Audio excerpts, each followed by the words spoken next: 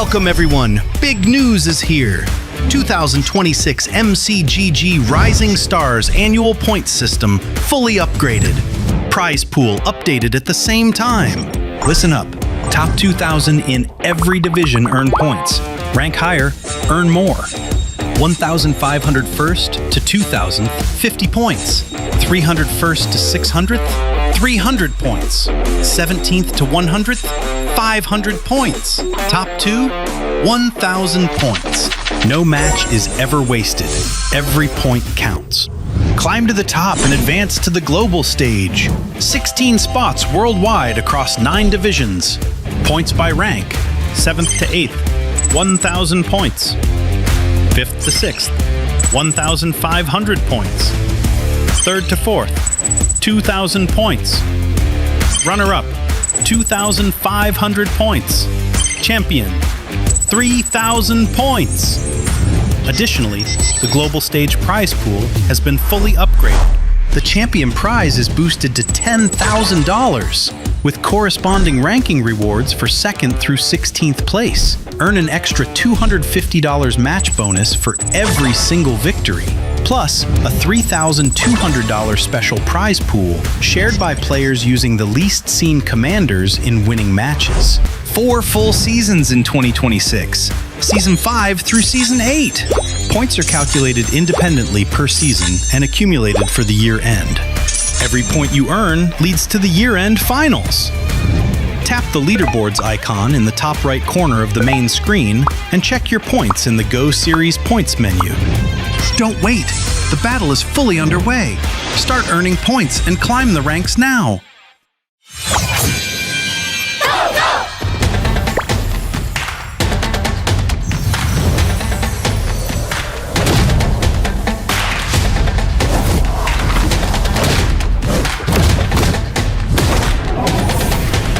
Justice in hand, resolve in heart. Let the mind be like water.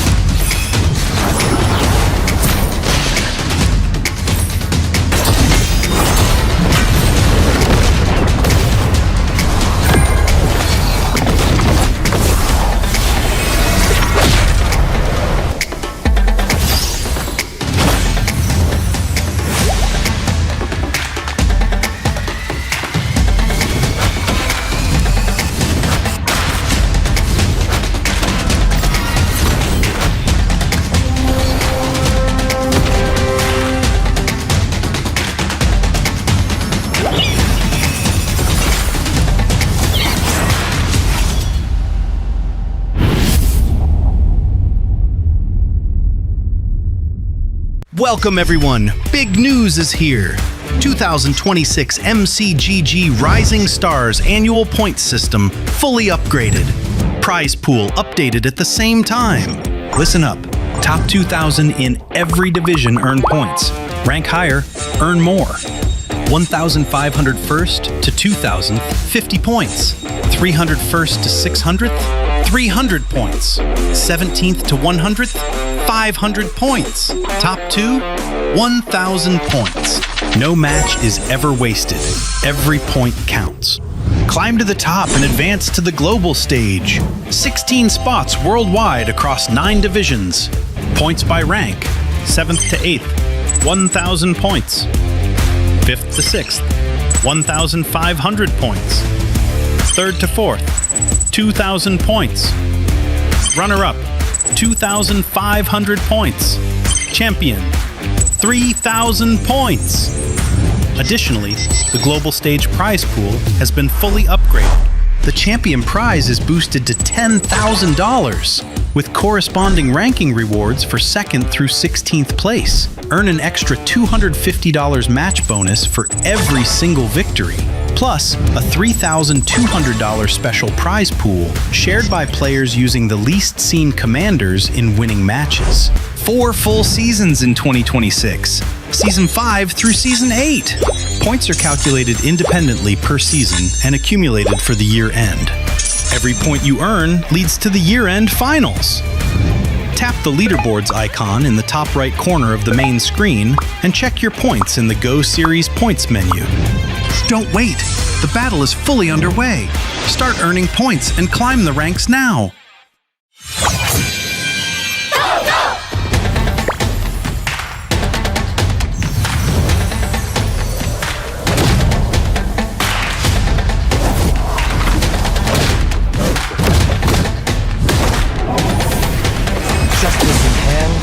Resolve in heart. Let the mind be like water.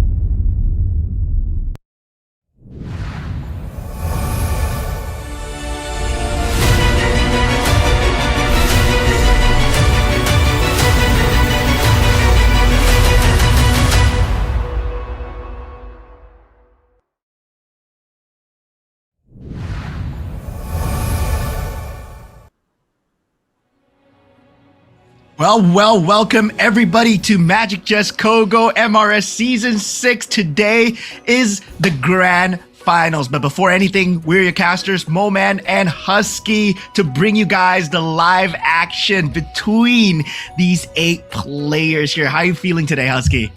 I'm feeling great. I mean, we've seen some big contenders yesterday. In fact, the semifinals sort of felt like the finals. 10 games of just pure action. We got 2 Kishin 10 synergies. We got 3-star 5 casts. We got some pretty consistent contenders here. A very good mix, a good balance of different styles. We have the spoilers. We have the Mr. Consistent, and now it's time to see if Indonesia is going to bring that trophy back for the first time.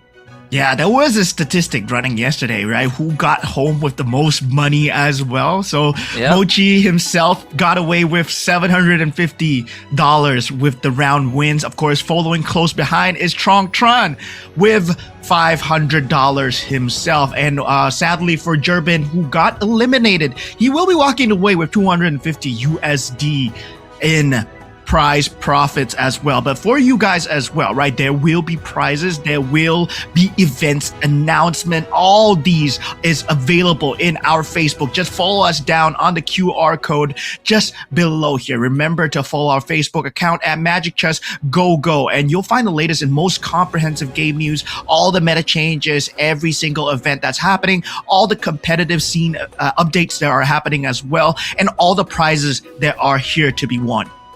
Yeah, there's going to be plenty of stuff happening down the road, and there's going to be teasers that will be posted as well. So do remember to not just follow on Facebook, but if you're someone like me who enjoys doom scrolling TikTok, make sure that Magic Chess Go is on your follow list. Do it on TikTok, scan that QR code, Magic Chess Go Global. You will again find the latest and most comprehensive news and updates regarding the game. So make sure you give that a follow and confirm that it's going to be on your algorithm every time you scroll your late night feed.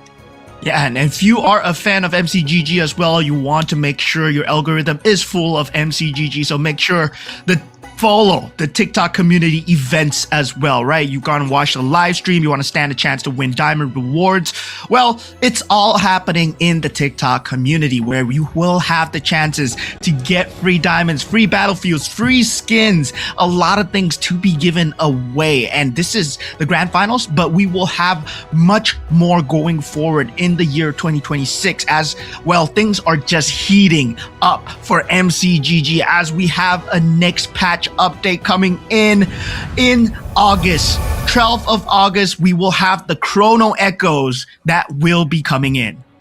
Yeah, Chrono Echoes is the latest set update, and it comes with some pretty cool synergies, and even the name sounds cool. They haven't revealed much of the mechanics just yet, but you bet that more info will be released as we get closer to the release date. Just know that this is going to shake up the meta and perhaps bring some new life and some new innovative ways to play the game. For example, we are bringing in the Echomancer, we're introducing Starbell, Spectre, and also Mistbender. And on top of that, apparently two superfans named Franco and Brody are also going to be in the crowd. If you want to find out what that means, make sure that 12th of August is the date that you've locked in your calendar. And of course, for all of you guys that are watching, we would like to thank you guys for your time in watching MCGG and being a huge supporter of MCGG. If you want to see the community improve, if you want to see much more of your own valuable changes, well, do feel free to do the live stream survey here for MRS Season 6 on what you would want to see next, going into the next few competitions,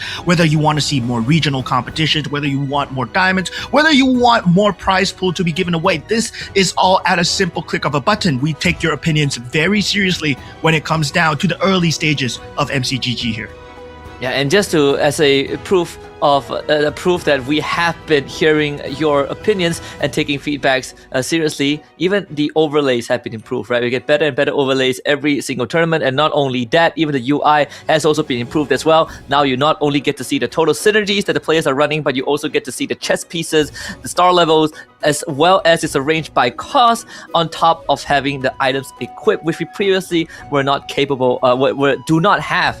And right now, I think we are still a long way from that perfect UI, but with your help, we can achieve that great live stream that everyone has been hoping for.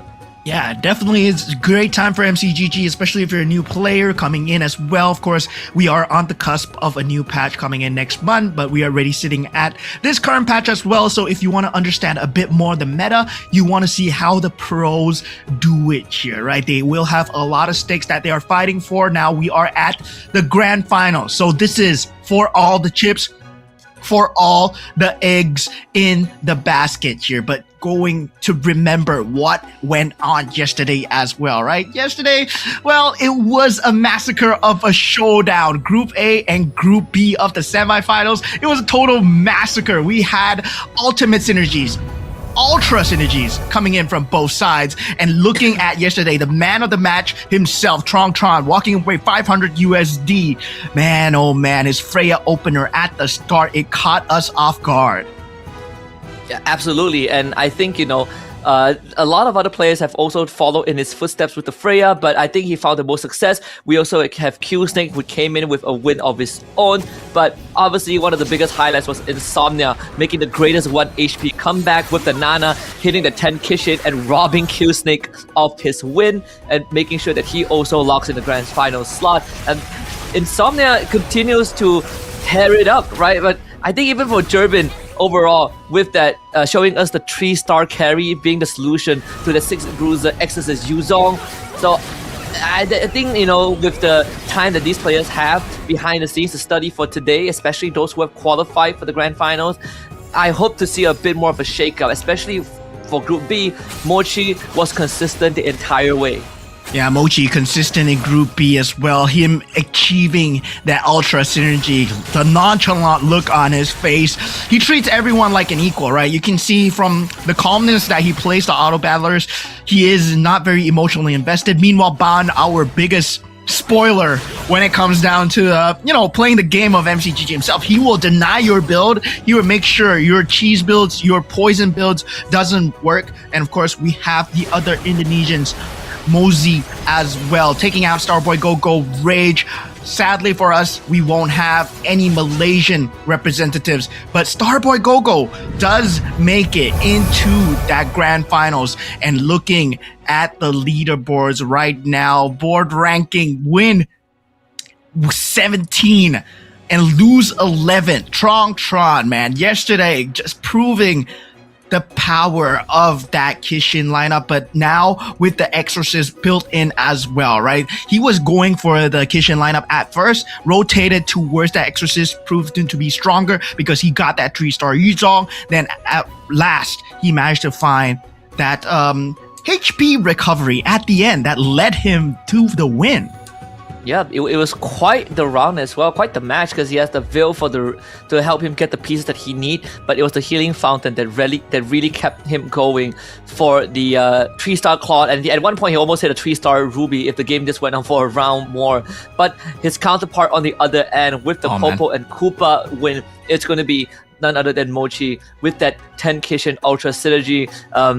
Basically getting all of the emblems. You guys 2 from Magic Crystal, 2 from the Go-Go card, and 1, I believe, from the auction shop or the carousel, and even hitting a 3-star Lunox and Vexana as the icing on the cake. Yeah, this is one of the top 2 contenders here, right? When we talk about strategy, when we talk about consistency, being number 1, Mochi and also Tron, they have consistently trumped their semi-final groups in Group A and Group B as well. Tron may have fallen short in the end, but Mochi has a very consistent strategy. He respects everyone when he goes towards it, but this time there are much more spoilers. There are the top 8 now. You talk about, different people coming into the pool. There's Ban in the pool. There's Q-Snake in the pool. There's also Morpheus in the pool as well, right? They like to go for very different builds. But when we talk about the tournament itself, how are we going to crown the champion today here? Because there is a very different format from yesterday. Yep, and of course we do have slot allocations for every single region leading up to today. Yesterday was the semi-finals. We have 16 players that we split into 2 groups, and then from both groups we look for the top 4, which will accumulate to 8 players that will be playing right now in the Grand Finals. And like you said, Mo Man, the format is going to be different from the semi-finals. We are no longer just looking at the cumulative points or who has most points at the end of the finals, because the only way for the finals to end is if someone fulfills the condition to win the finals and then actually wins a round after that. Yes, and taking a look at the conditions that will be coming in right now on the screen. So for the finals itself, every point win counts, right? 8 points, 7, 6 as normal that we followed, but this time we will have a point champion. So whoever reaches that 18 points qualifies for the championship round, and this will be highlighted as well. So if they win the next match after they get that 18 points, they will be instantly crowned the champion of MRS Season 6. And wow, to be crowned the champion of MRS Season 6, there is a lot of prize money on the line. This time, the prize pool has gotten way bigger, not just in terms of overall prize pool itself, because the grand finalists, they will be walking away with $10,000 if they are crowned the champion. Round winners, they get $250 each. The second place, they only get 20%. Third place, $1,500. So everyone is fighting for that champion place. 10 Gs for being the winner, and again you get incentive for winning each round. And just looking by the point system and how and to reach the threshold of 18, the consistent players from yesterday are going to have a very good chance of meeting that condition, right? If you're top 3 for 3 rounds in a row, you're going to guarantee a minimum of 18 points. But we not only have the prize pool and the round win prize, we also have a special prize pool of $3.2k. And the simple way to explain it is that when the tournament ends, we will look at all of the commanders that is used, we'll tabulate the data, and we will take the commander that is least used with the fewest winning appearances along with the players who use that commander to win, and then they will split the prize pool of 3.2k. Yeah, and going back to the players, right? The people that are playing the game of Magic Chess Go-Go themselves, we have the representation of Indonesia being the strongest so far. 3 players, Insomnia, Mozzie, and Mochi coming in from Indonesia. Tron all the way from Canada representing the Americas region, and Morpheus coming in from Myanmar as well. Q-Snake from the Ukrainian EECA region, Ban from the Vietnamese region, Starboy Go-Go coming in from the Cambodian region itself. So very strong representation. We got all the previous championship regions coming in. If you think about EECA being that Go 1 winner, Q-Snake is in contention. We talk about MRS5, Shadow QC, his teammate AOT Ban is here, but we talk about the West being in contention as well, right? So this is the man to watch here, Tron, the monster of Group A. Can he stand up against Mochi's defense here? As Ban, I mean, I gotta say, Ban and Morpheus, they're dark horses, right? Their region is not known for performing until they're in that grand finals. The Vietnamese, that Cambodian, that Burmese region, well, they always perform well in that grand finals as well. Yeah, when the pressure is on, right? When we look back at Go 1, when Floxy won that entire tournament, we had to go down to the wire, the absolute last game where he clutched it out with some very great late game pivots. At that point of time, it was the 4-star majors that really, prevail. I remember, I think it's the Lunox if I'm not mistaken. But in this case, we're looking at the 2 heavy hitters, where Mochi, of course, on the other end, him and Tron are going to be duking it out. And I feel like what separates these 2 players is how for Tron, he's going to be playing in his own bubble, right? For him, it's all about the economy. He's going to sack his health just to make sure that his bank is filled up enough for that late game. Whereas for Mochi, he has some incredible pivots when the chips are down. And it really, comes down to who has the better late game control. Is that surprise pivot going to give Mochi the upper hand, or is the economic play from Tron going to secure him a more consistent finisher? Going for the commander drafts as well, let us explain a bit of the commander draft. You won't have the choice of picking the same commanders twice, so everybody has one chance at one commander. But of course, priority goes random at that first round, so everybody's given a random roll, and it seems like Q-Snake going first picks up the Kagura, and Mozzie second with the Nana as well. But going with game number 2 onwards, the loser gets to pick first, and in order of their loss all the way down to the champion of that round 1, where the champion of round 1 goes last. Yeah, and that's going to be a very important information because it gives you priority of what you could potentially go for in the commander, like Ban taking that Freya for himself in the opening round. We did see Mozzie going first earlier on with the Nana, the Morpheus with the Alice, and Tron going for the Cho for himself. And I'm interested to see if that Alice is going to come up huge, right? Because he has had I would say quite the 50-50. The rounds yesterday is quite the 50-50, right? A dice roll, and a lot of it hinges on the go-go card in the second round. Do you get the one that increases your 3-cost hero game by 10%? If you don't get that, then suddenly going into the Saber Hellcrit becomes a bit harder. Yeah, definitely. You do need to make sure that you get the Saber Hellcat very early. That Swift Blade composition does come in very early for that Alice as well. And despite the fact that you're going to be giving up a lot of that early game, that mid game is pretty much secured. If let's say you can get both the combination going, but knowing that there is Ban is in that game as well, Ban is going to play a lot of spoiler, right? He denied the entire Swift Blade yesterday, whether or not he wants to go for that same strategy, right? Because right now, they're not playing for top 4 anymore. They're playing for championship points. They're playing for number 1 here. 8 points will determine whether they get to go into that championship match point field. Yep, and of course, Ban, he is also running the Freya, so if he does want to play spoilers, we will have to see which composition he commits to, right? Usually, if you get a good bruiser start, that's where you will pivot to with your Freya ability. And we saw Tron did that, and he absolutely destroyed the entire lobby. There was no way to sort of recover from that when Tron started hitting his pieces in that mid game. It was the Yuzong that was the tip of the spear. So we'll see if Ban gets sort of the same resources, at the right time to do it. But for the Go-Go cards, every single player, well, most of them going for the default Commander Go-Go card, except for Insomnia, who decided to go for Johnson's power instead.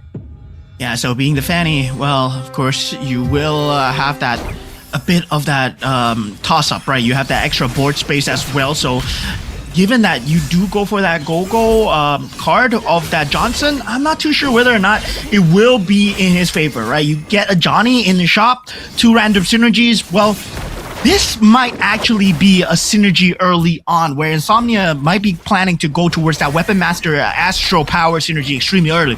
And if you go for that Astro Power synergy very early, right, you deny away the chance for Morpheus to get that Astro Power Swift Blade going. So there are now 2 players playing spoiler, right? Tron and also Insomnia. They are in that Astro Power pool, making sure that Morpheus does not get his pick of that Hellcat and also that Saber as well.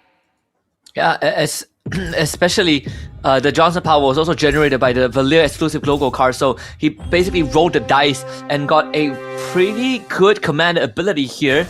And this Astral power can also contribute to him even more to the late game if he's able to get a magic crystal, the Astral power magic crystal, right? We've seen it empower the heroes like Lancelot, like Ling, and this could be, one of those games that we see that. But for now, the Bruiser is going to be what Ban kind of sinks his resources into. Morpheus and Starboy Go-Go having Scavenger as well. But most importantly, Tron deciding that the Neo Beast is what he's going to play with temporarily. So the economy is not going to be as good as the Scavenger players, but it is the Cho, so regardless, he will get economy no matter what. Yeah, Q-Snake already very early on, right? Activating the Mia and also the Fanny combo. So we'll have that Heart Bond combination going. He can rotate towards that Kufra if he wants to, but I don't think that might be the play here, right? Not an early poison build here, but coming in for Mochi as well, he will have the ability to go for that Scavenger Heart Bond combination if he wants to go for it. But a lot of players still not showing their hands. Scavengers will be the name of the game here. A lot of them playing for the economy. As you guys know, I mean, in terms of top level play, where more money dictates the level of rotations. You have more choices, right? You can go for Exorcist if you want. You can go for Dragon Callers if you want. You can go for Kishin if you want. And generally, we've seen Kishin being the top choice yesterday as well. But generally, in terms of ranked games, right? Exorcist, Dragon Caller, Bruiser buildups, that is the pretty much standard cut and paste. But now, so far, we've seen different builds coming out from players as well, where Mochi goes for Heart Bond 6 initially, then goes for the Kishin 6. Now going into the first carousel round, any game changers there, only the Lunox is available. And I don't think anyone wants to lean into the Lunox super early. Yeah, not really. I think if you were Ban, you were hoping to see a Yuzong in the carousel, but no luck there. So he does go for the Oracle, which still benefits a Bruiser lineup, because all of them want to be in the front. Q-Snake actually leans into the Lunox, and that could be one of the power plays that gets him through that mid game, as he is currently on the win streak. So this Lunox synergy could help him out, since he does have that Kishin with the 2-star Dairoth in the front that is given a Kagura shield, so make it a 4 Kishin, I believe, as he does have the Angela with the Kishin blessing. So this could get him through, and on top of that, he does have that 2 Alu card that he just sold. as he goes for the scavengers since he does have the Angela forward. So I think overall this should work out in his favor. Ideally, he would want some item that bolsters that Lunox in the next creep round, but for now, it should suffice. Yeah, and the crazy thing is, right, Ban, he already has a 2-star Yuzong at this early on. Before that first Go-Go card, already he has that 2-star Yuzong already. At level 5, and yeah, this is a crazy build-up where he will get that 6 Bruiser and he will be secure that mid-game for a very long period of time. So Ban is definitely 6 Bruisers with a 2-star Yuzong. Man, oh man, this is not good for anyone. He will accelerate that mid-game by a lot of tempo. Right now, it's about building the other synergy. Can he get that 6 Exorcist? Because that will be that dream synergy that he's looking for. If not, he can rotate towards a Scavenger just to secure that early game economy as well, because he's going to be definitely winning all these team fights. Look at this board right now. It's a 2-star Yuzong with a Sea Halberd, Heart's Claws, and Oracle. And it's also and Bruiser is also one of the easiest synergy to hit that synergy count for the Freya reward. And we did say he would wish that it's a Yuzong in a carousel, but he still hit a 2-star Yuzong regardless. So this is perfect for him, right? Even has the Feline Blade for the polymorph when the round starts. So this is going to be an easy walkover over Mochi, who did have the Terista in the front and the Angela to outlast Q Snake in the earlier round. But from this point onwards, it really comes down to how much more Ban can speed up from this point onwards, and whether he's able to get a magic crystal, which comes in the Exorcist, in the Exorcist synergy, because that would help him get not only the 6 Exorcists, but basically make this Yuzong even more valuable in that late game. Yeah, definitely. For Ban, the name of the game is to get that win streak going, because if you take a look at the board synergies coming in, right, as we look at the Go-Go cards coming in as well, there is 3 Neobeasts with a lot of Scavengers throughout the board. Ban, the only one not opting to go for Scavengers. He will go for Scavengers. He does have the pieces, but only during the creep rounds. But look at that extremely early crystal pickup coming in from Ban. It is the Defender's Badge and a Gato Kacha as well. So he's not going for Economy Badge. He's going for the straight up tempo. So it looks like a Bruiser Defender build coming out from side of Ban. Yep, very frontline heavy, and this could be good as long as no one is opting for that carry, right? Like that carry is going to be the biggest counter, the biggest answer to this. So far, we haven't seen any of these players pick it up. Most of them are leaning into the Bruiser. 2 main Bruiser main comp, Q Snake and Ban. Q Snake very understandable since he is running the Kagura, but there can be a pivot angle later on. As for Mochi, he's still holding onto his second Go-Go card, same as Mozzie, so there's a good chance that they have that rock shield. But for Trong Tran, he's looking to snowball as the game goes on, right? He's already committed to the 4 Neobeasts, but he also has the Mia on his board. So that means that he has round scaling potential already. And for those of you guys that are curious to see what the pivot pieces are, right? Right now, if you take a look at Insomnia's board, the main pivot piece is that Irithel. That is that 4 cost that's available, the Ember Lord, and also that Marksman as well. So he's leaning towards that, but only if he gets the economy to go for more of those pieces. If he gets a 2-star Irithel, he definitely will swing for it, but still, keeping the Neobeast Scavenger at the same time, what the Scavenger synergy does is it boosts your economy. Meanwhile, the Neobeast as well, it farms that Neobeast chest as well. So a lot of them still playing for that gold here.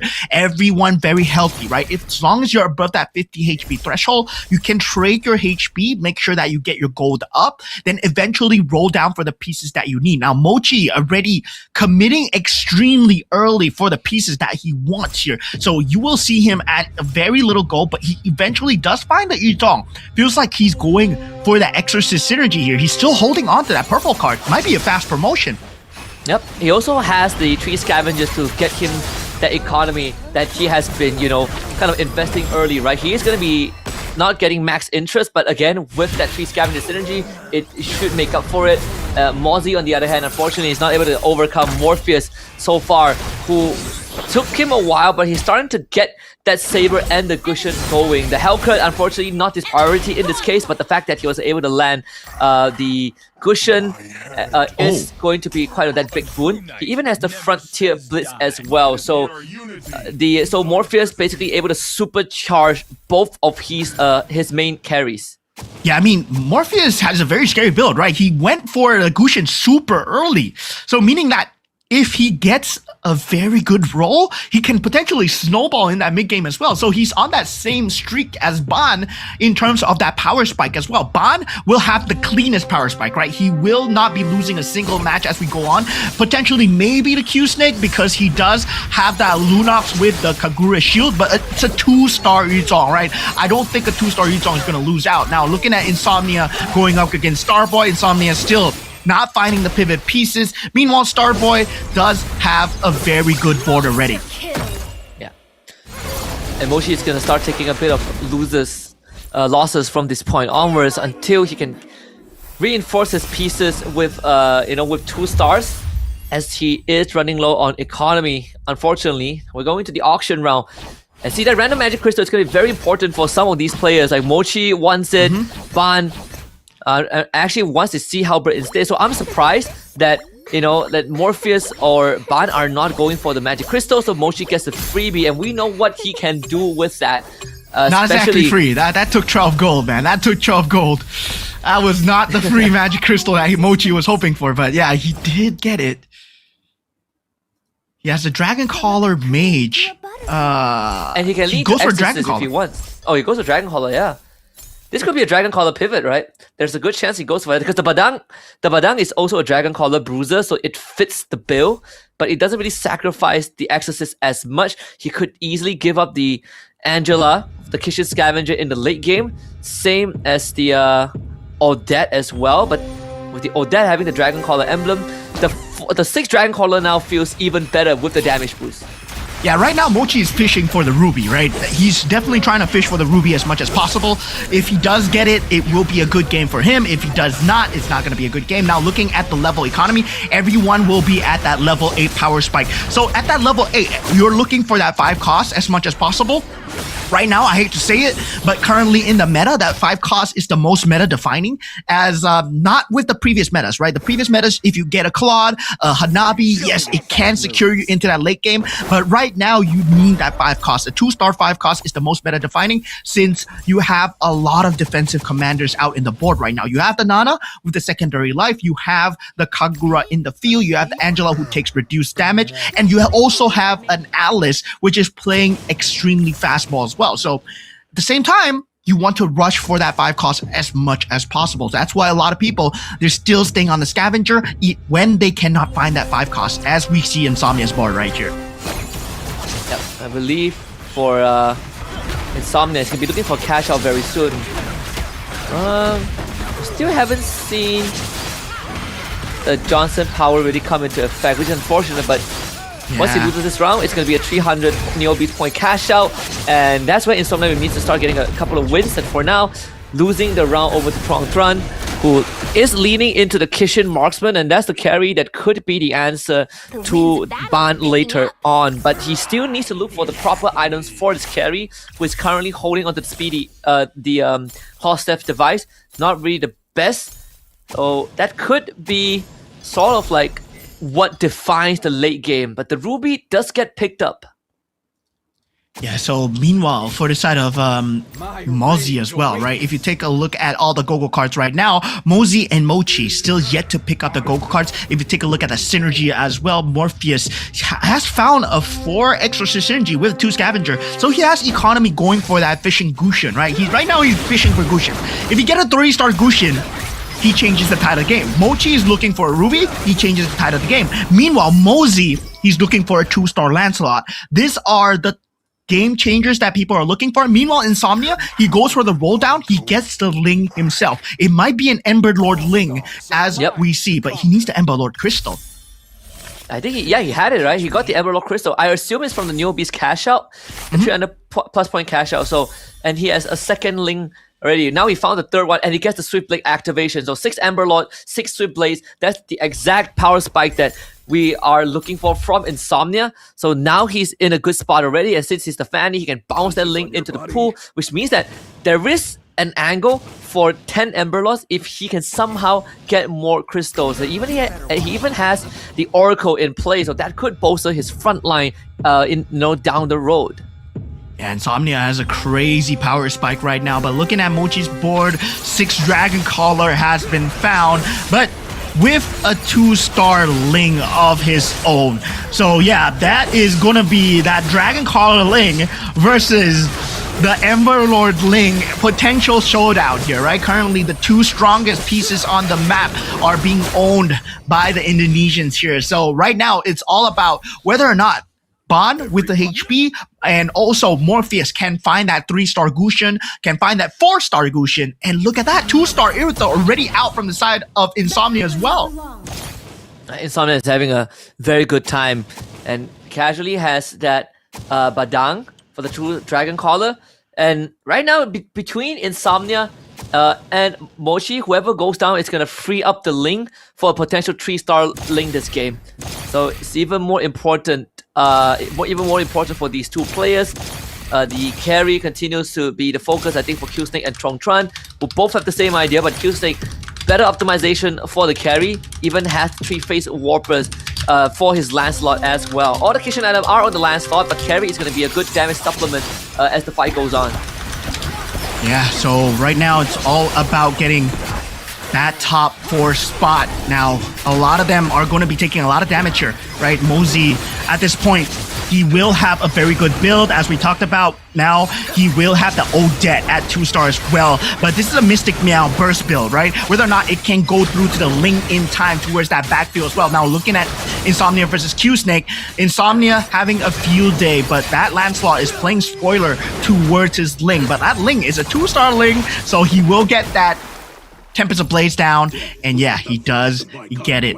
So now, Q-Snake in a bit of danger. Insomnia, right now, he has struggled away. Right now, he's looking for as much up as possible. Morpheus gets a 2-star Gusion, but it's not a 3 or 4-star yet. 3-star Hellcut secured. Now, working towards that 4-star. If he gets a triple 4-star, it is going to mean that Ling is going to get very countered because that Saber does a lot of AoE damage. Now, 2-star Lancelot being picked up by Q-Snake. So everyone is up at the A game. This is going to be a crazy end game here.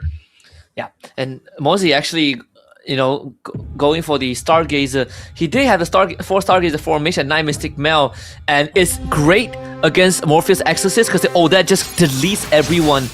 And we're gonna see Tong Tran up against Mochi as well, the Northern Will Bane.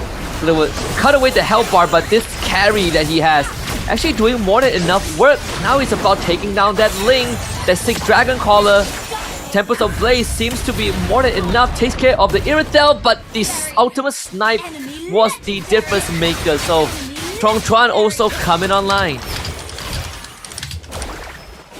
Yeah, definitely a lot of players coming online. Still, Mosey now in threat, right? But he is a Nana, will have that second life available. This is a spot where all 8 players are available in that carousel. This carousel means a lot because of 2+1 caps available. Morpheus instantly jumps for it. Insomnia will get the 2+1 caps as well. So that's the +1 cap gone. Mosey, on the other hand, goes for the Heart Bond Crystal. So this is a possibility of a chance of going for the ultimate synergy if he does get it on the board, but he needs a second crystal if he wants to go for it with that blessing as well. So Ultra might be coming out here, but still a lot of them are trying to up as well. Mochi gets a 2-star Gusion. That takes away Morpheus's chances of getting that 3-star Gusion. So yeah, there's not a lot of forecast in the pool. Yep, and the protagonist of this match is going to be the Leomord, right? Which is what Starboy Gogo has, but it's just a Leomord 1-star. He's going to be stuck at level 7, which only gives him a 10% chance of rolling for the Leomord. So a lot of it is going to hinge on this Kufra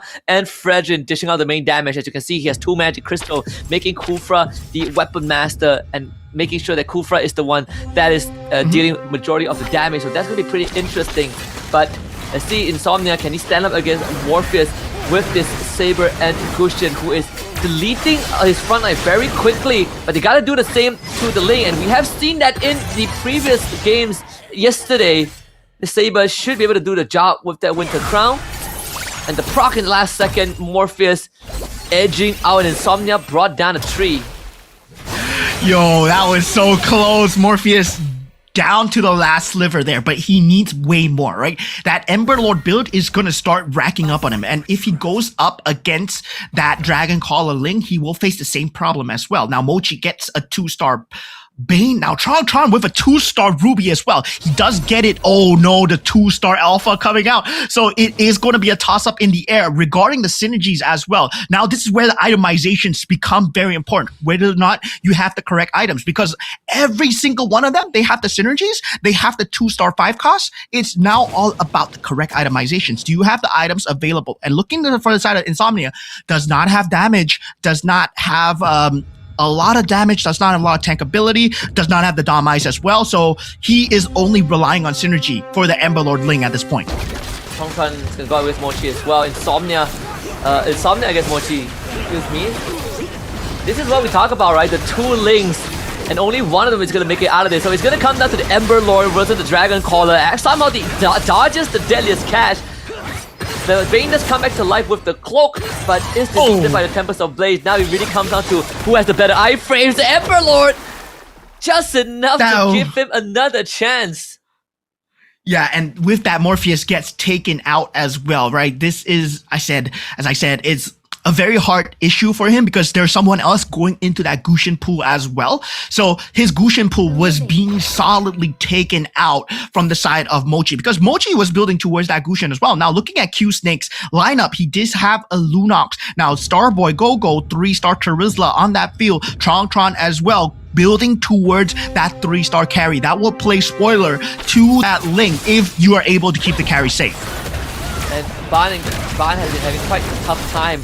All that snowball to get him to level 9, but he's not anywhere close to the 3-star Yuzong. He still needs 4 of the pieces for that Yuzong, which I think but they're actually all still available in the shop. So Ban, he actually has quite the economy if he wants to start the roll down for Q Snake as well. He was looking for the 3-star Lunox, and now he's 3 pieces away from that. For Mozzie, just hit the 2-star Esmeralda with the 9 Mystic Mail synergy. Mochi's gonna have one last chance, but the fact that he fought Insomnia early on means that there's a good chance that Mochi survives for a bit longer, but Ban...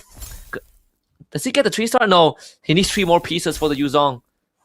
Yeah, this is now about a case of whether or not you can counteract the Lings. You can get the 3-star Yuzong as well. So Ban is looking for the 3-star Yuzong, right? He's trying to fish for it. He does have 6 pieces so far, but that 3-star Yuzong is not enough against that Ember Lord Ling, right? Yeah. Ember Lord Ling, Dragon Cardinal Ling is going to be very strong, but Q Snake does have that 6 Kishin synergy, so that's something that's going to be going towards his way. Now Starboy Go-Go unable to find any form of damage towards that Ling. That Ling is alive so far. It's now Fredrin versus the Ling here, right? That Heart Bond synergy, does it come into effect here? Yes, it does. It's doing work against the Ember Lord. Dude, this Kufra hits so hard. And Mochi is saved by the bell as he did beat Ban's mirror. So now Mochi gets access to all of the Lings that is available in the pool. Everything going back in as well. So there's a chance for a 3-star Ling, but he doesn't have the economy to go for it. And that means Ling is back in it, right? Ember Lord is now back in the pool as well. That was a crazy move coming out from the side. Oh, man. Oh, man. That Starboy Go-Go. He's playing a crazy game. Ban, he found a 3-star, but he needs 1 more go. Yeah, he can't sell anything. He's going to sell the Kagura. Yep. Full commit. 4 bruises, 5 exorcists. 5 exorcists? Is it enough? This is going to be very close for Ban. It's a gamble. And it's against Strong Tron, who does have the Leslie. And this could be a mistake. The Leslie couldn't wipe his board here.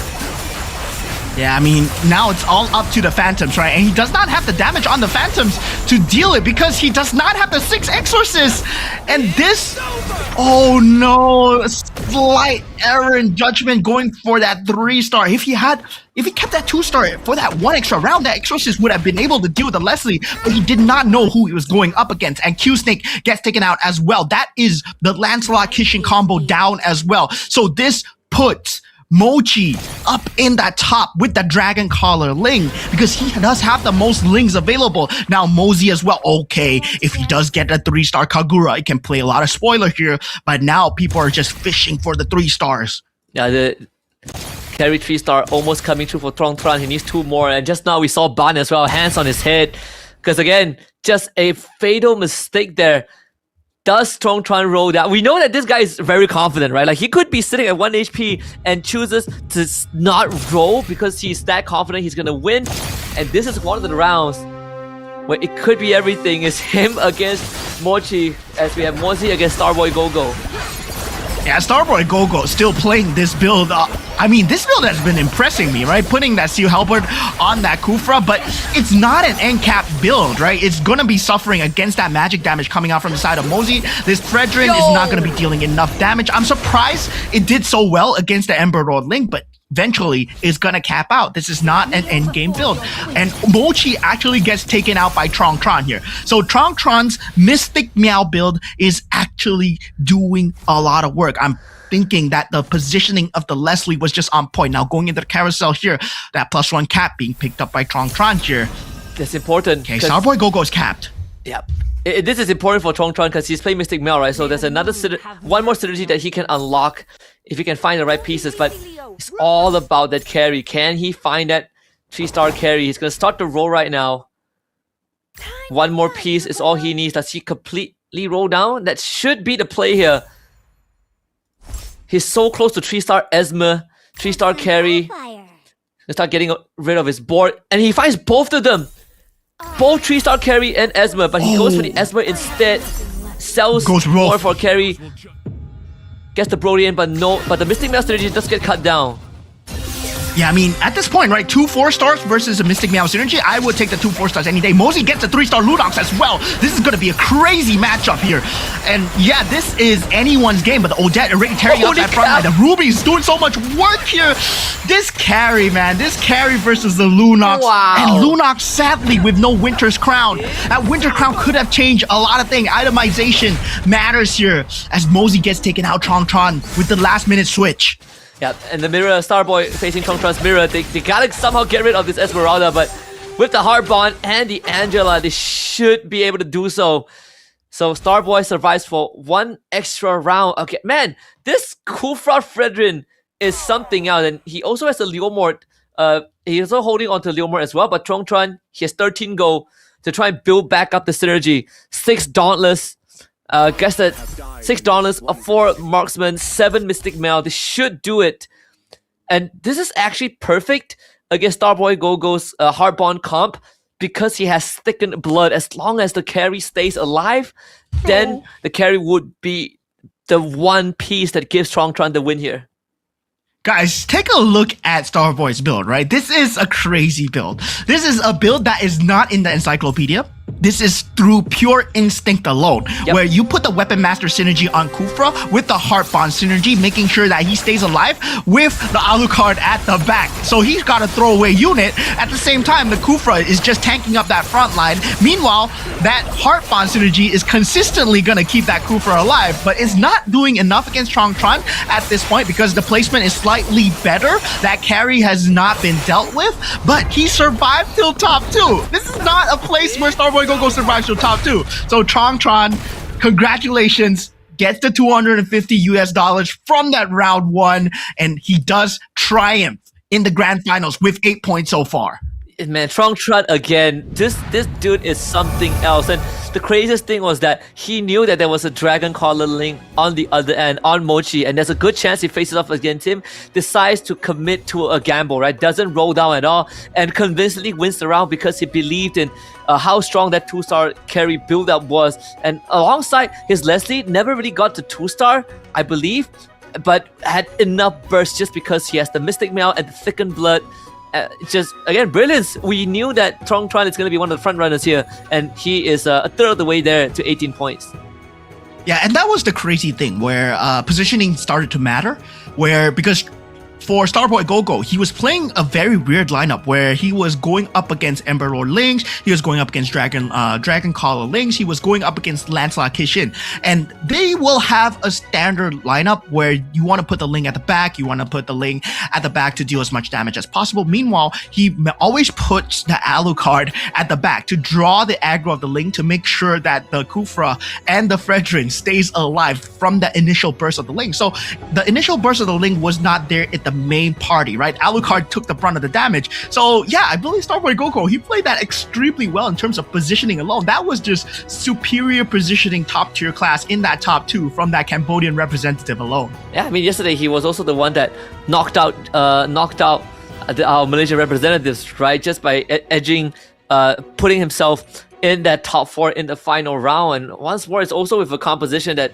we didn't really expect to get him that far. I remember that I can actually look back into the history of what Starboy Gogo did in the previous yesterday's game. Last game, Starboy Gogo, he was playing, I believe, the Layla or the Kagura, and yeah, he went with the 6 Dragon Caller, Northern Veil, and Swift Blade as well, with a 3-star Terizla that also went with the Dragon Caller Ling, right? That got him 2nd place. So Starboy Gogo is also one to watch out for. Yeah.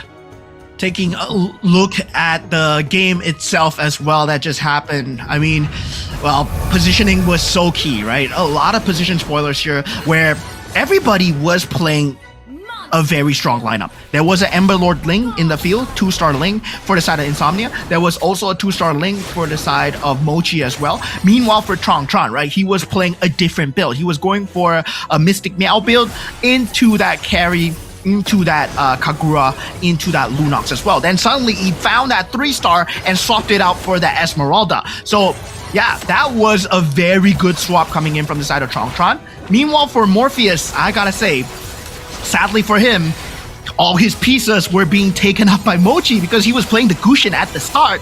And Mochi was like, oh, I need a 2-star Gushin too. So I'm going to pick up a 2-star Gushin. And suddenly for Morpheus, well, bottom 8 because he cannot get the pieces that he needs. Even for Killsnake, right, he was the only person that went for the Lunox. And of course, we have this moment from Ban, who essentially just all in on the 3-star Yuzong. But the one that was making the difference was that Exorcist. And unfortunately, because of that, all of the snowball that he got basically went down the drain. And it was pretty unfortunate because he was so far ahead, but he just couldn't roll for the Yuzong in the lobby where there's only one other player going for the Yuzong and he wasn't even fully committed to it. And so yeah, Trong Tron getting that victory with the Cho coming in. The economy build, right? And this means that he will be going last again. I mean, this might be potentially, he might be picking up a Veil once again because he does have the highest win rate on the Veil so far, right? 100% one time. And yeah, I mean, we did see Paid Owl coming up with that Veil yesterday, but hopefully we get to see it again today as well. And hopefully we get to see more different commanders. We did see a Yuzong yesterday as well, so it does have a very strong scaling potential. We did see Guinevere's did not perform too well, in the exception of Mochi, who performed extremely well with the Guinevere because he did so well the rerolls. Yep, and I again, right, even for Mochi, he unfortunately finished top 4 just because he ran into Trong Tron, with like 8 HP. But at the same time, it was also because there was still a Nana in play, and Nana has consistently been one of the clutch meisters yesterday as well, to give you 2 extra rounds. And not only that, we've seen 1 HP comebacks because of that. Yeah, a lot of instinctual builds coming up at the end as well. A lot of builds that you won't see commonly in terms of rank play, right? We did see the Heartbond Kishin yesterday. Today, we saw the Heartbond into the Weapon Master build into, I believe that was the Defender build as well. Defender, Weapon Master, Heartbond, where I mean, Starboy Gogo, he was playing out of his mind. I gotta say, despite the fact that Trong Tron won, Starboy Gogo surviving so long with, I mean, a Kufra and a Frederick? Who would have thought, right? Who would have thought that he could take out a 2-star Ling? Both 2-star Lings, actually. And he took out the 2-star Lancelot from Q-Snake as well. That Kishin build-up was just, sadly, not in time. And looking at the winner lineup here, very well done in terms of that last-minute rotation where he got that 3-star carry, that 3-star Esmeralda. He sacked the Lunox, sold away the Leslie. He did initially have a 2-star Leslie and then went into a 1-star Leslie. Make sure that he gets the 3-star online and keeps that 2-star Ruby with the taunt in front. Yeah, absolutely. And in the meantime, it's also the itemization that you talked about, right? Especially on the Leslie, the 2 Berserker's Fury, and the Sea Halberd, but especially the Doe Berserker's Fury, which feeds into her passive, just gives her even more crit and that the critical damage and the burst as well. So every single ultimate snipe was just straight up deleting key figures from the board before they were able to do significant damage. Yeah, this is where itemization really came into factor as well. We did take a look at the Ember Lord Ling where there was nothing. He did not have a single item that mattered. The War Axe maybe, but the War Axe does not do much in the hands of a Ling, right? You were expecting him to have a BOD, Berserker's Fury, maybe certainly a Winter's Crown as well. For Tron, this is where the itemization mattered. 2 golden staves, one on the carry, the most important, of course, will have that Kishin item as well, has the Winter Crown for that HP survivability, and also the Cho Sash available on the Esmeralda with the taunt and also the anti-cuirass as well. And meanwhile, the anti-cuirass and the taunt available on the Ruby. So this drives away so much aggro from the carry as well. So yeah, very well done in terms of itemization. Knew the entire game plan of what he was going towards. He definitely knows how to play a very good front to back lineup in terms of go-go cards as well. And yeah, I mean, very well done in terms of economy leveling as well. Like if you see, he lost 9 times, but it didn't matter. He lost 9 times at the start. He lost 9 times at the start.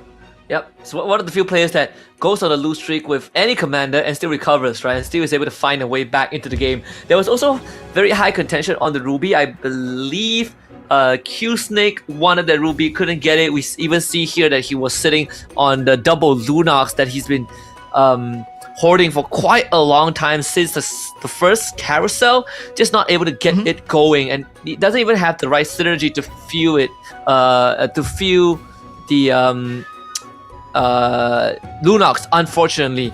So yeah, at the end of the day, I think, you know, for some of these players like Ban, it's definitely got to bounce back a little bit because he had everything going for him. He even had, I believe, the go-go card that allows the Exorcist to deal 1000% of their damage in adaptive damage to a target when they die. It's just missing that synergy pieces to make it work.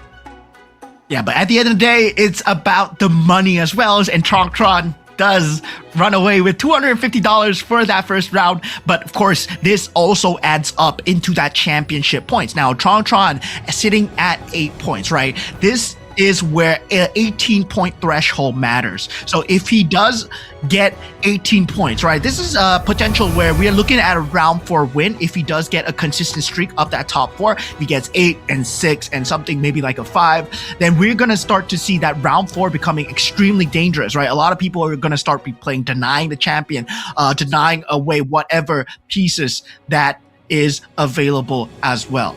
Yep, and again, for you guys who just joined the live stream and has missed out our pre-show, we just want to remind you guys that it's very important to have you be a part of the community, and we want to hear your voice because the MRS Season 6, we've entered the Grand Finals, right? So during this event, we've published in-game promotional materials regarding the MRS guide and also weekly reminders, and we would like to hear your genuine feedback to it. If you have anything you want to let us know, whether it's about the live stream, you can, or about the game, or any ideas that you have for Magic Chess Go to be better in the future, scan that QR code and let us know what you think. We've been improving over time with every tournament based on your feedback, and I am very confident that things can only get better as we work together.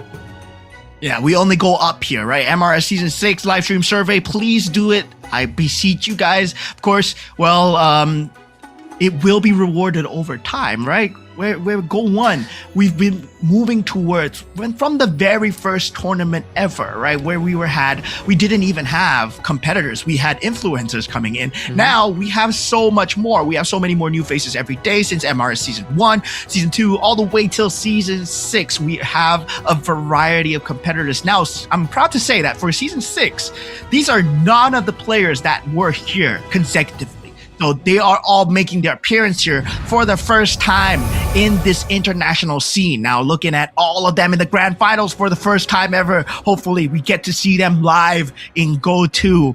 As we look at Morpheus all the way, he's in that ace spot, right? He needs to go for a recovery here. And Q-Snake, well, must be feeling super robbed. Once again, from yesterday and today, man oh man, Kishin Lancelot, and 2-star Mochi as well. 2-star Link robbed by Kufra and a Frederick. Yeah, right. Watch out for your solo queue lobbies because that Weapon Master Kufra is going to show up in those high ranked games. We have Mozzie as well, who wasn't able to hit the ground running, but the person who truly got robbed was Ban. Had every piece laid out for him, but unfortunately luck wasn't really on his side. Couldn't hit the 3-star Yuzong fast enough and had to roll the dice, and unfortunately ended up gambling too much. Starboy Gogo came in the last second yesterday to qualify for top 4 and finished second in the first game.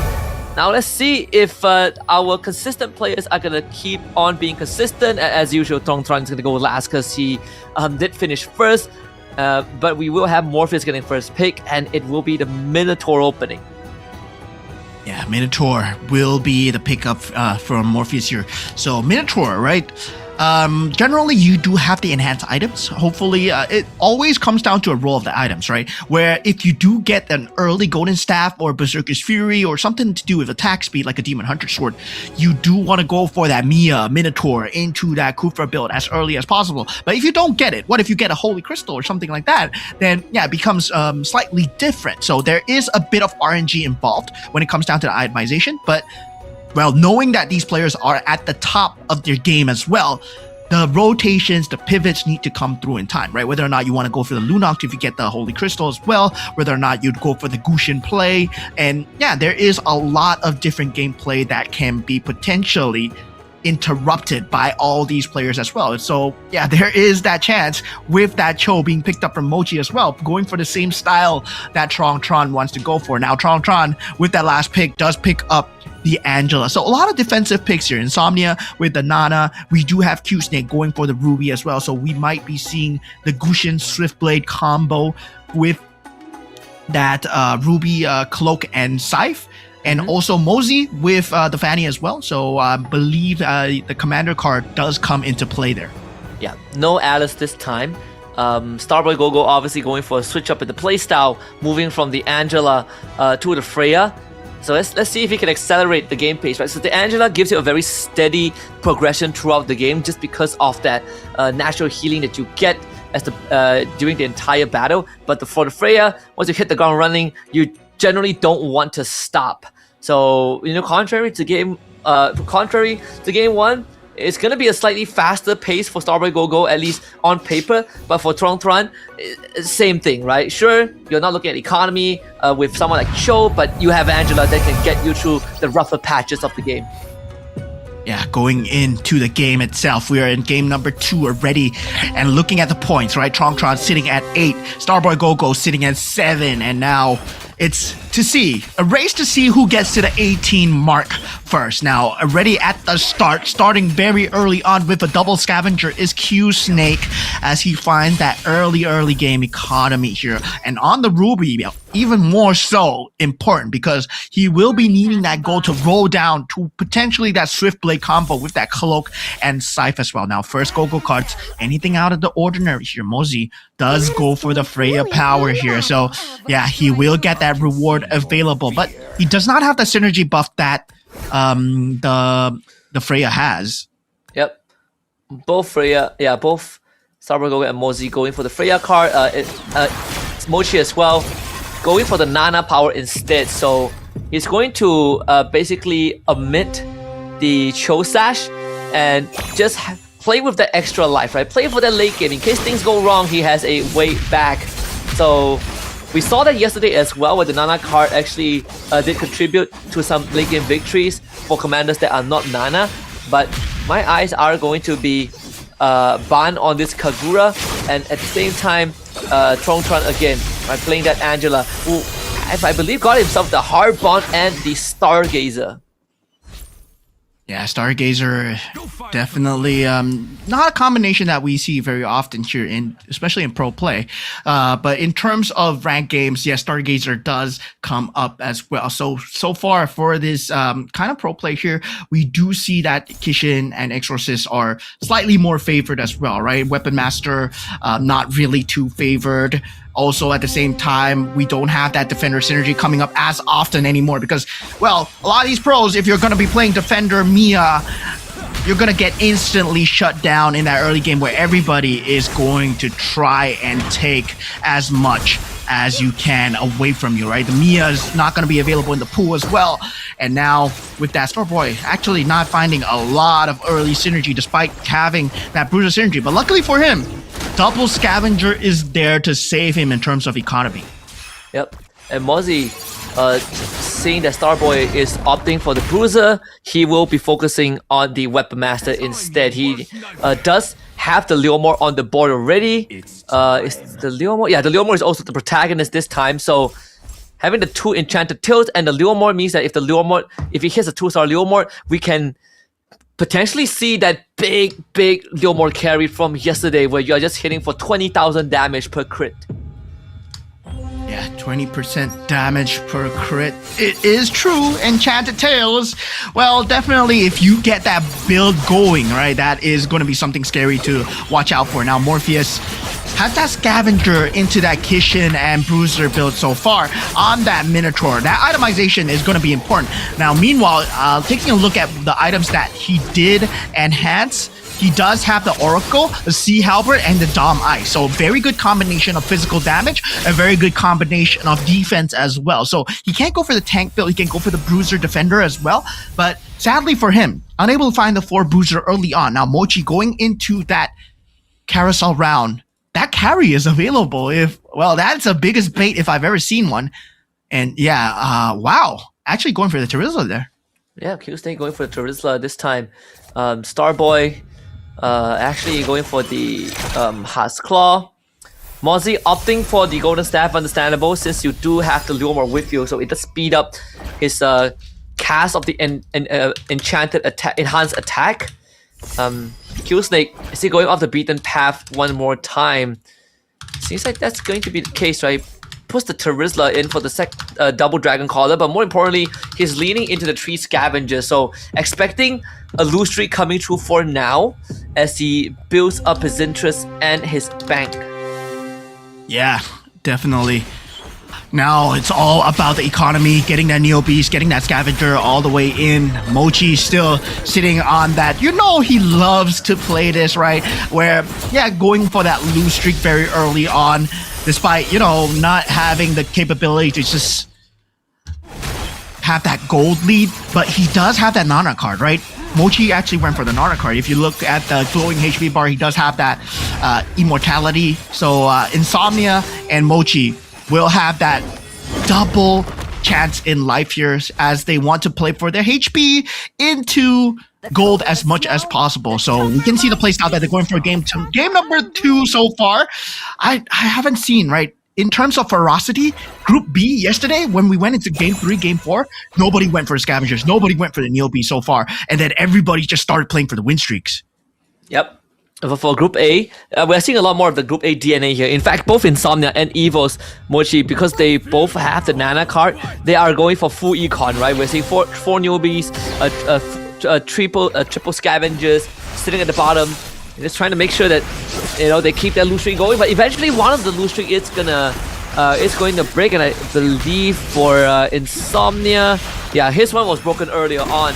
Only sitting at a 2 lose streak, so at some point in time, he did beat Mochi, I would like to believe. Starboy Gogo does another fat 12 to him. Q-Snake able to get it going with that Terizla, and on top of that, I believe he's just having the Heartborn Mia and the Clint to dish in that extra damage. Yeah, looking at the next Go-Go cards coming in, Glittering Jewels coming out from the side of Mochi as well. And for Bond, it'll be a Steel Front because he is going for that Bruiser Front. But with that Neo Beast as well, he's trying to just hold on in terms of that economy game. I didn't think he'd get that in any economy card as well. So Morpheus gets a payday. Well, he did have an Irithel, and he did sell away the Irithel for the carry. So I'm surprised that he's not going for the Marksman super early. He's still banking on the Scavenger here. And yeah, it looks like he is not going for the poison build. He will be going for that carry Kishin build into that late game as well, right? Given the fact that he has the Exorcist to swing into as well. Now, taking a look at Tron's board here, he is still Scavenger Heartborn, nothing shown yet. And everybody at level 7 now starting to fish for their 5-cost heroes here. Yep. I think for the side of Mozzie, he actually went for the dimensional shot.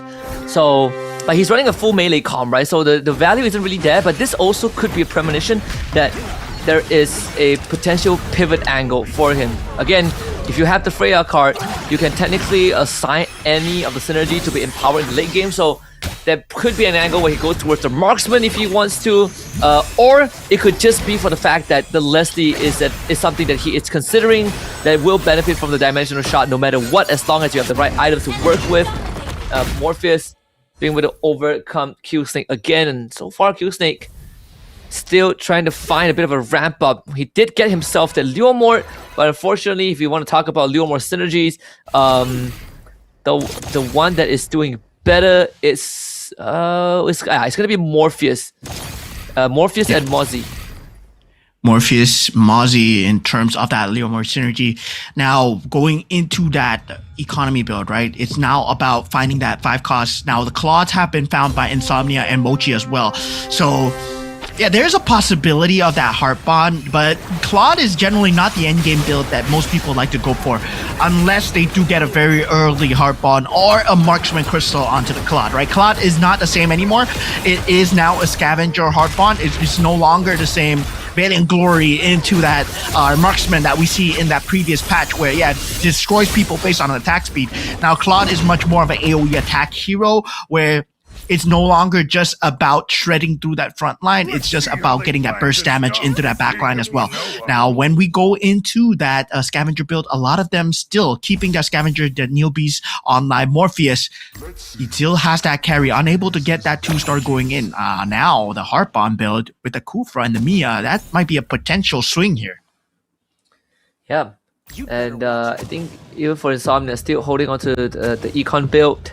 I believe it should be the same as Mochi. Yep, one has Clearing Jewel, one has Payday. So yeah, so making sure that, I mean, basically almost have the same pieces, but with the Claude and the Odette on Mochi's side, he's definitely gonna have a second wind once he eventually commits to the cash out, as Insomnia will most likely be expecting another loss here against Starboy Gogo, who does have the Claude and the Irritel. But that should be enough damage unless his Claude can make a difference. This could be a bonus for Insomnia if he wins this.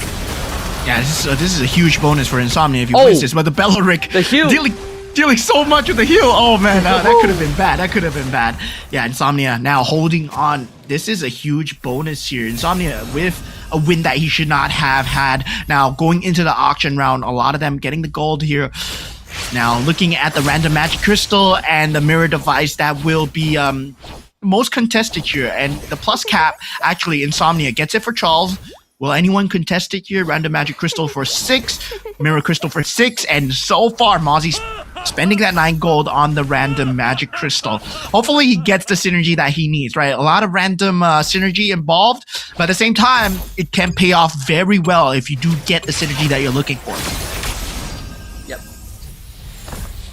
Now we go into the I think Saber 2-star available in the shop right now. The magic chest, magic crystal for Mozzie.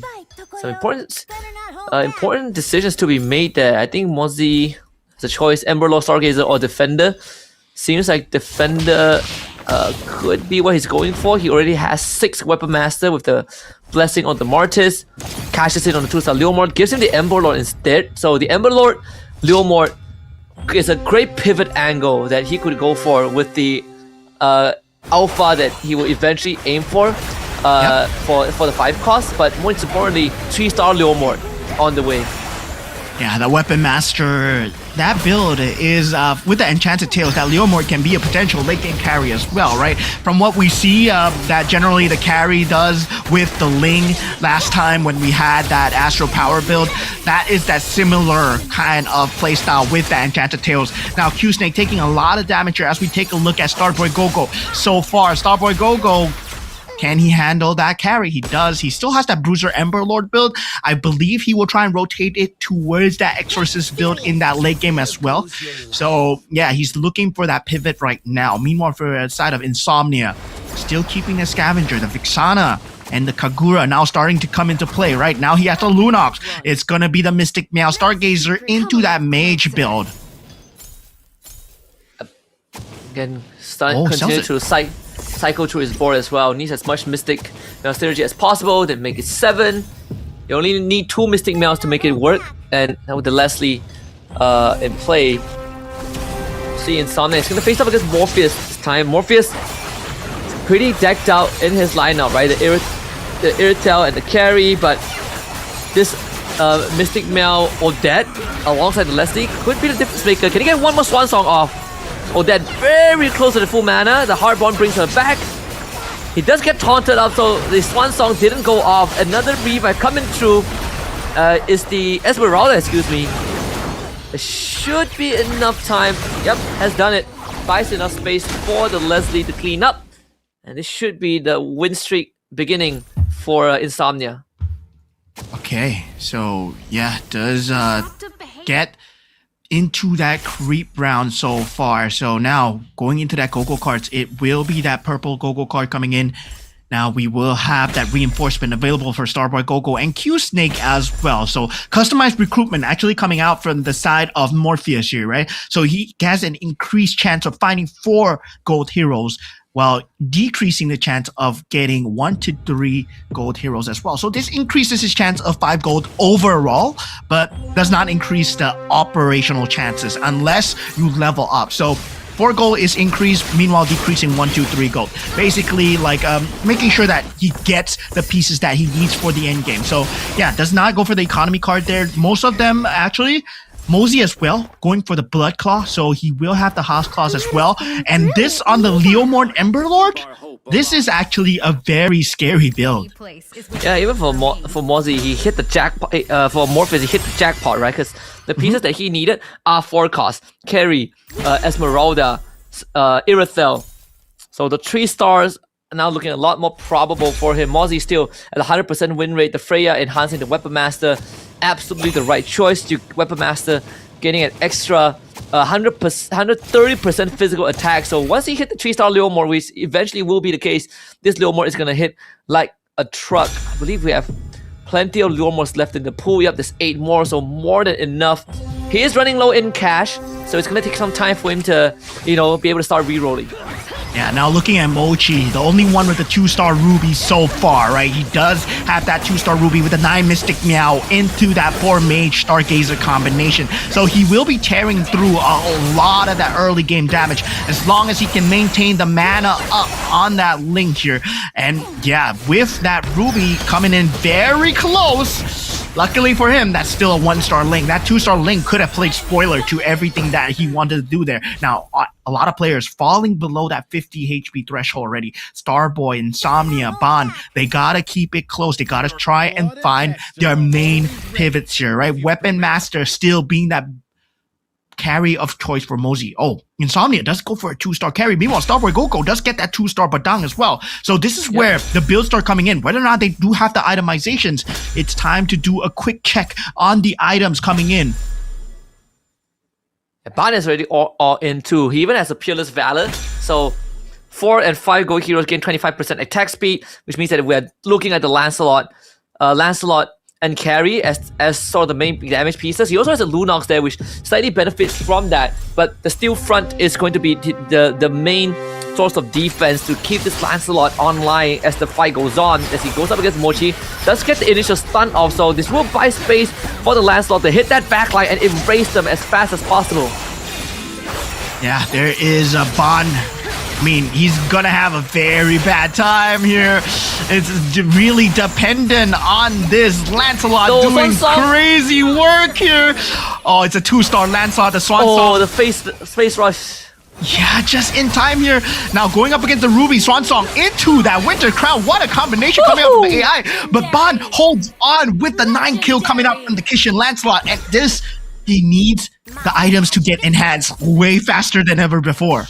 Yeah, saved by the bell. That face rusher really giving the Lancelot a second chance in life. But also the initial stun at round start with the Nether... Was it a Nether Claw? Wait, no. Yeah, with the nether claw, excuse me. It gave him enough time, right? Like the Lancelot was eating the full swan song from a 2-star Odette and was still able to pull through. Yeah, the extra 50% HP, right? That was just coming in clutch. And meanwhile, it seems like, wow, they were playing MLPP there. Like, he was trying to stun with that nether claw, and then suddenly the Odette popped the swan song as well. So yeah, it looked like, wow, crazy plays with that Winter Crown coming in. Now going into that next few team fights, 2-star Pradangs, 2-star Leslie's coming out, 2-star Pixana on the side of Mochi as well. Starboy Go-Go not going to have a good time with the Tempest of Blades. That Mexana still at very high HP here. Man. Our Cambodian representative who got that second spot will be the first to go out here, as he will end his run at 8 points on game number 2. Now going into that carousel round, we still have 7 players left. Tron will be the first to go. Not a lot of game-changing pieces here. Whether or not he wants to go for that Odette to play spoiler, he does go for the Dauntless synergy actually. Yeah, Killsnake going for the Ling as well. This is bad news for Starboy and great news for everyone else who is looking to catch up.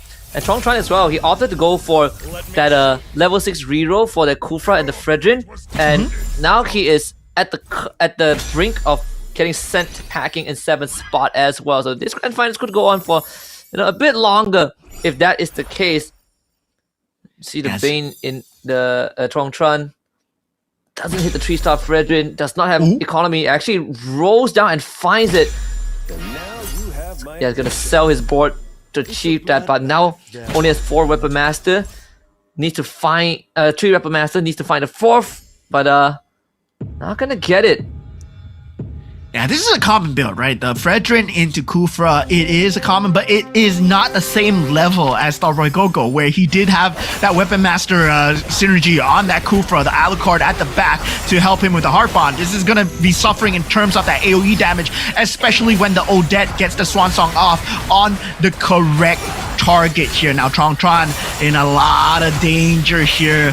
At Swan Song, well, Fredrin being the only one alive, that Dauntless synergy not enough to save him here. So he gets taken out. Ban also got wiped out as well. Tron, I believe, did finish in 6th spot. So the top 2 finishers of the previous round finish bottom 3 this time, which gives everyone else a good chance of now basically keeping themselves close to the front runners. Mosey still looking for 3 more Leomord pieces. Does have the economy, but he also has 69 HP, so he's not in a rush for the roll down just yet. Nice, 69 HP indeed. So all at level 9 with the Swiftblade Dragon Collar synergy going on.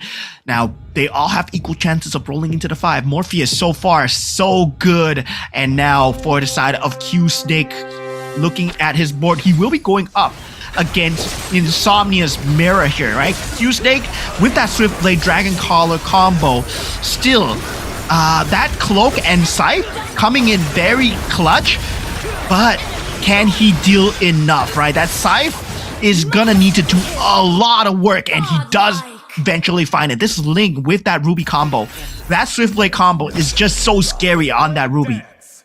Yeah, the Tempest of Blade hitting the right target too, taking out the Leslie, because one more Ultimate Snipe would have shot him down from the skyscraper.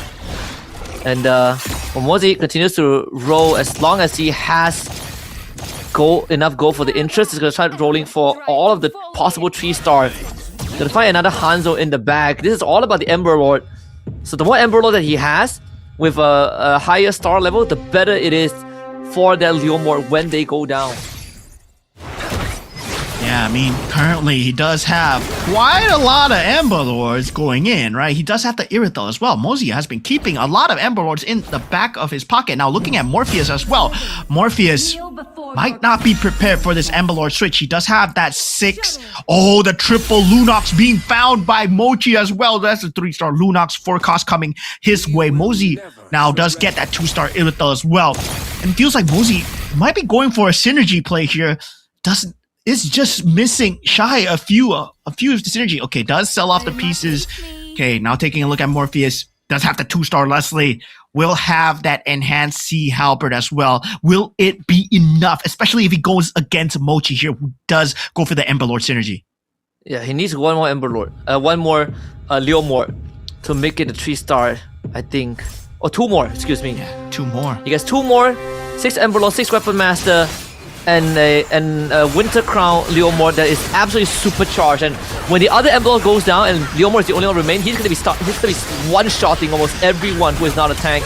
And even now, against Morpheus, this Leomord is doing so much work. And remember, this is just a 2-star Leomord. Imagine if he's 3-star, the heal from the Heart's Claw is so much. This Mozi cuts through Morpheus' entire board.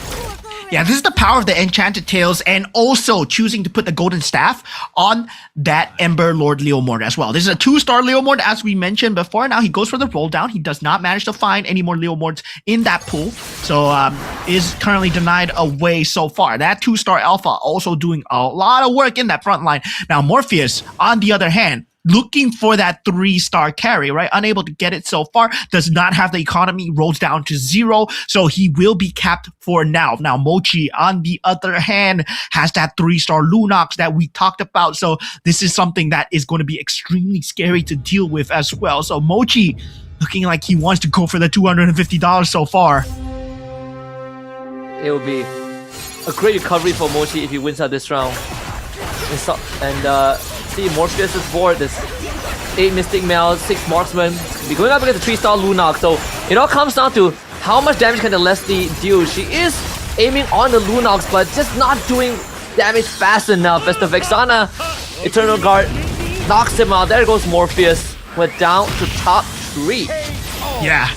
Morpheus gets taken out at the top 4 spot there. I'm sad for him, right? The carry was being sued up by Insomnia because he was going for a carry of his own. And now taking a look at Mozi's board, does go for that 2-star Masha.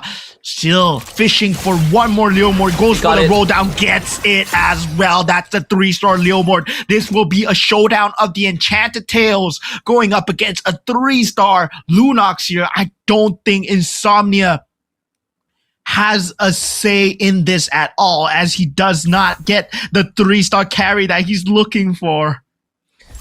Even if he does, if the Leomord so much so as touches her, she just gets deleted.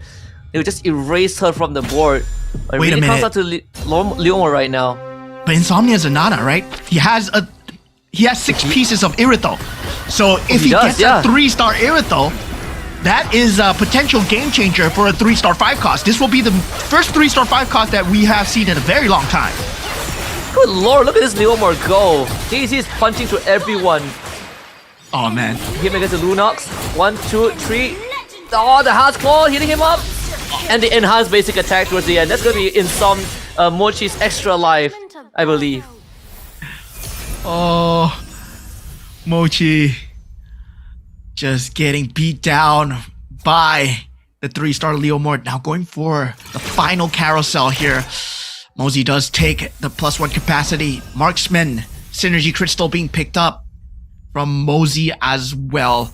So we do have crystals all about. Okay. Finds another Irithel here. Insomnia. He's very close. He's 2 pieces away from a 3-star Irithel. Yep.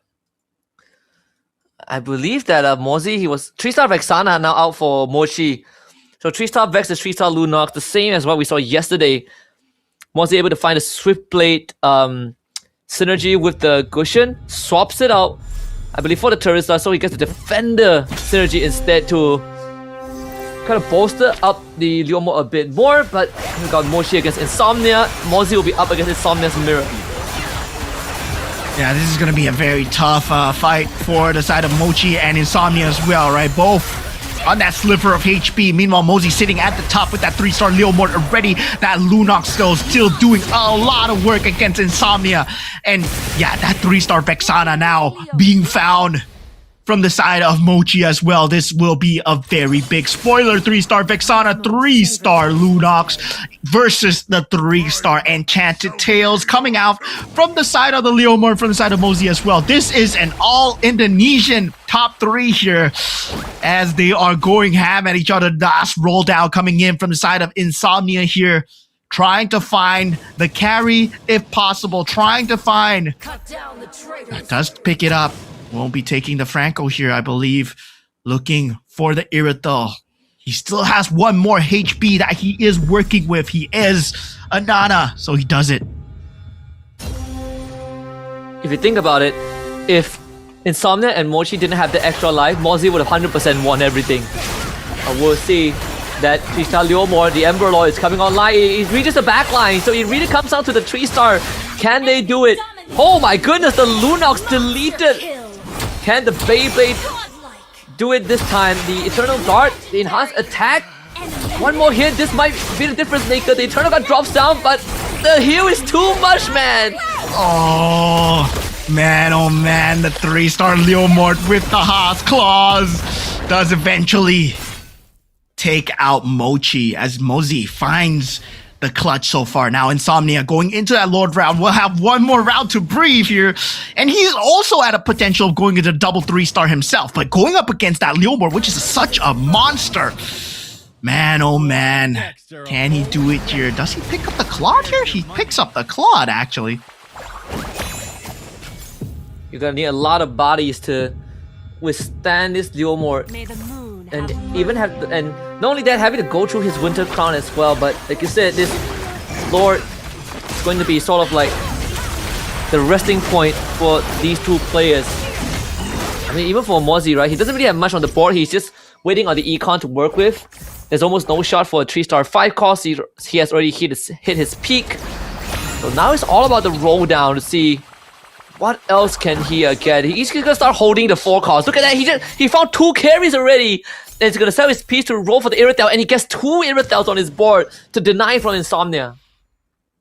Oh man, Mosey and Irithel. I mean, Insomnia, he does get it. The 3-star Irithel. Eventually, the carry, he needs one more. Is there any more in the pool? There is still a few in the pool as well. There are 4 more carries in the pool. Rolls down with the last 9, 7 gold, 5, 3, and he does get it. He needs to sell off a piece. He gets a 3-star carry. That is the gamble right now. Is it gonna be enough? He has the right synergies, but he's missing one Dauntless. Is Leomord about to come online? He needs to pop the Winter Crown as fast as possible before the Leomord gets to the back line. He does get taunted up. Now the front line immediately cut through. The Leomord swinging away. That's the Winter Crown out. Absolutely destroys the carry. Now looks for the Irithel and then converts it. This Leomord, man, tramples through everyone. Oh man, Mozzie is in disbelief himself, right? That Leomord he had since the start with the Enchanted Tails, it just went ham into that late game as well. He's able to secure that late game. Oh man, it felt bad for everyone to watch. They went into 3 stars, get the 3-star Lunox, got the 3-star Vexana, got the 3-star carry, got the 3-star Irithel, but it didn't matter because you're going down against a supercharged Leomord with the Enchanted Tails. Yeah, and and it was something that was written in the books, written in the stars, right? We literally saw that Leomord and the Weapon Master with the enhanced Weapon Master with the Freya Go-Go card, and we're like, yeah, there's a very good chance he's gonna lean into the Leomord, goes for Weapon Master, he gets the Ember Lord, and we sort of saw the angle, but we also said when he hit that 3-star Leomord, he's gonna reach a critical mass where it felt like it's impossible to stop him. He ran with it all the way, but the Haskell also made quite the difference. The extra lifesteal that kept him alive just enough to finish off his targets. Yeah, definitely. For all the targets as well. I mean, as we said, right, that Leomord is going to be very scary on the Ember Lord synergy. And yeah, you talked about the Haas Claws. It came in clutch. It came in clutch indeed. That Leomord 3-star Haas Claws, man. It was just a disgusting matchup to have dealt with. There was a lot of calls where, yeah, they could have gotten the 3-star Ruby, but they were securing the 3-star 4 cost instead. It felt like the only out was either to get that 3-star 5 cost, where I believe at that point, right, that Leomord player Mosey he did not have the economy to roll down, but I really like what Mosey did. He tried to deny away the Irithel. He tried to deny away the carry on his side. He bought 2 pieces of Irithel, 2 pieces of carry. Still, didn't matter. That Leomord just came out too strong in the end. And Mosey, man, oh man, what a run through. It felt bad for the Morpheus player though. Morpheus, him getting that carry was denied away by Mochi as well. And in the end, got denied away by Insomnia as well. Yeah, and pretty unfortunate, towards the very end, if Mozzie didn't hold the carry, then Insomnia wouldn't have had to sell his sell units to buy that 3-star carry, right? He had to sacrifice a bit of the synergy to make it happen. He was sitting on $5 because I believe $6 would have been what made the difference, would have stalled out the Leomord enough for the carry and Irithel to take him out, because they did pop his Winter Crown midway through, but he was already on his way to the back line, and then he just needed a bit more time, which would have been achieved if he had $6. Yeah, I mean, that was very close, right? He was forced to go and sell away the Dauntless synergy as well. Man, that just hurt. That just hurt because he did not have the money to do so. And taking a look at Ban just being taken out extremely early. Man, it just felt bad because, well, same time, Starboy Gogo, I believe he was the first one to get taken out as well. So yeah, a lot of crazy plays coming out in that early game, right? Where a lot of them are still going for the economy, and only the Freya player, only the Fanny players are going for that synergy so far. But for Mosey, it worked out. Meanwhile, for the side of the Freya, well, it didn't work out in game 1 for Ban as well. So now going for the Cho Mochi, he did manage to secure himself into that late game as well. And we were expecting the Minotaur to do better, especially on Morpheus as well, because, well, we were expecting to go for maybe a more conventional build, but instead he went for a different build, which did work out. He secured that top 4 spot, but sadly for him, the carry and Leslie was pretty much locked away. And yeah, now into that top 3, that Indonesian finals. Oh man, this is a scary, scary gameplay coming out from Mochi, man. That man on the horse, man. Yeah, and unfortunately, I mean, it's a two poor rounds for Ban and Q Snake so far, but yeah, this Mozzie Leomord, holy cow, just really playing on the edge, right? All you need is like just one tick of damage, like one more piece of the Dauntless would have made all the difference. Took a look at the winners lineup here. Of course, courtesy of Mozzie with the Fanny. He did go for the Freya card, and remember we did talk about the fact that he went for the Go-Go card that gives you more damage per tile from the target. I guess the cleave from the Leomord technically contributed that extra 6% damage, even though it doesn't really matter in the grand scheme of things. But he was able to get the enhanced hard score, which was actually the actual important piece. Yeah, that's crazy, man. That 6 Ember Lord, 6 Weapon Master synergy that, we talked about it in the semifinals as well, right?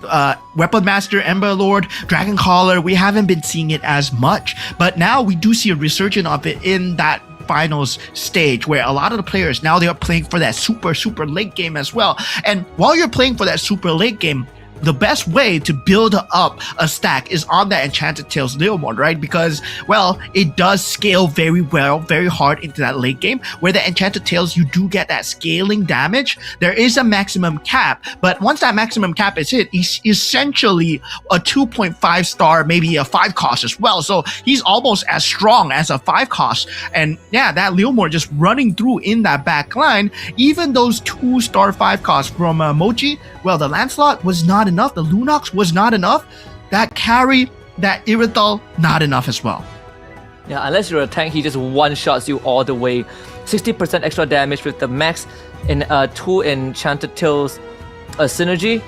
More than enough, right? Like 60% extra damage on top of the Weapon Master, which is 100% and 130% extra damage because it's buffed up by the Freya. And on top of that, you have the Emperor Lord as well that is also feeding into the Leomord. And on top of that, because he's the protagonist, the Phantom Steed gives him even more. So every time he gets max mana, he just hits like a goddamn nuke, which was sort of what we saw. He's erasing everyone. He basically just nukes the board when he gets on top of you. Yeah, so far, no Ultra Synergy yet, right? Yesterday, we were treated to 2 Ultra Synergies in game number 3, actually. So this is game number 3 coming in. But taking a look at the standings coming in for all the players so far, Mosey at the top with 14 points. So far, Tron 11 points, Evo's Mochi as well with 11 points. So this puts Tron and Mochi in contention, right, of getting that championship. Mosey is a given as long as he gets into that top 4 as well. So the rest, they still have a bit of climbing to do. They won't manage to hit it in round 4, but round 3, they will have a good showing before they get into that championship zone. Yep, unfortunately for Insomnia, he needs 2 more rounds to do that. And for Tron and Mochi, the minimal condition is to finish, I believe, top 2, right? If they both finish top 2 in round 3, they are going to be guaranteed they're going to unlock the 18-point threshold. But the bare minimum is second place for the 7 point to hit 18. So again, there is still a very good chance that we get to speed run this finals and end at round 4 if the usual suspects still finish on top. But congratulations to Mozzie for locking in $250 after winning round 2. Yeah, and this is a case where a lot of you guys might be thinking, oh, why don't they go for this? Why don't they go for that? You have to understand that you're playing against 7 players who knows all the lineups, who has studied the encyclopedia very, very thoroughly, right? If you go for this, they go for that. And yeah, definitely, if you want to go for the endgame lineup, you want to go for the 6 Kishin, everyone is going for the 6 Kishin as well. If they see the possibility that you're going to get a 3-star, they're going to call out to the lobby and everyone is going to start denying you. They might even go for that lineup themselves. And a lot of times, you are going to have the pool taken away from the players as well. Yep. And once more, we just want to remind you guys, if you just tune into the live stream or you've been here from the start, it doesn't really matter. We want to hear your opinions based on what you witnessed so far, especially the live stream. We have a survey which you can join by just scanning the QR code. It's not going to take long, just 30 to 60 seconds. We want to hear your thoughts on what we can improve for the upcoming live streams. Over the past few broadcasts, we've been able to implement not just synergy counters, but we are able to show you the board state, the hero pieces, alongside with the items that they have arranged by the hero cost. And we want to know what else you feel like you want to see more on the broadcast. And trust me, things are only going to get better. We're always listening, and your feedbacks are always welcome. Yep, I remember when we first casted MCGG, well, there was a very bare bones production, not a lot much to do with the UI. We were wondering what's going on themselves, and we weren't even in the games observing ourselves, right? We were wondering what the go-go cards were, and we were like, oh, Observer, can you please pull up the go-go card, please? Observer, can you show us this player, please? And luckily for us now, we're able to see a lot of the players. We're able to cover as much of the players, and we're trying to improve that as much as possible. So far, I hope the viewing experience has been good for you guys. And yeah, going into the grand finals, it feels very good as a caster, right? To be able to see all these players coming in from different regions coming in, and every single time, it's always a different 8, right? So far for the grand finals of MRS season 6, it is a different 8 from season 5. These are players coming in for the first time here, going at the $10,000 grand prize.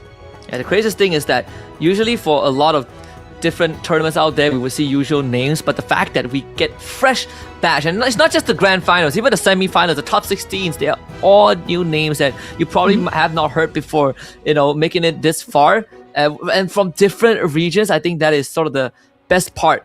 But nerves are gonna start kicking right now because we are heading into game number 3, which means that some players have a very good chance of hitting that 18 points. Unfortunately, only 3 of them had the potential to do so, and that would be the best case scenario, at least for the 3 of them. And it would be, I believe, Mozzie, it would be Tron, and Insomnia. Is it Insomnia or Morpheus? But for the rest, it would need a bit more time to reach that threshold.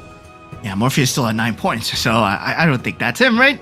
It's all right. So now going into the rest of the drafting and banning here, right? Once again, the commanders, you cannot pick it twice. If you did pick a Nana in the previous round, you can't pick it ever again. So now we have the drafting phase going in. If you take a look at the games available, right? Game 1, 2, well, we can go all the way to game 8 as long as we do not crown that champion. So we're looking at Mosey being the closest at 14 points right now. As we go into the commander selection, you can take a look at Mochi and also Tron being very close to that 18 points. But for them to get into that 18-point threshold, they need a second place finish or above. So yeah, they're definitely aiming for that in this game here. So now Tron already pulling out the Freya, Starboy Gogo pulling out the Nana, and Ban going with the Angela first pick here. Yeah, a bit of a minor surprise for me that Tron actually, he went for the Angela and decided to go for the level 6 reroll, which unfortunately didn't work out in the end. But with this Freya, it should help him accelerate. It was also the very first commander that he picked up yesterday in the game 1 of Group A semis, and he absolutely destroyed that late game after hitting his 6 bruiser with that Yuzong 3-star. Let's see if there's going to be any replication of that, right? The Alice gets brought back up, this time by Insomnia, and Evo's Mochi will go for the Fanny. Yeah, that Alice, right? A lot of these pro players, they know how to play against the Alice. They will deny away your build as much as possible. And let's see who plays spoiler to that here as we go on into the game 3 here. Well, there is that Cho. There's the Kagura. That's the Fanny as well coming out from Mochi. Ruby coming out from Mosey, right? We did see how strong the Ruby is on the hands of Q-Snake, but sadly gets taken out by the 3-star Leomorn coming in from Mosey. But now going into that game itself, early synergies. So far, Neo Beast has been picked up from Starboy, and also Ban, Scavenger coming out from Insomnia. Very standard opening this time. Starboy being the Nana means that it's gonna have that extra life, extra 2 lives with the Go-Go card. Let's see if he's able to hit that Neo Beast and get things going, right? The Neo Beast, 4 Neo Beast, 3 Scavengers, the earlier he hit it, the better it is for him. And there should be no deviation in terms of the Go-Go cards, everyone going for the default one. Except for Evo's Mochi, who decides to go for the Cho Sash, as he was running the Fanny. Yeah, now running the Fanny as much as possible. Cho Snash being picked up from Sadamochi. Yep. Nothing out of the ordinary so far. Tron. Oh, okay. Not as power being picked up from the side of Freya. So this puts him at secondary life spot as well. So yeah, he will have that secondary life positioning available, but he does not have any eco to start with. So I'm curious to see, right? Does not have any bruisers at the start, does not have any scavengers, does not have any Neo Beasts at the start. So this is a very bad start for Tron. Yep, but it was sort of the exact same start we saw when yesterday in Group A, right? And we saw him recover, and that was without the Nana. He fully committed to the Freya Go-Go card, so this Nana is going to be quite the bailout. And this also could be one of the reasons he went for the second life, because he couldn't get the start that he wants. He does hit the 2 bruisers, but we haven't seen him empower the bruiser just yet. Could be holding it on for what we saw by Mosey, which he leans into the Weapon Master himself. But both Morpheus and Bond, they were able to get their hands on the Hard Bond. So double bruisers that were hard bonds should be quite the stable start here. Yeah, securing that early win streak, it's a matter of whether you want to secure the early win streak or you want to secure the interest as well, right? At the 10 goal mark, at the 20 goal mark, you do get a very sustainable amount of interest, whether it be 2 gold or 4 gold as well. Despite the fact that you lose or you win, you still get that gold going. And this is essentially important when you hit your level 5, 6 power spike, when you're going for that 4 gold, 4 cost rerolled. And meanwhile, for the side of Morpheus, already picking up that saber that he sees in that battlefield. So he does have that saber available if he chooses to go for that exorcist into that swift blade. He will have that available, or it might just be a deny coming out because Insomnia, well, he's playing the Alice. Yep, and we've seen Ban do that yesterday, right? He not only denied the saber, but he also fully leaned into it, and that actually got him a very good placement. So it could be one of those strategies, but Mochi does have a very strong opening for, so we'll be able to take out Tron as he's not only going for 4 Neo Beasts, but he also manages to get a 2-star Diroff with 2 bruisers that has the Cho Sash and a War Axe. So this is an incredibly strong early game. So Mochi building up the Neo Beast points, but at the same time, he's not trading his health for it. Yeah. Once again, you can see the Saber, right, in Morpheus's pool. That is the deny coming in. Now Tron going into that carousel will be first in here. Does pick up. Oh, a very early forecast here. So yeah, he is leaning towards, wow, potentially just building towards that synergy here. Claude's Death Device being picked up by Starboy Gogo. Once again, Q-Snake also picking up a forecast himself. So yeah, 2 forecasts. Wow, very early lean towards that pivot here. Now, Tron going for the Kagura. So that's already Exorcist available for him as a potential.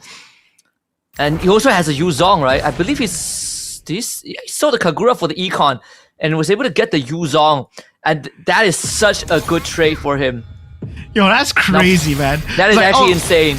Yeah, Wow. it's like, guys, I'm going for Kagura. It's like, nah, dude. I'm selling him for gold. I need the gold. And instead of picking up an item, you picked up a unit to secure your early synergies. So yeah, the Aurora being picked up from the side of, I believe, Q-Snake as well. I believe that's going to go into the Astral Power Stargazer synergy. That might not be the case here. He's not building towards any Astral Power at all. A lot of Scavengers still in the play here as we look across the board, as we look at Mosey's board and also Mochi's board as well. Neobeast into that Scavengers. That's what a gamble there from Tron. Really knows the numbers here. But so far, Ban and Mochi still undefeated, especially for Ban, right? Sort of like game 1, 3-face Warpers, the Hard Bond, and the even the Dragon Collar. So bit of a ragtag composition that actually deals incredible amount of damage. Should go up against Mochi in the next round or the start of after the creep round. But Mochi's board is still solid. The fact that he hasn't lost a single game but has 4 Neo Beasts, this is one of the dream start that you could have. But now he goes up against Ban. Yeah, Insomnia now up against Q-Snake as well. Both of them going for that triple Scavenger. Insomnia yet to find any piece that he wants to enhance, right? So far, only the Hellcurt is there. The Saber has been denied constant turns coming in from Morpheus, who has denied away that Saber available. And also for Ban as well, he has that Gushin ready very early. So Q-Snake actually playing that Aurora. Not too sure whether it's going to help him out because he does not have the Astro-powered Stargazer as well. So now, going into that HP mark, we're going into that next Go-Go card zone where it's that blue Go-Go card. So blue Go-Go card always means that we're going to see a level 8, level 9 game. We're going to see a lot of HP scaling where there is that shield available. There is also that flow available as well. So will they go for the shield here? No, they go for that tempo. A lot of players are actually going for tempo here. Wow. Dark Blade for Ban, so healing reduction already up. We got the purest power for Mozzie, so the Mystic Meow now becomes a very viable strategy. Excellent recruit for Insomnia, going for the 3 costs, and yeah, 2 jump the guns right for Starboy Gogo and Q-Snake. So Starboy Gogo is great because he's a Nana, and for Q-Snake, because he's at the bottom, he definitely wants to get ahead of the curve in a slightly faster pace. He can actually hit level 7 if he wants right now after this round, and to get him better roll chances on that 3 and 4 cost, which is probably what he's looking for, in the grand scheme of things, because he wants that Astral Power, but at the same time, if you want some good Stargazer and Mages, you're looking at Lunox, you're looking at Kagura. Seems like that could be the angle that's heading towards Stargazer and the Astral Power. Yeah. And it's all about that Neobeast synergy right now, right? We do see Tron. I mean, he does have 4 Neobeasts, but he's only starting to lean towards Neobeast now. He might just be going for the 100 and then just cashing out, because I don't believe he can go for 300 right now with the HP threshold that he's at. So 76 going into the auction round really soon.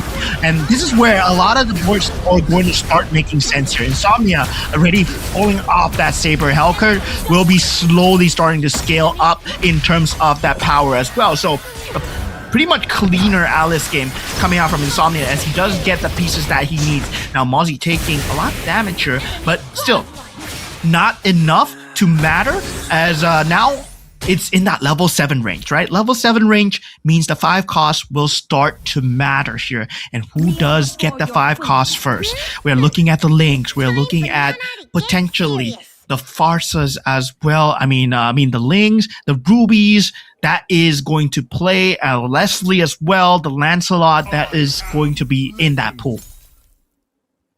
Another important point is that the fact that Ban has a Dark Blade means that the Sea Halberd is not primary for him anymore, right? Because he gets natural healing reduction anyways, which is even better because he allows him to pivot his items even more.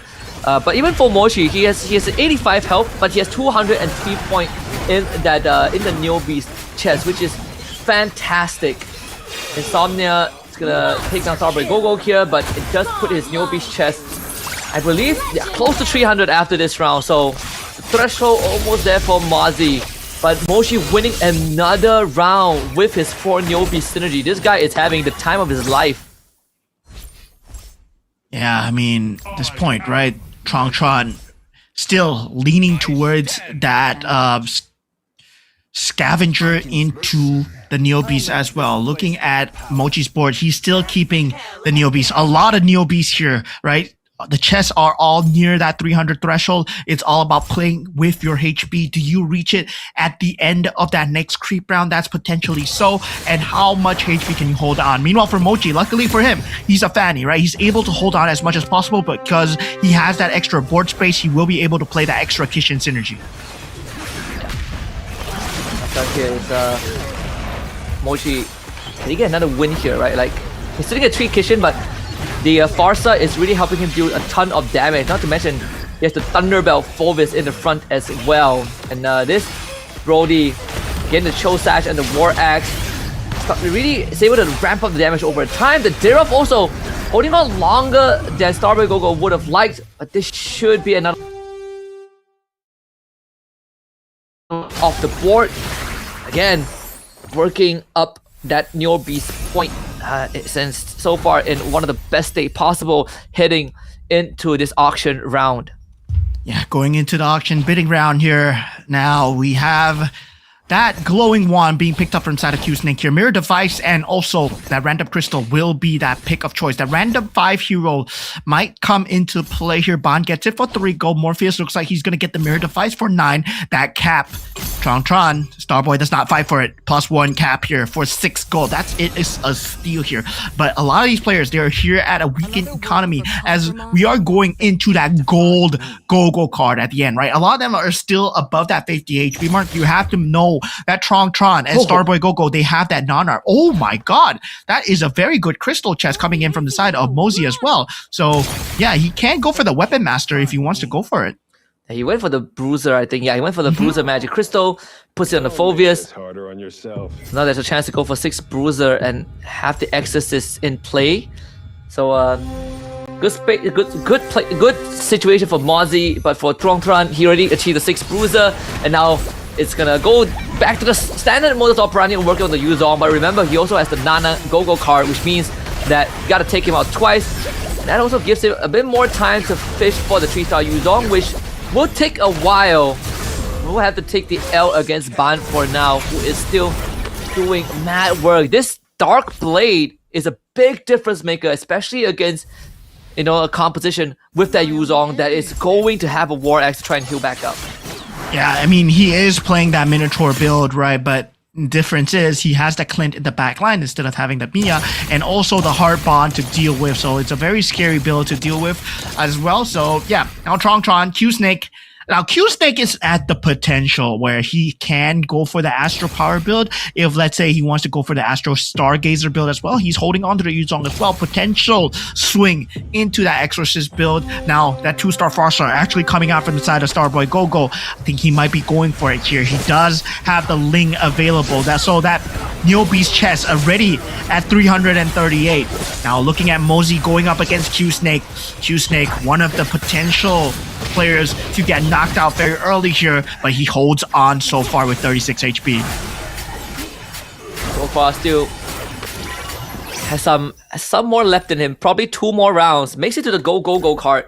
But with 36 HP, the Go card could be the biggest difference maker. Could bring him back into the game. Last resort for Starboy Go-Go. The more, the merrier for Mochi. The breath of the Berserk for Ban. He is hitting every gold, every dream go card. But there is, I believe there is the Mozzie doing the same as well. The more the merrier. So economy basically in check. The Shield of Fortune for Trong Tran. Yeah, Tron, we saw him going this as a last-ditch effort, right? So he will have that Shield of Fortune, and also at the same time, this translates into economy. He has that 6 Bruiser. He will have the economy game going up with his Freya as well. So yeah, he will have a lot of gold to work with. Morpheus at this point, 63 gold on the Kagura. His build so far, still at the Scavengers level, has not rolled down to anything as of yet, waiting for that level curve because he's still at level 7. Meanwhile, Mosey, Q-Snake, already at level 9. Now, Saber 3-star has been picked up from the side of Insomnia. This is where things start ramping up, right? There are 5 level 9 players and only 3 below that 5 cost. No, so those 5 costs will be only contested by 5 players right now. Yep, slowly heading into the end game too. For Trong Tran, he needs to hold off for 2 rounds to make sure that he gets as much value as he can from the Shield of Fortune, and that could contribute to his pursuit of that 3-star Yuzong, which no one is going for. So he has basically free autonomy over that piece as long as he doesn't lose too much health, and this round should be doable against Mozzie. As long as the Link doesn't one-shot the Yuzong, he still has the enhanced attack, Tempest of Blaze. Is it enough? The Phantom can't do it. 4 Exorcist just doesn't cut it.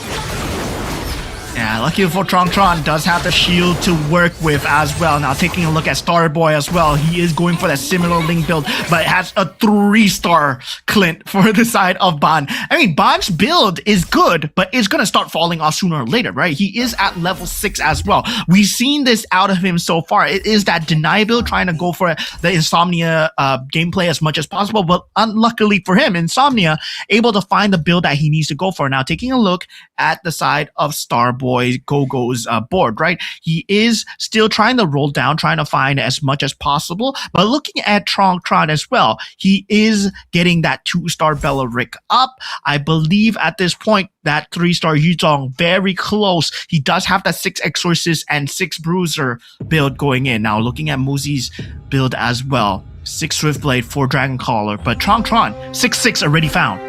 Yeah, it's not gonna be far away from that ultimate power spike. Mozzie does have the Bane, but actually gets taunted up, so the Deadly Catch comes out late. And that could be the biggest difference maker there against Morpheus. That Link doing plenty of work, finds the right target, but now has to deal with the Masha. But doesn't cut it, right? Level 9 doing a lot better. Mochi finally delivering Ban his first round loss. 1 shot wasted. Yeah, Ban at this point starting to fall off in terms of power, right? Now that 2-star Gushan being picked up from the side of Insomnia, Esmeralda being picked up as well. Now Irithel, Mochi actually finding a crazy build here, but that 3-star is still needed coming in. Vexana being picked up from the side of Q-Snake as well. Now looking at Q-Snake's board here, he does not have the economy to go for more. That 2-star Lunox is their main character, will be on the Vexana as well. And yeah, this is a situation where he needs one more Odette, right? He needs one more Odette and one more Lancelot to make it work. He does get the Lancelot. The Odette does not have to go for it so far. Yeah, but he still has rounds to work with thanks to his health bar. Snake gonna unleash the Swan Song, trying to melt through Mochi's front line. But this 1-star Odette is just not good enough. The Irritel and the carry doing way too much damage. Needed a 2-star Odette. And then that's all she wrote. Q-Snake just not having the resources to pull through. So it's another underwhelming finish for ECA rep. Yeah, the ECA rep. I mean, sadly for him, hoping for that 2-star Odette, did not find it. And yeah, just unlucky days here. Tron now going first, gets the Exorcist synergy here. That is potential. He has 6 Exorcists and also 6 Bruisers. Mozzie goes for the Dragon Collar. Insomnia +1 cap. Starboy Gogo +1 cap as well. Mochi jumps on the Leslie. Morpheus on the Hot Claws as well. Now finally Ban has the highest HP, but does not have a very good build. The fact that there's Exorcist Magic Crystal means that Tron can actually open himself up to give the Exorcist synergy to the Badang if he wants to. Badang's still sitting at 1-star unfortunately, but if you can get a Badang 2-star, then that value is gonna go up Who is going to sacrifice though? You could sacrifice the saber, and then put it another piece that kind of bolsters your board. I think the Dragon Collar could be one of it, but yes, Exorcist put onto Badang. 7 Exorcists now, which means 1 extra Phantom that could make the difference in that late game. He also has the Kagura on the board, but he needs 1 more for the 2-star. Yeah, so far, I mean, that Dragon Collar synergy is still not being found, right? 2-star Ling not being found from the side of Mosey. This looks like it's the beginning of the end for him if potentially Mochi takes him out here. And Mochi has a very good build as well with that 6 marksman. So yeah, that's 17 damage. I think it's secure as long as Ling does not deal a lot of damage here. Yep, Mosey will be out for the count. Did not find the Ling in time. Q-Snake was there, and a lot of the builds were close to fruition, but this time it matters because Ban and also Insomnia, they were playing such a fast pace that they were taking by Mochi. Yeah, with Mosey being knocked out, he just needed to finish top 4, but since he finished 7th place, so no 18 points for him, but for Tongtran and Mochi, they are 1 step closer. Another Yuzong being picked up here, but I believe it's being picked up by Morpheus, who is actively denying the Yuzong. So this is going to be a bit tough for Tongtran, who needs 2 more Yuzongs, and there's exactly 2 more Yuzongs in the shop.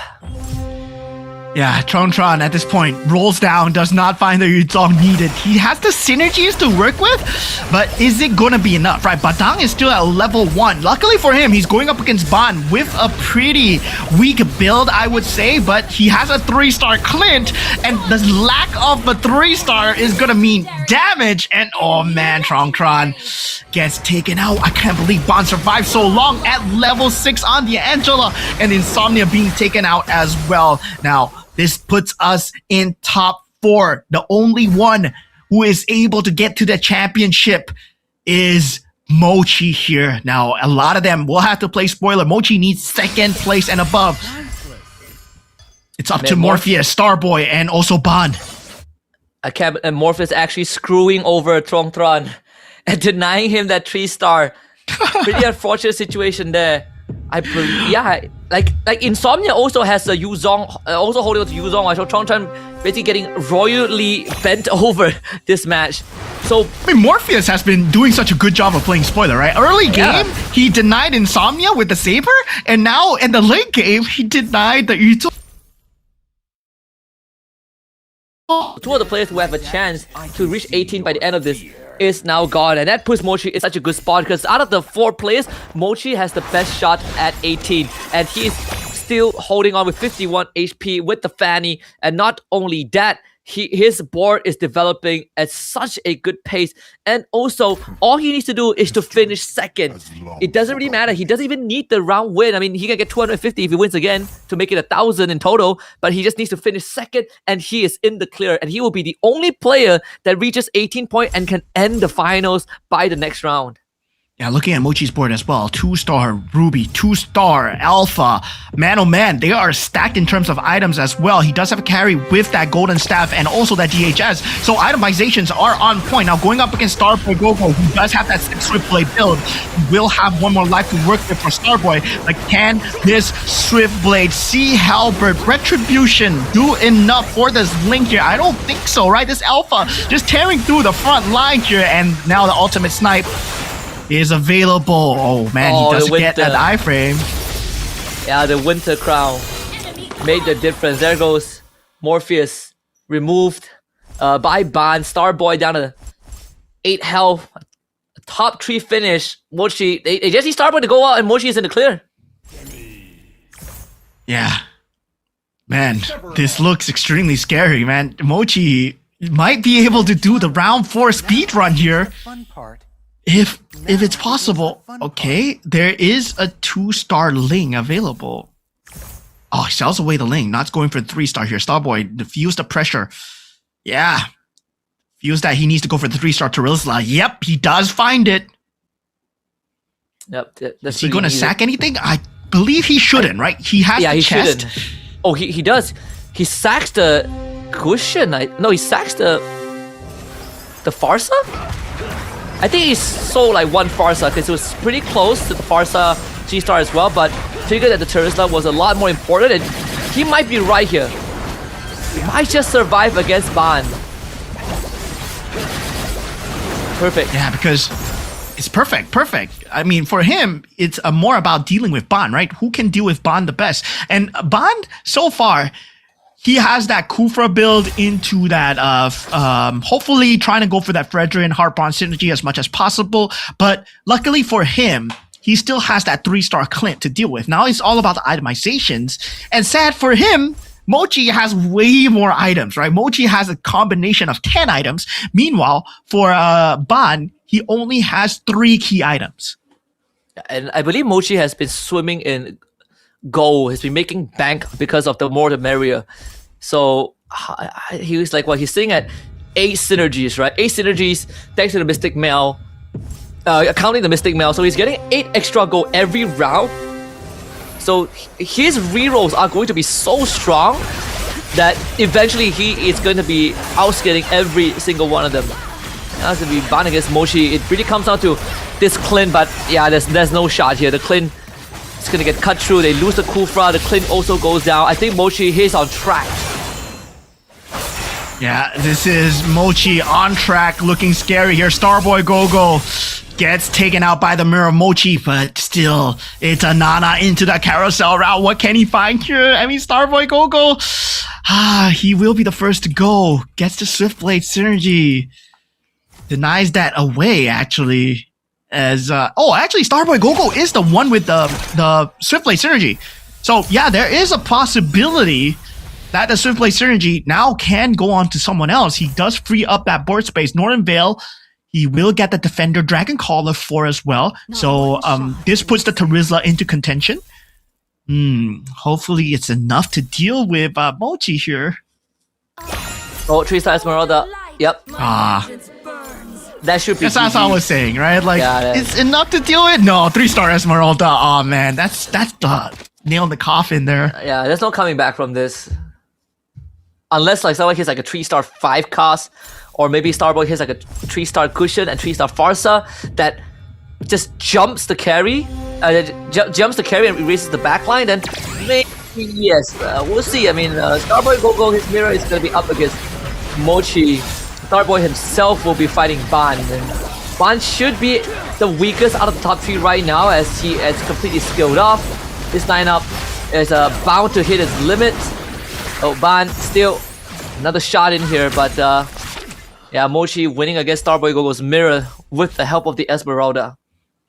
Yeah, Ban just playing for top 3 at this point, right? Securing the points, and now 3-star carry being picked up from the side of Mochi. I mean, we were talking about him swimming in gold. Now 3-star Irithel is on the cusp as well, so can potentially go for it. Okay, it is in the shop. He just needs to sell off the alpha, and he gets it, right? Sell the Gushin. Sell the Gushin, sell the alpha. Okay, sell the alpha, 3-star. right? Starboy Gogo wants the Gushin. He got the 3-star Gushin. Yeah, I might as well sell the Gushin. You can't hold on to it anymore. Just sell it. Yep, he sees it. Yeah. Such timing. All right, so this is a 3-star Gushin. Let's see the itemizations on the Gushin, right? Yeah, Gushin has, does not have any magic damage, only Thunder Belt and also the anti-cuirass. So it's not enough. The itemizations on Mochi is way better. So going up against Mochi's and Starboy Gogo's mirror, I'm not too sure why we're looking at Ban's fight here. Ban is going to lose for sure. And yeah, it's about Starboy Gogo and Mochi. It might be a double KO here. As Mochi... Yeah, there's a double whammy. Bam! Yeah. That's it. Yep. Mochi is in the clear now. The only player that has a chance to win by round 4. We were literally joking about this, right? Like with how consistent he has been. He got off to a rough start, sure, but he was still in the top 4, right? Top 4 all the way. And now by the end of round 3, Mochi, he's sitting at a comfortable 19 points. He has hit the threshold. So by in the next round, if he gets the win, that's it. That's the grand finals, and we will get the shortest grand finals in history of Magic Chess Go-Go, just because of how good this man is. Yeah, Mochi has been a very scary threat so far, right? Especially coming into all these games coming in. Man, oh man, he's just been destroying every single ladder, every single bracket that he's been in. And we saw that same level of tenure coming out from the previous seasons where Go 1, MRS5, we did have Shadow QC, we did have Floxy as well, right? But it was never dominant in this way because there were people taking turns. Meanwhile, Mochi, he has been on top every single time and nobody has been able to contest him so far. Tron, in round 1, he was there, but afterwards Mochi figured out the pattern and he's been there ever since. Yep, he has. I'm just gonna start following all of them because I don't want to. I don't want to lose these people when the comp ends. But yeah, again, like this is some incredible performances from our players. Like of course, being at the top of the food chain is one thing, but being consistent through and throughout and continuously finding top 4, that is a different level of consistency. And only Mochi so far has demonstrated that. He has never fallen out of top 4, even since yesterday, I believe, right? He's always in top 4. Yeah, now this puts us in that match point situation. Mochi is now at 19 points. So everybody in the lobby is versus Mochi, right? At this point, it becomes a very different situation where, Mochi, now he needs to circumvent a lot of these strategies really carefully. He needs to think about his commander pick very carefully as well. Whatever commander pick, luckily for him, he is going last. So he will get a last commander pick, and that might be putting him in an advantageous situation because he can go for a cheese pick. He can go for something like maybe pull out the Harley, maybe pull out the Yuzong. I'm not too sure. Maybe Moskov even. Like we haven't seen a Moskov, and maybe a Lancelot as well. There are a lot of other commanders, but the meta commander so far has been the safer commanders, right? Nobody likes to go for the gamble plays. And we see so, right? Everyone goes for the economy at the start, make sure they can get the rotations going in, goes for the Dragon Caller, goes for the Ember Lord, and also the Kishin as well. Yeah, and in this game, there actually wasn't much Kishin, right? We're looking more on the spellcaster of the...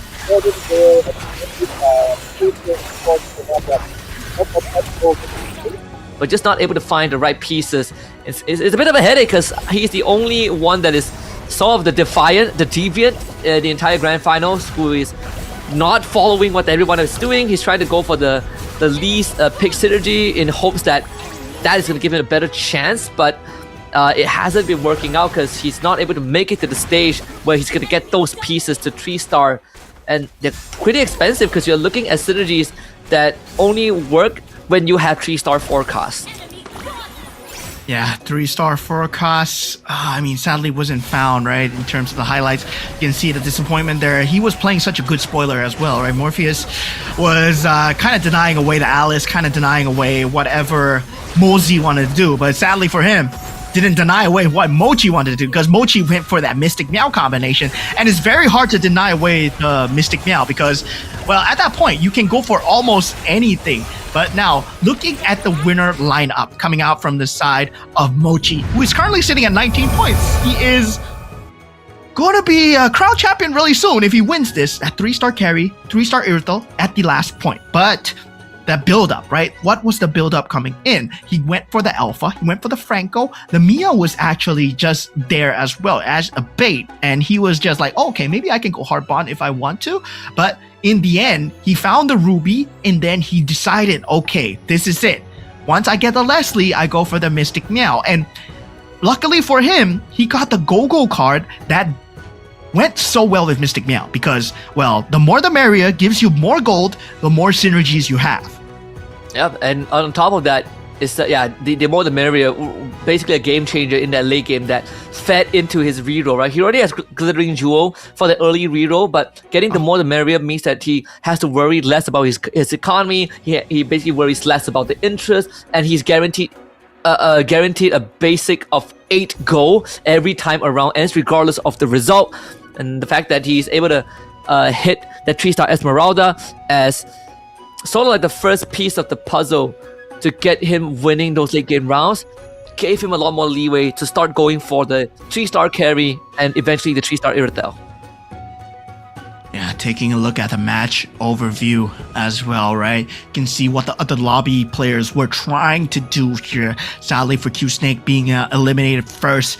And this is like a very high elo lobby where nobody's getting eliminated before they get into the 5 cost, right? We did see Tron trying to go for that 3 cost Yuzong, and well, look at who is holding the other Yuzong, right? It was Morpheus and Insomnia. They were holding the other Yuzongs, and yeah, they finished 5 and 4 because, well, they were trying to deny him as much as possible. And Insomnia at the start was trying to go for the Hellcurt Saber. Morpheus denied that as well. He went for the Saber himself and then he sold it away eventually. Then meanwhile, Starboy Gogo, well, he held on to the Hellcurt to make sure that Insomnia does not have a good game at all. Yeah, Tron, like Tron had such a good build up, right? He had like what, 7 Exorcists at one point.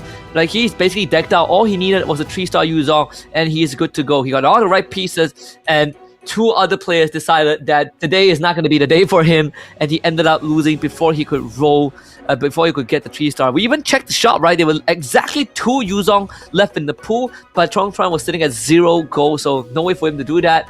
The final standings right now, Evo's Mochi after the 3rd round not only nets himself $250 to make it $1,000 so far in his bank for round wins, but he also has a chance to get the 10 grand if he wins by round 4. Dude already got the equivalent of the 4th place prize while just playing the round wins.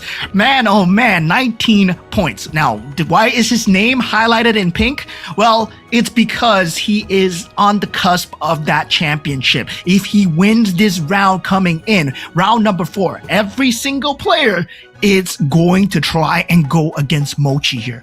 Now, no one else is at that 18-point threshold, so it's going to be easy. But at the same time, right, Mochi, last pick commander, reminder, so he can go for a cheese build, an ube build like you might call it. But definitely, if he does go for it, it might get stopped very early. But looking at the money going in, Tron, then Mosey, then Mochi as well. Yeah, Mochi definitely in the most comfortable spot. He basically has 1 round to make a mistake, 1 round of leeway, right? This round, if it ends, there's a good chance that even if he doesn't win, he has round 5 to make up for it because he's the only one eligible to win by round 4. But by the end of round 4, we will probably get another candidate to hitting that 18-point threshold, and that's where it's dangerous. So Mochi is actually in such a good spot. He is in control of his own destiny. He has 2 chances to walk away with the 10 grand and a good chance the 3.2 thousand as well, because guess what? With all those Popo and Koopa that we have seen, only he has won with PNK. So he is setting himself up for the future now. Yeah. So going into the prediction for the winner here, right? Number 1. Who do you think it's going to be for the champion here going in, right? Is this really going to be Mochi, or do you have another player in mind? I mean, it's either Mochi, Tongtran, or Mozi, right? I mean, they were on our top 3 list, but I gotta say, Mochi is in the best possible spot to win. He still hasn't dropped out of top 4, and that's a crazy thing, considering that the Grand Finals is a completely different ballgame. Yeah, I mean, right now, it feels like Mochi is going to take everything. But I'm hoping, right, we have a dark horse story. I'm hoping that Bond comes out of nowhere because he's been playing such a good spoiler. Morpheus comes out of nowhere because he's been playing such a good spoiler as well. And Q Snake as well. So now, looking for the meta right now, right? What is going to be the meta for the top 3? Meta, I mean, the Exorcist Bruiser is definitely one of it. Mystic Meow, definitely the other one. And probably between Kishin or the Ember Lord / Dragon Call Ling. I think those are like the primary ones for me. But if you want like your pop stomper, just go for Bruiser Exorcist. It almost always gets you into the top 4. Yeah, meanwhile for me, I'm just hoping, right, that we are going to see another Ultra Synergy, maybe hopefully another 10 Synergy as well, and also I would like to see the resurgence of the Ember Lord Weapon Master, Enchanted Tales into that Leomord, right, that 3-star Leomord just beating down everybody. So yeah, about the commanders as well, right? Who do you think is going to win that special prize pool? I know there's a commander in mind already, but who do you think is going to win? Most likely PNK, right? Like, because PNK only won once. Veil won twice, so Veil is out of contention unless someone wins with PNK in the next round to find the tie. So yeah, Popo and Koopa, and that means it's Mochi. Like, Mochi's Popo and Koopa.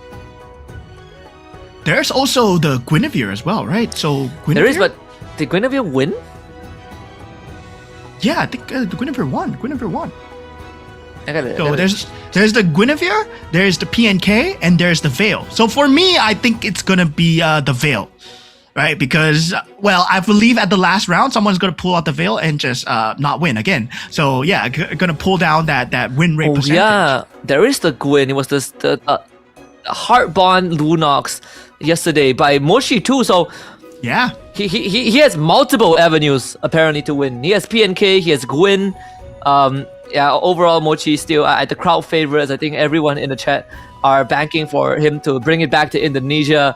But of course, if you're watching this broadcast, again, we would like to ask for you to submit your answers to this survey. Scan the QR code, let us know what you think we can improve down the road. So far, we've been able to, show you guys more information during the live stream. But if you have any more inputs, do voice them out. We're listening.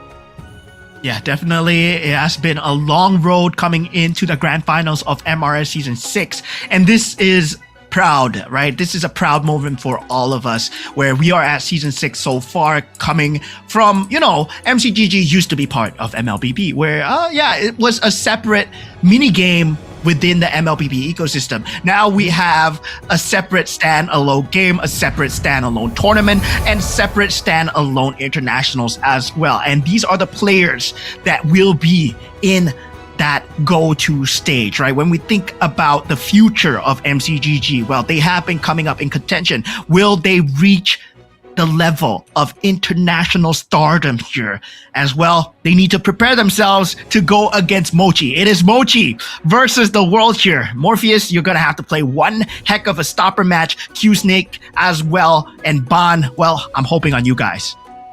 Yeah, this is potentially the last round. So for anyone out there who wants to stop Mochi, this is your best chance. I mean, they could technically play spoilers, right? They could deny every piece that Mochi wants to push it to a map 5 if they are that evil. But it starts with the commander. Kill Snake gets himself the Freya.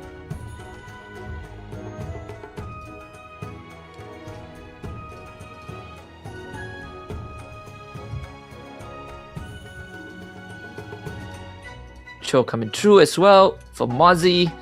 What else do we have? I remember like yesterday, aside from the Guinevere, the Veil, and the PNK, we also had Zilong pick once. You did call it, right? More the Veil. It's a chance that he comes out. There it is, Morpheus with the Veil pick. Yeah, that Veil, was gonna expect it. So now the most curious thing to see, okay, Zilong does come out for Ban as well. Like you called it as well. Great Dragon Spear is there. Now Minotaur is there as well. So this is gonna be a very fast-paced game here. Mochi does pull out the Kagura here. So going for something standard, going for something safe here. I mean, expected to see, Kagura is hopefully we get to see the Lancelot Kishin Kagura that is the standard going in, but also at the end, right, there is the Ember Lord Weapon Master Kagura that also can be very good. And those two are the meta defining so far, but at the same time, Kagura is a very flexible hero where you can put the umbrella on almost anyone. So Mochi, same time, throwing to a toss here. Go into game number 4, right? The potential championship match here for Mochi as he is at 19 points and everyone else, well, they have to stop him. Yep. Let's see how this one is gonna pan out. All eyes are on Mochi. Evil's fans looking to rejoice as he pulls out against the Kagura. A very safe pick that is almost guaranteed to get you into top 4. And he starts with the Darov as well. The Darov, Angela, and the Minotaur, a solid start. And if he gets if he is able to get his hands on the Scavenger, you can bet that he's gonna hold on to that and use his Darov as a sort of a launch pad to get to snowball. Everyone going for the default go-go card so far. Let's see if Morpheus and Ban are going to do the same. Yep, Great Dragon Spear for Ban. Morpheus still indecisive on what he wants to go for as of now. He's going to hold on to that. Yeah, and now going into the early synergies as we talked about, right? Nobody managed to get the eco synergy so far. Q-Snake, the only one with the bruiser synergy, does get the Yuzong extremely early. So level 4 in already with that Yuzong synergy. So with that Freya's power, able to make use of that bruiser synergy as much as possible already at that level 4 state. So yeah, gonna be a crazy situation to deal with that Yuzong extremely early on coming out from the side of Q-Snake as well. So given the fact that you're dealing with that, I mean, now it's more about all eyes on Mochi, right? What is Mochi playing? And Mochi is going for Kishin. He's not going for any kind of early game synergy. Oh, he does go for the scavenger so far. Yep. So he will be going for that economy build going in. And that's expected, right? Like, once he gets the scavenger, he's gonna hold on to it. It's gonna sit at 20 gold, very comfortable. A good chance to level 5 by the end of this round. And he's gonna go up against Strong Thrun, who is running the Nana, so a second win for him.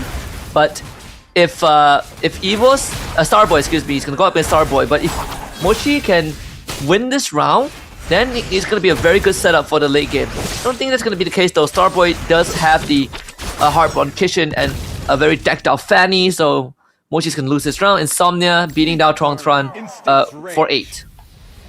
Yeah, so far so good here. Morpheus yet to pick up that hero card onto Veil, right? I'm not too sure what he's holding on to. Like, I'm not too sure what he's holding on to. I'm gonna go into his screen to take a look to see whether I can see it as an observer or not.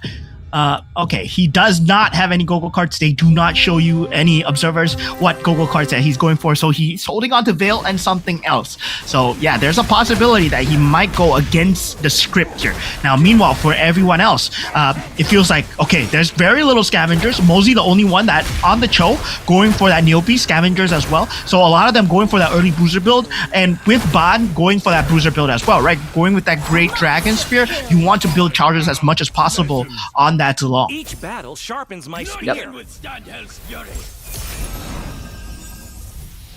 See the first carousel. There is a Farsa, a Kagura, and a Julian. So the Kagura should be one of the more sought after one, at least for Q Snake if he wants to exorcist. Most of them so far going for the items. Insomnia, BOD, Starboy gets the Thunderbelt. Yeah, Q Snake does go for the Kagura for the exorcist as he already has access to the early Yuzong. So everything so far going according to plan. Q Snake snowballing as expected. Ban as well with the GDS on this Bruiser Belleric, and Insomnia as well having the 2-star Minotaur and a Mia to fuel that backline damage. Yeah, now, well, the Alice card coming out from Morpheus. That's what he was holding on to. So that's what he was holding on to. So he was holding on to the Alice power all the while. Now he does commit the Alice power into that Saber Hellcurt. He did not get to play the Alice game that he was hoping for, and now he shows his hand here. Man, oh man, pulling into a crazy gamble here on the Veil. You expect the Veil game? No, I'm pulling out the Alice. He has a Saber in the shop. Yep, he does. And since he has the Veil ability, the updraft, so he's almost guaranteed to get to get it as long as he's leveling up. I don't think he can get the third charge at level 10 in his current state, but level 8 almost guaranteed. Level 7 and level 8, so 2 extra charges almost guaranteed. That could get him to that mid game to hit the Saber and the Hellcut tree. Q-Snake is having the game of his life. 6 Bruiser Synergy. He got, with the Freya power, he got the Badang already. He got the Badang already. So Yep. he has 6 Bruiser Synergy. It's an enhanced synergy as well. He has the the Kagura for the Exorcist Synergy to work with. So he's going for that 6-6. He has direction very early on, and he has the economy to work with, right? Now it's about aggressively leveling as much as possible. And now the players are going to start to notice that. And with that purple Gogo card, let's see what he goes for. He goes for Etiquette stock. So every single round, there's a free refresh as well. So yeah, something to watch out for. He does have a great eco card. Meanwhile, for Morpheus, he goes for Elite Team. So this means that his Hellcurt and also Saber are very much in contention for taking that mid game as well. Now, the Neo Beast Scavenger, this will not be enough. They will start to lose a lot of HP here. Mochi needs to watch out for his HP threshold. Even for Tron, he's able to get the Apex weapon, right? Apex weapon for Nana, fantastic. Because you're almost guaranteed to cash out on that and get even more benefit overall, thanks to the damage, the death immunity. Oh, things falling into place. Starboy go with the Heartbound, Magic Crystal, total domination for Ban, and I think Insomnia has a mirror device as well. Already has a carry in place, so carry 3 is gonna be the direction that he heads towards. Mochi going for the total domination as well. Yep, it'd be a good spot. I mean, he's still working with the 3 scavengers and the Neo Beast. They're basically playing the eco game alongside Tron. Yeah. Eco game though, very hard to play in this server, especially when there's a hidden Alice in the form of Morpheus, Q-Snake with a 6 Bruiser synergy, and Ban on that great Dragon Spear synergy with a 4 Ember Lord and 4 Bruiser as well. So you can start to see Insomnia is going to take damage, Starboy going to take damage, Tron take damage, and they take 15 damage every single time. Oh, okay, Insomnia is actually holding on here. He does have a carry. Okay, that's have a scythe carry that does have a BOD, so he got the perfect itemization. Ban was not expecting to take damage there. Yep, but Morpheus did. Oh my goodness, he used the updraft and gets 2 sabers. Saber is already halfway there as well, but his economy is in shambles though. It's not even enough for the 10 gold interest, so it's gonna take some time to slowly build that back up. He's 2 rounds away from the auction round as well, so definitely would want to hold on to some gold if he wishes to contest. But yeah, Q-Snake having the time of his life. Insomnia up against Mochi, who I believe, did he already cash out on the Neo Beast? Mochi at that point, he hasn't cashed out on the Neo Beast, right? Oh, he is already activated at 118. Yeah, he activated at 118. Okay, I mean, this is a good choice. This is a very good choice to cash out right now at 100. You're not going to be able to build up to 300. You're already at 64 threshold right before that auction round, so you know that the game is very much accelerated. If by the auction round you're at 70, you know that you can play for level 8, level 9, but if you are below that 70 threshold, right, that becomes a case where you know everyone else is playing a very scary lineup where the units are just surviving. So you're taking 15 to 13 damage each time. So 15 to 13 each time, this is going to be extremely scary to deal with because Morpheus is playing a very scary game. And also Q-Snake as well. He's managed to roll for an extremely scary board. Right now, he's building up into that 4 Exorcist. He does have the Scavenger and the Kishin synergy build up already. Remember Starboy early on, he did have the Heartbound Magic Crystal, so the poison build becomes even more viable, right? Because you have 2 marksmen that is hard bonded. That means more options, more damage in the backline. If he gets the carry, that is going to be what defines that mid to late game. And he could also put that onto Celeste as well. But for now, it should get him over the line against Mochi, Morpheus. Also, no problem against Ban here. That Masha actually gets the shield back up. And it's gonna deliver Morpheus' loss here. So Ban making sure that he stays in the race. Yeah, Morpheus, Ban, and Q-Snake are going to be driving the game extremely fast. Now, going into that auction round, right? This is going to be a rock, paper, scissors of who gets that crystal and also that mirror device. And Tron instantly going for that +1 cap. Mochi going for that mirror device as well. Being fought by Q-Snake, gets it for 6 gold. That's Insomnia. 12. 12. Oh, 9, 12. Everyone's going for the throat here, not making sure that they get it for free. +1 cap, 15 gold. Oh man, Mozi. Wow. And Morpheus goes for the 5 cost. It's gonna boot Mochi out, and yeah, Mochi can't really gamble that. He needs his econ. That's insane. So 15 for the for Insomnia. What does it get from that? Let's see. +1 cap. He has the mirror. He gets the Exorcist Magic Crystal.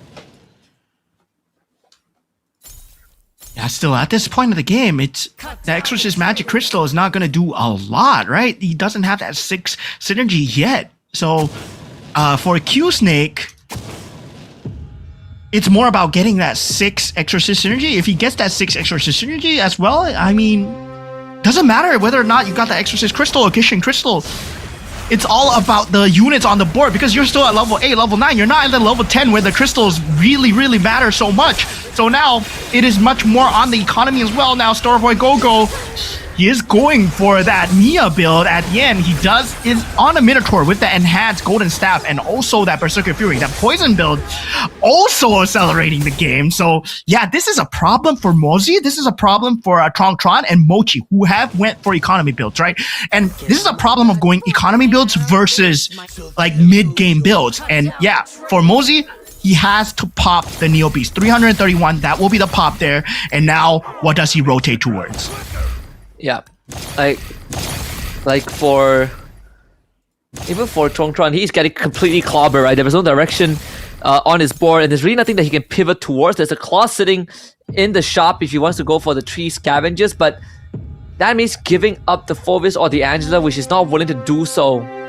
The only one he can trade out is the Phovis, but then he also loses the Exorcist. So this is a horrible spot for Tron. For Mozi as well, he's sitting at level 9.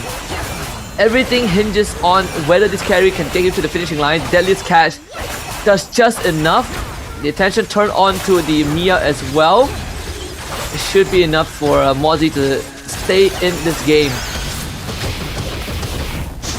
Yeah, Mozi holds on for now, and that is bad news bears for Tron as he roils himself down to that 1 HP mark. He goes up against Q-Snake, and Q-Snake, man, oh man, he's had a crazy early game. Hopefully, as we head on into that mid game before that third carousel going in, right? Whether or not he gets that exorcism, he's currently sitting on 66 gold at this point. He is poised to level into that level 9 zone after this creep round. So Mozi, Tron, and Q-Snake potentially reaching that level 9. If it's a 6 bruiser GDS on the Marsha, 2 more pieces until a 3-star Marsha for Ban, and he has the healing fountain. So every round he wins, not only gives him good econ for the reroll, but also heals him back up, right? Regardless he wins or loses. Ban also found a safety net for himself as Tron and Mozi both cash in on the rock shield for the extra 20 lifeline.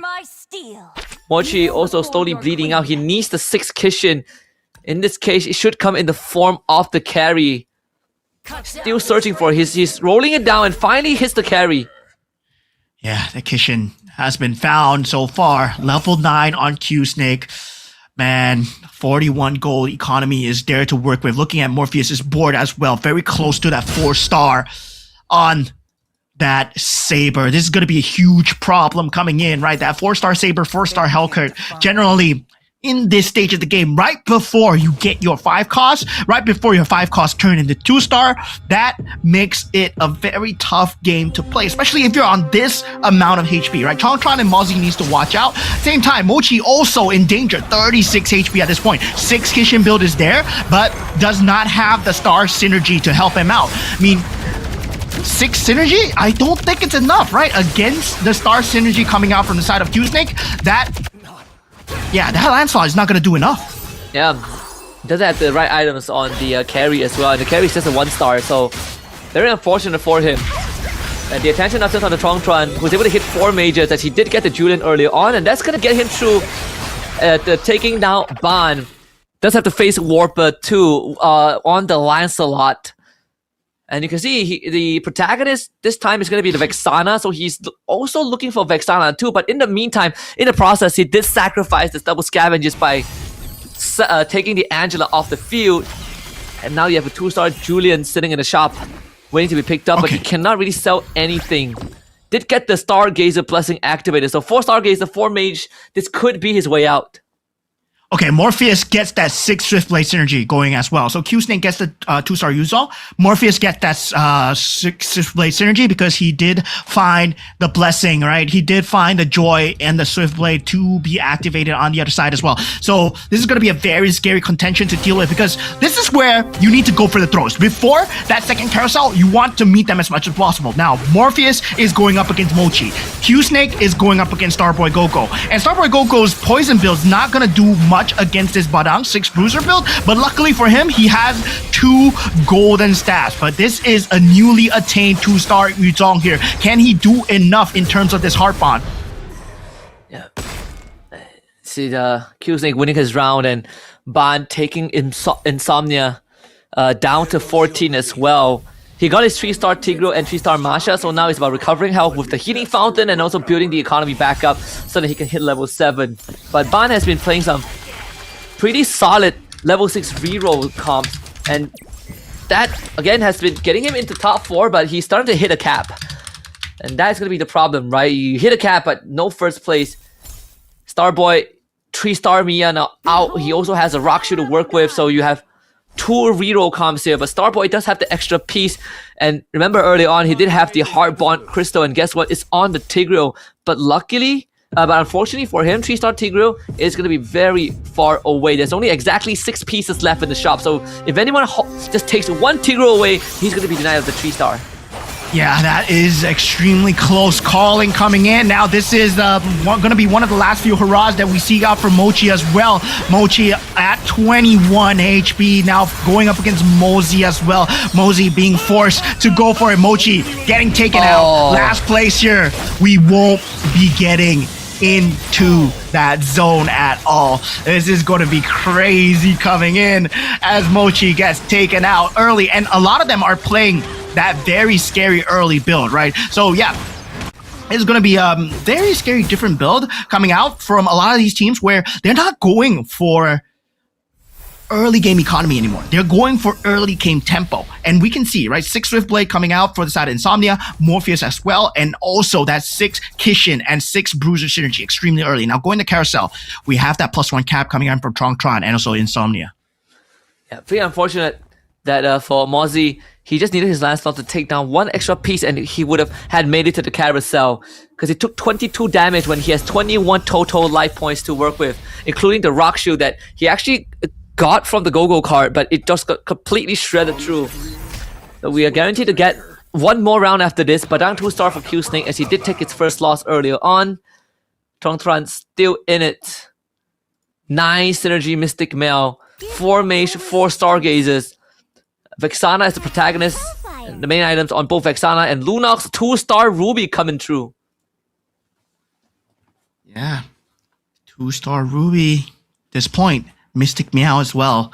Tron on potentially his last legs here, right? So we do have the build that is going to be scary from Morpheus. Q-Snake has reached his cap. Bond has reached his cap as well. So the shields, all the heals will be starting to come into that gameplay here, where is the shield enough, right? That 2-star Ruby, is it enough to carry him through? And luckily for him, he's going up against Starboy Go-Go, who went for this Mia build, and luckily for him, well, that Eternal Guard lands in the correct spot there. Now Bond taking a lot of damage from Morpheus there. Yeah. Tron low in economy, most of them basically rolling as much as possible, except for Ban, who needs to stay afloat in terms of money. There is a window that he can hit level 7 after this round. Morpheus has already found that 4-star Gushin, 4-star Hellkurt and Saber. Now we have to turn his attention to the Gushin, but that's going to take some time as well, as he doesn't really have much money to work with. Q-Snake is in the best spot in terms of economy, and rightfully so in terms of health bar as well, and even gets the Kishin Badang, 6 Kishin, 6 bruises. Yeah, 6 Kishin bruisers as well. Now the Heart Bond synergy coming out from the side of Starboy as well. So potentially, I mean, you want to go for a more Heart Bond synergy, but sadly, right? Sadly, Heart Bond synergy is not going to be good unless you have that overarching marksman synergy for the Mia. So that's why he's receiving so much damage, and he gets taken out here, second one to go after Mochi, as we have a very different pace of game coming in. Carry now in 2-star contention coming up from the side of Mosey as well. Yuzong coming out, finally 2-star for the side of Q-Snake. He had it a long time ago. He is going to go for that 3-star just eventually, right? So yeah, Lancelot also as well. So Q-Snake going for that Kishin combo, hopefully. Yep. And Mosey is already in the clear for 18 points, regardless of the positioning from this point onwards. But for Tron, he needs one more guy to get knocked out before he's guaranteed at 18 points. So right now we have two potential winners by the end of next round. 3 if Tron survives just one more spot, one more placement. Yeah, one more placement here coming through. Hopefully can make it through here. Tron does get the 2-star Lancelot here. He is also going for that Kishin build, but the difference is the 6/6 is coming out for the side of Q Snake really soon. Now gets the 2-star Yuzong on the side of Insomnia. This means that it is slightly denied for the sake of Q Snake as well, right? Who is going for that 3-star Yuzong, but he has that 2-star Padang. So with that Bruiser build, with that 6 Kishin build, that 6/6 combination looking like it's the strongest in the map, but Insomnia also has that Swift Blade into that Exorcist build, and that Exorcist Ling is going to be extremely scary to deal with. Yep. Look at that. Let's see. Can Tron survive this? It seems like, yep, he can. Q Snake's draft doesn't really stand much of a chance. The Lancelot eventually does go down though, but the Beyblade drops down. It's gonna take out the carry. One more drop onto the Badang. The Fist Crack. Actually, more than enough. Tron ends up going down and misses out the threshold. Insomnia also falls, so it really comes down to the position on who gets knocked out first. I believe it's Tron first. So him and Insomnia both sit at 17. That is unfortunate. Mozzie means that Mozzie is the only person that gets to 18 by the end of this, and it's going to be him and Mochi. Morpheus has a chance as well. That too, if he finishes at least second place. Him and Ban. Yeah, him and Ban, they have a very close contention here. So yeah, we're looking at the next round where Mosey, Ban, and Morpheus are potentially going to be in that championship zone as well. So yeah, this is anyone's game at this point. Morpheus able to secure that 4-star Hellcurt and Saber. Now working towards that 3-star Gushin as well. Does have the Ruby to begin with. And he went for a very early spoiler build, right? He did not reveal his early Go-Go card. Now going for that Veil into the Alice as well. Now Mosey still trying to hold on strong against Q Snake. Q Snake unable to find that 3-star Yuzong for now. Ban now going up against Morpheus. This Saber extremely hard to deal with, has that Winter Crown and is able to deal damage towards Ban. One more instant and Ban will get taken out. Yeah, so now Ban and Ban and I believe Mozzie are the ones, and Q Snake starting the one on a lose streak. Mozzie having the greatest of times now. 2 more Yuzong until the Yuzong 3-star for Q Snake. Make it 1 more. There are 3 more Yuzongs in the pool. 10 more go. Does he roll for this? Because I feel like he can. I feel like he can continue rolling, right? Because there's no more Yuzong. I mean, there's 1 star on the side of Ban, but that's pretty much it. Ban doesn't really have much to work with because he was focused on the Masha. So that means that Mozzie actually gets a free pass to the... Q Snake actually gets a free pass to the 3-star Yuzong by the end of this round, regardless of the results. Yeah, so this means that this is going to be a crazy round that determines, right, whether or not we get 3 finalists into that championship here. Now Morpheus, well, does go down. This is a good matchup, right? As you mentioned before, free pass into that carousel round. And yep, this means that Morpheus will be going first here. Does not see anything that he needs. Swift Blade Synergy, potentially just to replace boards, just to replace units on his board here, and maybe going for that 10 Synergy as well. Now, this is a spot where Q Snake, this means he gets a 3-star, right? That is a 3-star Yuzong. Yep, Q Snake finally hits his 3-star Yuzong. And he has the extra capacity as well, so he could throw in a Dauntless just for the extra defense. Either that, yeah, I think the Dauntless is probably the one that he's looking at right now. The Exorcist kind of works with the Ruby, who is also a Dauntless. So Ruby is the best possible piece that he could hope for, but does not have the money to buy it just yet. There's a Ruby sitting in the shop right now. The ideal piece for Q Snake. Yeah, so far, we're taking a look at Q Snake's board. Yuzong, 6 Kishin, 6 Bruiser as well, going up against Morpheus here. Morpheus, sad for him, right? The last moment where he needed to take out Q-Snake, is it gonna be enough against that 3-star Yuzong here? That Phantom, is it gonna be enough here? That slight bit of damage? No, the 3-star Yuzong prevails and Morpheus gets taken out. Oh, that was so close. He was going to be in that 18-point threshold, but now he finds himself just slightly out.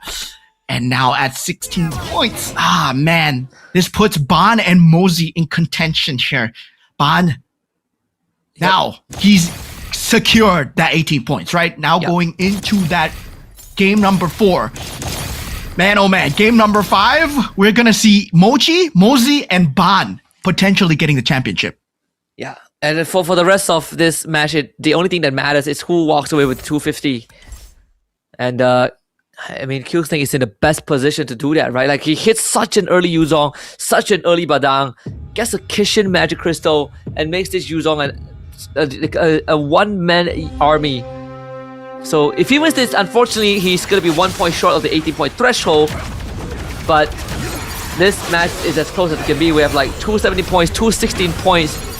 And by the end of next round, if these 3 players that qualify, Mozzie, Ban, and Mochi, they do not win by next round, we are going to have everyone qualified to win by round 6. So round 6 is the final round, mathematically. Yeah, round 6 will be the final round. We're nearing the end, baby. Yep, nearing the end indeed as we go into the Lord round here. Well, Q-Snake and Mosey the only one left here. This puts Ban at 18 points. Q-Snake, he can put himself at 17, but Mosey is secured, right? Mosey is secured into that grand finalist, but now it's all about the $250.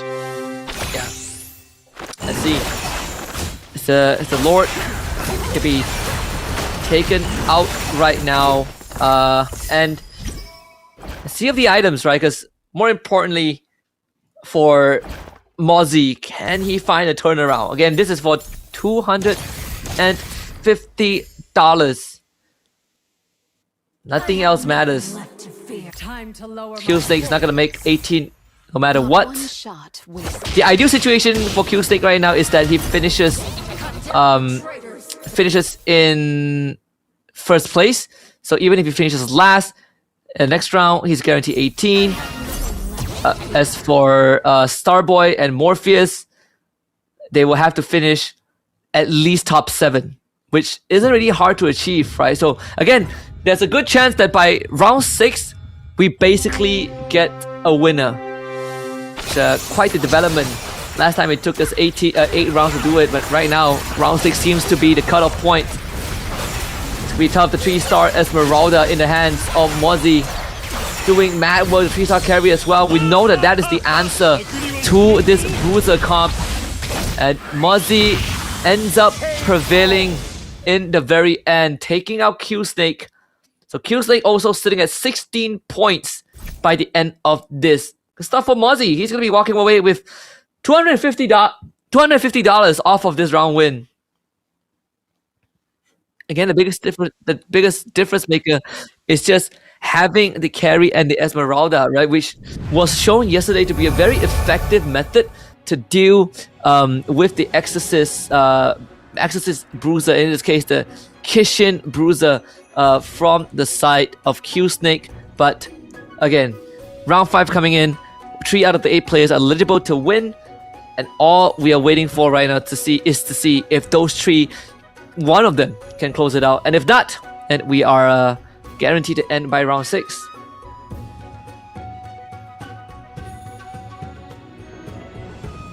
Okay, and right now I think it's best part right now, on top of what we've already seen, is also the fact that I think for what was it again? Gotta check the history a little bit. For the side of I think Ban, still going for a lot of the eco, the early rerolls, right? And that sort of has been the strategy that our Vietnamese rep has been gearing towards.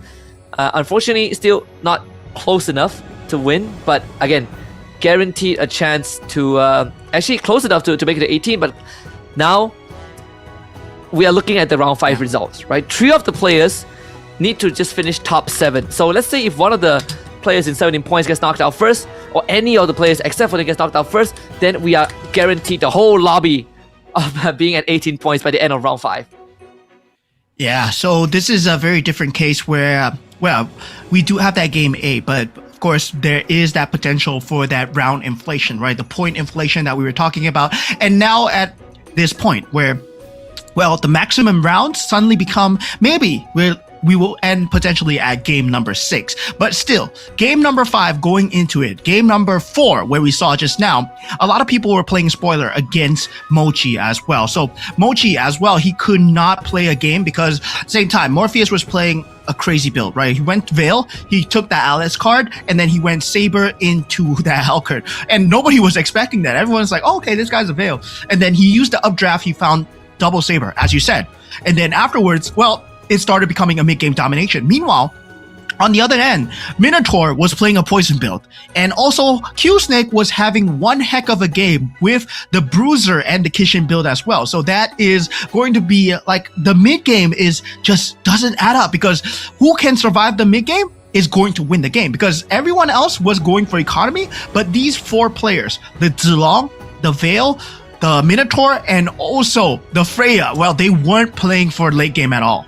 Yep, not at all. Honestly, if it's not for, if it's not for the 3-star carry and the Esmeralda, Q-Snake would have been at 17, right? Again, 1 point away from being eligible at the threshold. But either way, this is an incredibly close game, because again, we had 2 players who were literally 1 point away from winning. Trong Tran, unfortunately, playing one of the slower games with the Nana, that 2 extra lives were just not enough. Yeah, gonna be a tough game coming in for all sides here, right? When we go into that round defense coming in, well, you can start to see this early game.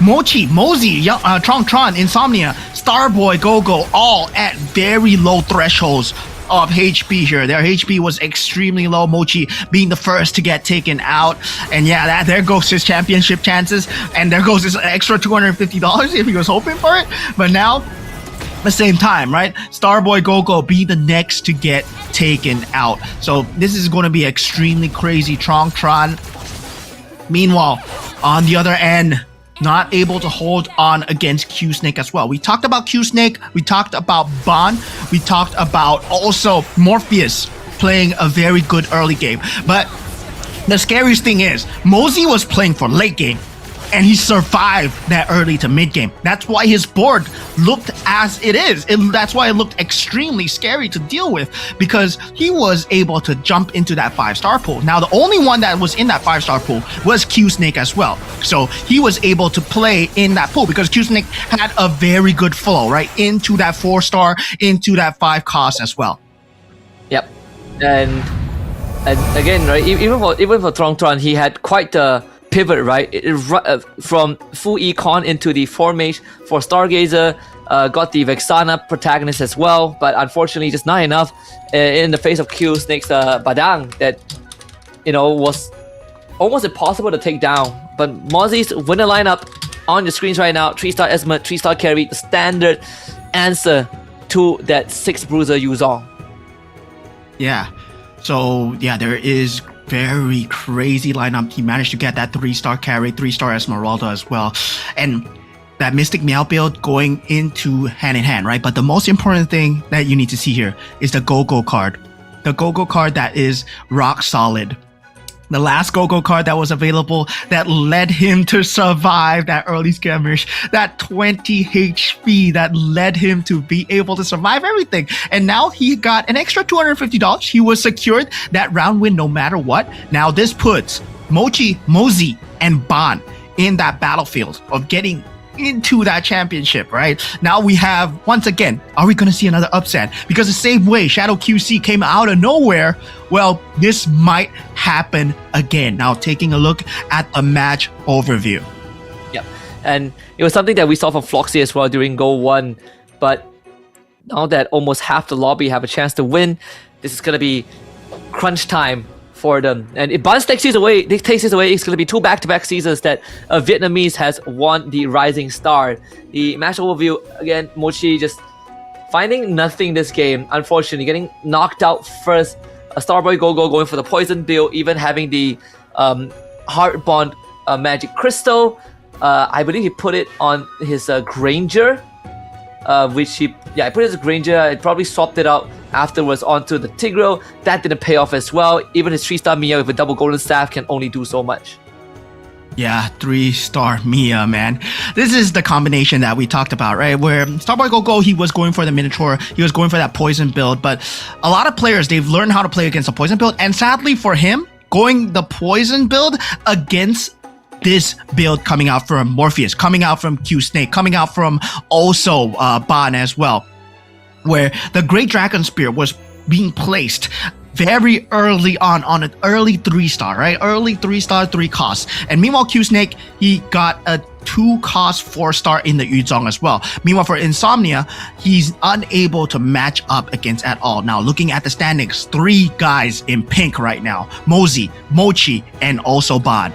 Yep, for Tron and Insomnia, they are guaranteed to qualify to win by the end of next game, regardless of the standings. Yeah, the end is indeed near. Man, oh man. Tron, Insomnia, Morpheus, and Starboy Go-Go, Q-Snake, look at them. I feel so robbed for them. If Mosey, Mochi, and Ban, they do get a round win here, because look at them. They're 1 point away from getting championship point here. Even for Tron, right, he's been having a rough finals, right? He finished first, and afterwards it's just 6th place, 3 rounds in a row. Really couldn't get things going. And the craziest thing is everyone else is accelerating the game. So even Tron has had quite the challenge, quite the struggle trying to, play for that late game pivot. The player that does that the best, crazy enough, is Mochi and Mozzie. Mozzie banking another win means that he has just got himself $500 in total. Yeah, I mean, $500 coming in from the side of Mosey so far. Mochi and Tron as well, they are walking away with $250. At the same time, right, this is about who gets the championship. In the end, there's also the 2nd place, the 3rd place to think about, the 4th place to think about. But right now, everyone's eyes is focused on who is walking away with the $10,000 in terms of that prize pool. And also, there's that $3,200 prize pool that we need to talk about, right? $3,200 where, well, if you do pick a commander that is less picked and then you do win with it, well, you might get to walk away with a lot of the prize pool. Yep. And remind everyone that if you have any input you want to let us know in ways that we can improve the live stream for better viewing experiences down the road, do remember to leave a comment, leave your input and opinions, any feedback on this live stream survey. Scan it, the QR code takes 30 to 60 seconds. Let us know your thoughts, and in the future we are going to give you an even better viewing experience. I mean, we have been improving over the seasons, but why not? Why not get better when we have the chance to do it with you guys? Yeah, I mean, this is a very crazy situation here right now for Magic Chess Go-Go in general, right? We are already at season number 6. It has been a crazy ride of one of few years where we came from just a little standalone game where, yeah, we were just part of MLBB's ecosystem. We were in the game itself, and now we are a standalone game. We're a standalone title. Now we have a PC game. We have international tournaments. We have representatives from all over the world. And this is all thanks to you guys as well in the audience seat. Of course, thank you to our observers. Thank you to whoever that are watching, the audience, the live audience as well, right? I gotta give a huge shout out, you guys. Without this, MCGG would not have been possible as well. And I mean, every single time, new bunch of players, new pool of players coming up. So I'm looking forward to who's coming to the champion of MRS Season 6 here. Yeah, absolutely. This is, again, fun times for Magic Chess Go-Go. And for those who were expecting Mochi to win, he has used up his extra life. It's going to be crunch time. And the game, if it's not on already, it's now truly on. And on your screen is Ban. Just now we saw Mozzie as well. The players who have a chance to walk away with that 10 grand. Then we also have Starboy Go-Go, who came very, very close and one of the few that is almost guaranteed to be eligible after the end of this round, regardless of the result. Tron as well, missing out by one spot in the previous game. Yeah, I mean, same time, might be the last round that we might be looking at here, right? Somnia looking pumped up, trying to defend. As here, Morpheus still at 16 points as well. Man, every single one of them could be the champion here. Remember, this is not a team game. This is all for yourself here. And this is about a difference in just the luck of the board, right? What does the game give you? Where does the synergy point you toward? And what is going to be the winning synergy here as we go into game number 5? I mean, the draft.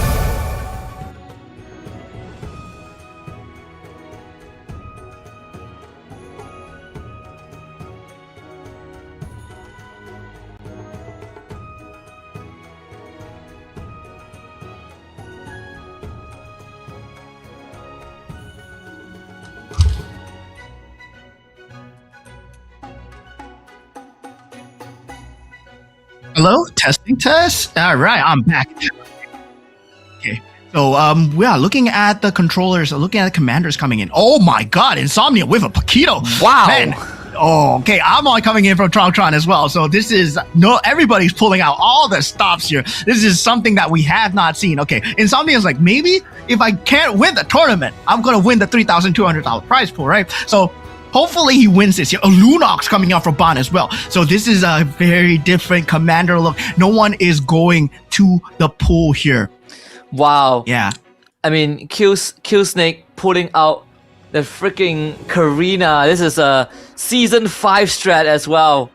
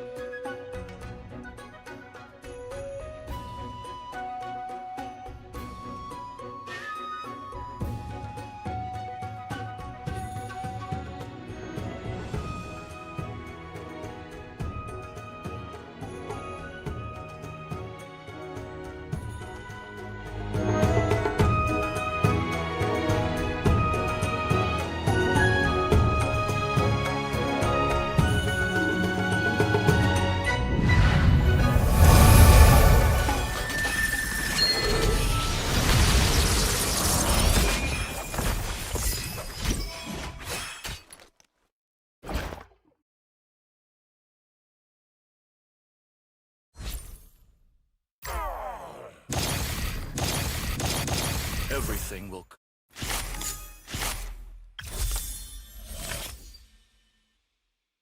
Let us bloom brilliantly in battle.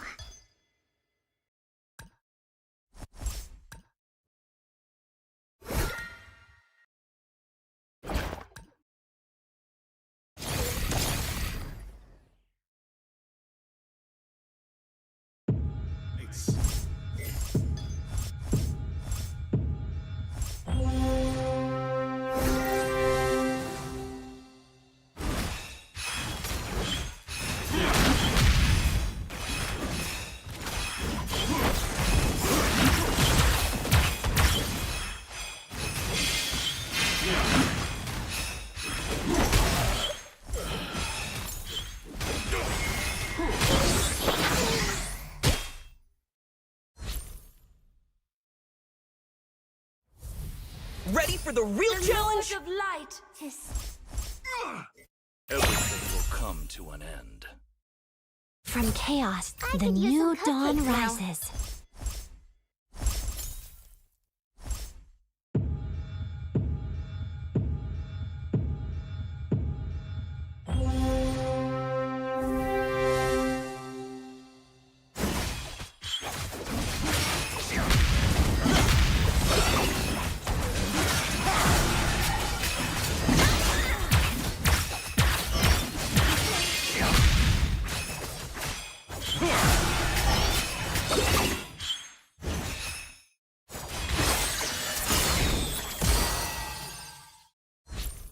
We are unity in diversity.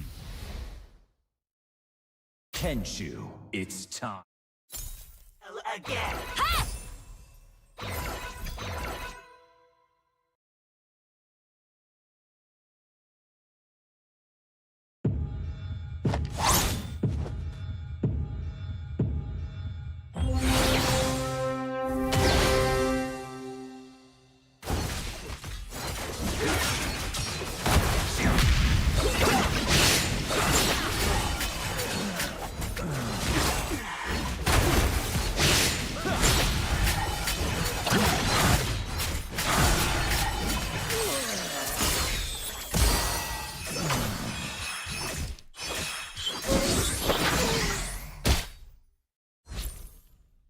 I cast you out.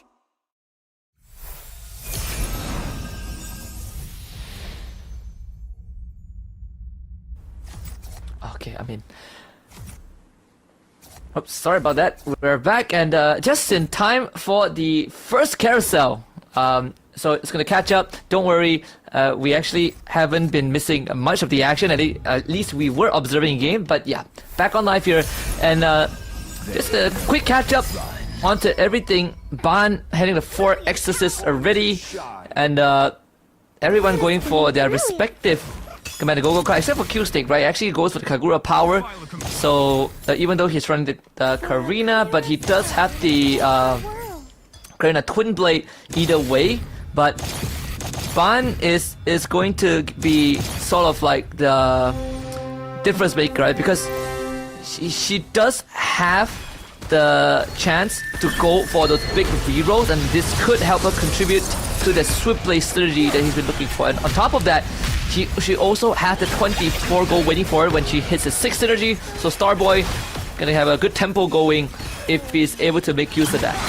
Yeah, surprisingly, right, when we saw that they were going for these commanders, we thought, oh yeah, this is going to go ham, this is going to go crazy. Meanwhile, Insomnia on Paquito, right, goes for the Ruby power, and meanwhile for Q-Snake goes for Kagura's power as well. So defensive cards, but on offensive heroes. Now Mosey, on the other hand, goes for Kalea's power. So yeah, roll the lucky dice. Well, you can get rewards of up to a lot, right? But he managed to get 10 gold with the Kalea's power, so there's a very early acceleration coming in from the side of Mosey, so he will have the capability to go for that Yuzong and also the Kagura extremely early. So the Exorcist Bruiser combination already up extremely early. Meanwhile, for the other side, well, we have a very different look where everyone is going for scavengers. And not only that, Insomnia has very specific power spike timings, right? With the Paquito, especially with the boxing glove. So the 3 cost, 4 cost at stage 2 and 3, and then in round 4 as well. So overall, if Insomnia doesn't lose too much health, then he's gonna start hitting his power spike and take over the game, especially when you're gunning for those, you know, 2-star 5 cost, 3-star 4 cost for Chong Tran. Definitely with this Amon, we're looking for the economy for every 2-star that he hits, so he's gonna be investing gold in that as well. But he does get himself the full throttle and is able to go to 6 if he wants to. Has the mirror device to work with as well. The mirror device. So this is great stuff, right? On top of that, also has the 12 extra gold whenever he uses the mirror device. Another late game econ commander that can suddenly turn the tides. Yeah, very different look coming through, right? You talked about the mirror device coming in, and now with the creep round as well, it's about what the itemizations that they're going to get for this time. And now also, right, going into that later stages of the game, they are all scavengers at the moment. There is no kind of pivot being found here. Unlike previous game, there's no Alice, right? There is no Freya to talk about. There is no synergy destroyers. So at the same time, a lot of them are going for scavengers. It's all about the HP threshold. Different look going into that auction round as well. A lot of them are keeping above 70 HP. So we are assured that Neo Beast chest, it's going to be that 300 that power threshold for the Neo Beast chest. So Mosey, Mochi, and Ban. Once again, we gotta keep into the back of our heads that they are the championship contenders here. Yeah, absolutely.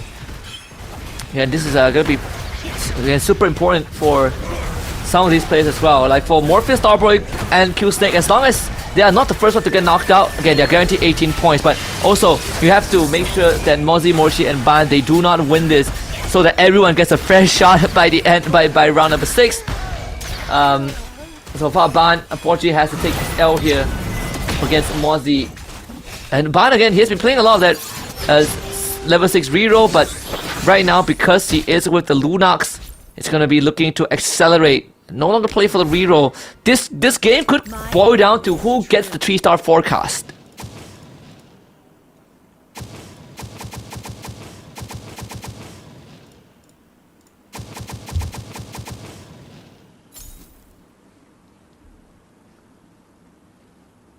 For newbie still up there. For Insomnia. Yeah, now going into this round here, right? Going into this round here, it is going to be a very different look where, I mean, that boxing gloves, I don't know how well is going to do against the Karina's itemizations coming in, right? He does have that Twin Blade evolution, and well, the execution does do very well early game, but when it turns to the mid game and late game, it does fall off until you're able to secure that Link, until you're able to secure that 2-star Ling, that 2-star Ruby for yourself. Then suddenly it becomes an extremely scary power spike. But that is still a very far cry away. We're still looking towards that auction round. But Ban and Mozi already at level 8, looking to play towards that level 5 economy, right? Where that 5 cost economy already. Yeah, it's also worth mentioning that right now that Starboy, despite running 3 scavengers, he is 1 piece away from the Minotaur 3-star. He just got it.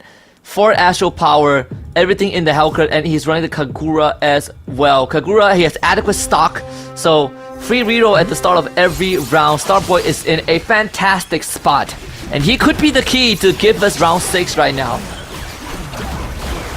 Yeah, this is kind of crazy, where we need to think about all the economy coming in, but at the same time, right, we think about the players that are already at level 8, who are rolling in with the adequate stock that you talked about. They obtain a free shot refresh, right? Starboy, Gogo, and Mozi are the 2 with that, but Mozi is the one that's actually at that level 8 threshold already. Now, taking a look at Mochi going at it, well, getting damaged down by Ban so far. Morpheus as well, this time on the chill, this time playing towards that Kishin Scavenger build, going into that auction round. Oh man, things are heating up here. Oh, the mirror device, that's going to be highly contested. Especially if you are the Paquito, right? The Paquito with the boxing gloves, you are guaranteed a 2-star. Mozi also wants it. Trong also wants it because he's the Amon. Gets 15 gold for that. Wins the bid. And every time he uses the mirror device, he gets extra gold as well. So this is perfect for Trong. He will help him to recoup some of the gold that he bid for the mirror device, but more importantly, gives him the pieces that he needs. This is some good stuff here going on. Yeah, Mozi, now with that, he does have the Exorcist Magic Crystal if he wants to go for this. Now, Ban as well can go for that Gushun already, right? He does have that 2-star Gushun up already. So this is going to be a very scary look. No, that's Insomnia with the 2-star Gushun. And Insomnia at this point, right, still holding on to that Magic Gogo card.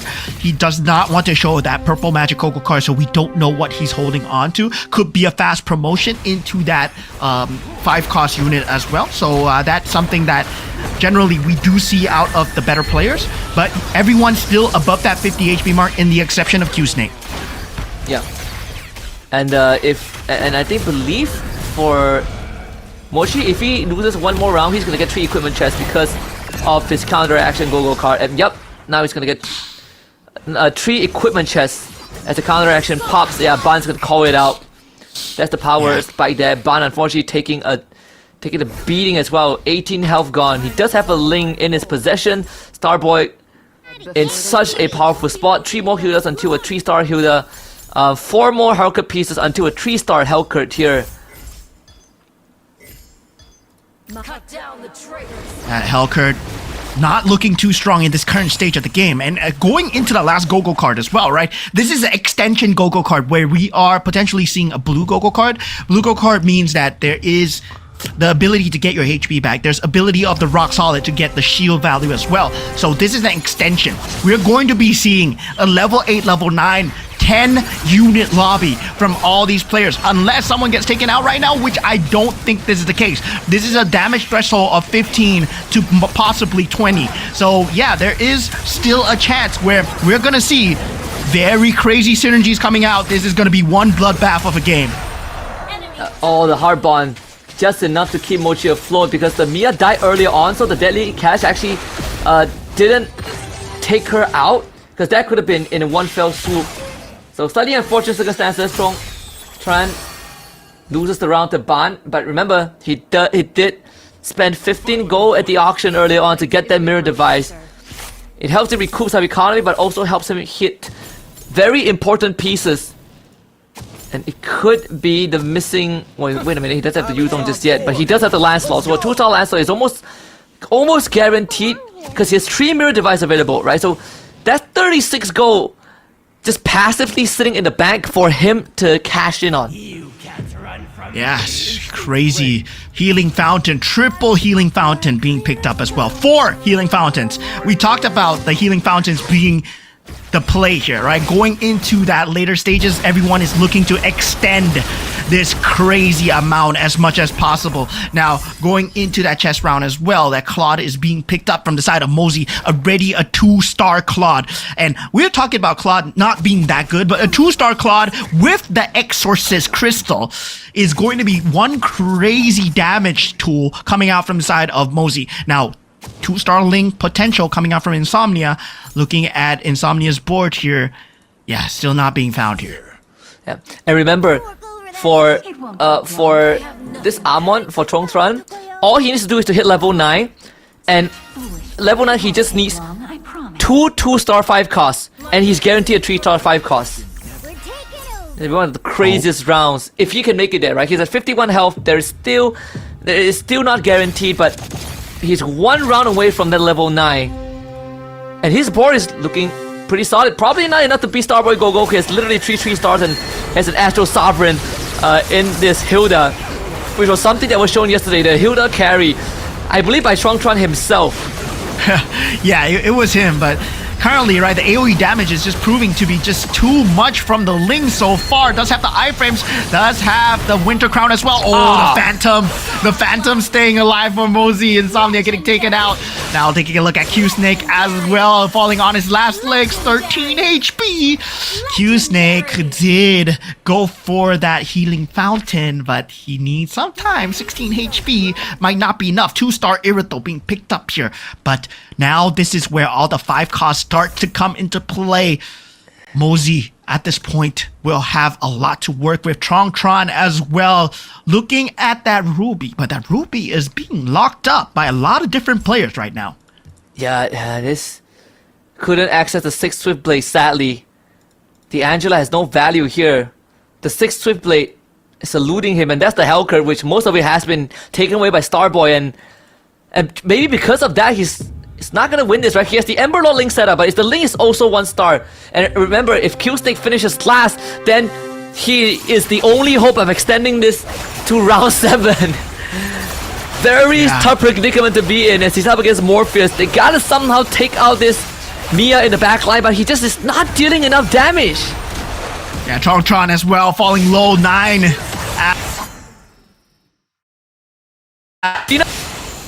Monster kill. Godlike. Legendary. Holy cow. Legendary. Q-Snake gains a 2nd life. Just a sliver, right? Going into the carousel, that puts him with that You can't run. Healing Fountain. Every round 3 HP coming up. Now Mosey secures that 2-star Badang. Insomnia as well, 2-star Bane. This is where that 5 cost becomes a huge issue. This is where itemizations actually start to matter. Bond with that 2-star Ruby as well. Now Morpheus also looking for that 2-star Ruby and the Leslie. What? Lancelot. Yep. Chongtran is rolling for the 5 costs. He's rolling for the 5 costs. You gotta be quick. You got 3 mirror device. He needs 1 2-star 5 cost. He's not gonna make it in time, is he? No, Chongtran gets the face Warper blessing activated. but he doesn't have enough time to use the mirror device. Strongtron on his last legs here, up against Mozzie. Is this gonna be enough? Is the Lancelot face Warper gonna get him out of this? I don't think so. I think Strongtron is gonna be out here. He waited too long. But he is guaranteed 18 points. He is gonna be in the threshold no matter what, because he had 17 points to begin with. All he needs to hope for is the other three, that the ones who are eligible don't win, and that's it, and then he's in the clear. Legendary. Man, this is tough spots coming in. Dude, he's set up for success, but just did not have the right pieces. Yeah, that was extremely close. Now, Mochi will be the first to go in the carousel here. And we gotta remember, now, Mochi, Mozzie, and Ban looking to end MRS Season 6 here. The rest, they will have to play spoiler. So we're hoping that Q-Snake, right? Starboy, Go-Go, Morpheus, Insomnia, they take this round. Because if they can take this round, well, you go for one more. You go for one more. And then suddenly everyone, whoever wins, it's a sudden death on Game 6, right? Sudden death on Game 6. Because everyone will have the points to fight for that championship point. Meanwhile, no. Look, the Mochi and Ban, they are setting up roadblocks. They are cannibalizing each other. They are both going for the exact same piece here. And I think Ban has a better chance to hit his pieces. He has Healing Fountain and he's a Lunox, right? He has the Power of Order. So Mochi is in a rough spot right now.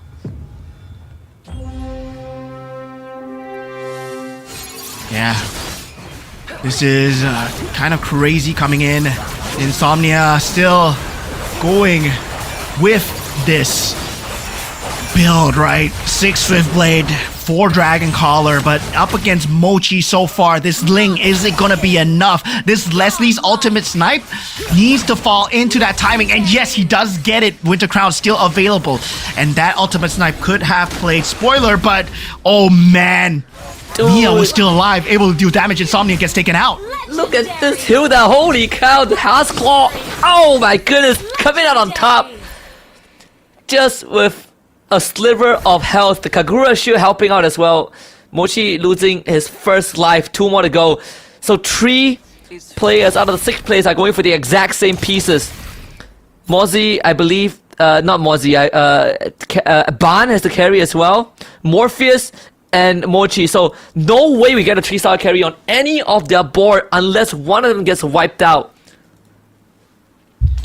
Yeah, this is 3-star carry search, right? Everyone's looking for it, but it's not available. Now, 2-star Ruby being picked up from the side of Mochi at this point. Now, this is a fight for synergies where the Mystic Meow, Morpheus currently has the best Mystic Meow synergy, but Astro Power and Exorcist are playing spoiler to him. Now he goes up against Mozzie and Morpheus on the other end, right? So this is the Exorcist versus Mystic Meow. If he can take out that 2-star Leslie with the Badang is still on the Leslie in the back line. And, oh man, Morpheus' Leslie gets taken out. Now, with that Irithel, is it enough to deal with the Badang here? No items on the Irithel, and still the Phantom is there. And Morpheus survives for now, takes out Mozzie.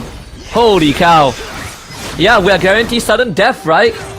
Everyone is eligible because Strongtron is the first one to get knocked out. So yeah, this is the dream scenario, I guess. But more importantly, the three players that can win are still in the lobby. So all we need to do is to have them be the last 3 standing, and we are guaranteed a Season 6 winner. Mochi on his last legs. Ban still doing pretty well, 32. Mozzie at 36. Starboy finally taking his first loss in a long time. And Q-Snake is the one who is snowballing. 7 Ember Lord and a 2-star Ling. 7 Ember Lord, 2-star Ling. Indeed. So we go into that orange creep round where the itemizations become even much more important, right? The switching of the itemizations. Right now, it's about equipping your 5-star units, your 5-cost units with whatever you need right now. And the people with the 5-cost units, we're taking a look at Mochi. We're taking a look at Morpheus. Morpheus right now, he does have that 2-star Leslie, but that's going to be the only spoiler that he has. Meanwhile, for Q-Snake, he will have the Alpha, the Ling, and the Mozzie as well. He will have the Claude and the 2-star Padang. Now, looking at the synergy though, Morpheus, he was able to hold on, but he does not find the itemizations on the Leslie so far. He puts the items on the carry. Nice, Kagura tree. Mozzie hit level 10 now. Those 5 cost rolls are going to be good, and he has the +1 cap, so 11 pieces. But he able to get the 6 exorcists. I was worried that he's going to miss out on their synergy. Now Mozzie is going to be going up against Q Snake, who has been on a win streak with the Ember Lord Ling. Is this 3-star Kagura enough? That's the important question, because this Ling basically supercharged, has a Karina Twin Blaze as well, absolutely bursted. Yeah, Morpheus 1 HP. Man survives for now.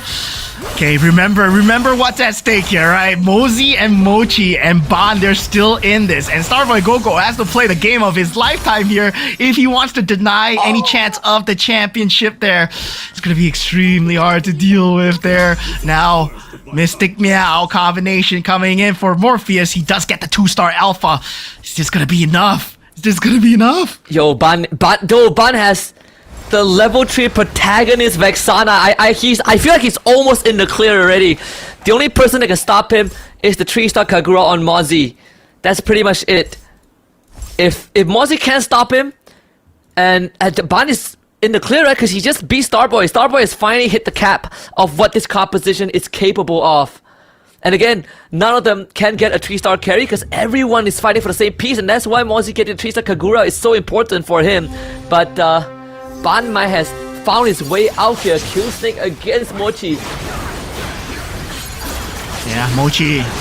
Tough straights here. That carry unable to get activated here. But if he gets taken out, it's good news for Morpheus. But now with Q Snake actually on the other side, the Ling is not dealing enough in the back line. He's actually jumping in the front line here. Now with the Mia still being alive, that's going to be a problem. But the Ling, right? The Ling is the problem. And Ban takes out Morpheus as well. So Morpheus no longer in contention here. Man. Yep. Mochi down to his last legs. The second life gone. Q Snake also on his last, but he's able to get the 2-star Hanzo that contributes to the Ember Lord synergy. Even more hybrid attack for the Ling. 2-star Leslie now for Mochi. That is a last resort. Again, the 3 players that can win this are still in this lobby. Starboy out of contention already. I feel like there's no chance for Starboy to be the difference maker. So it really comes down to Q Snake to stop that trophy lift. EECA, the Gold 1 region, the Gold 1 winner, now back at it again to stop the Indonesians. What a full circle, man. Yeah, what a full circle indeed. It's always, we always think that Indonesia is gonna win, but at the same time, Ban, I mean, he might be able to do it here, right? He might be able to do it here because the board is locked up from the side of Mochi. He's unable to do it, but now with Morpheus out, he has the last potential chance. Now taking a look at Mochi going up against Starboy Gogo here. That Hilda has been so scary. Oh, he changed it over to the Hellcurt, but yeah, the Hellcurt does not stand a chance.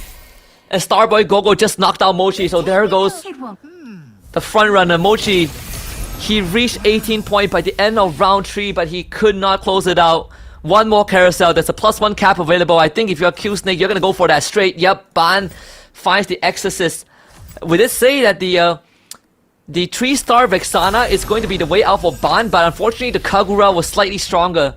The Kagura from Mozzie, which I believe does have the Exorcist item, so everyone turns into the Kagura and just nukes the Vexana.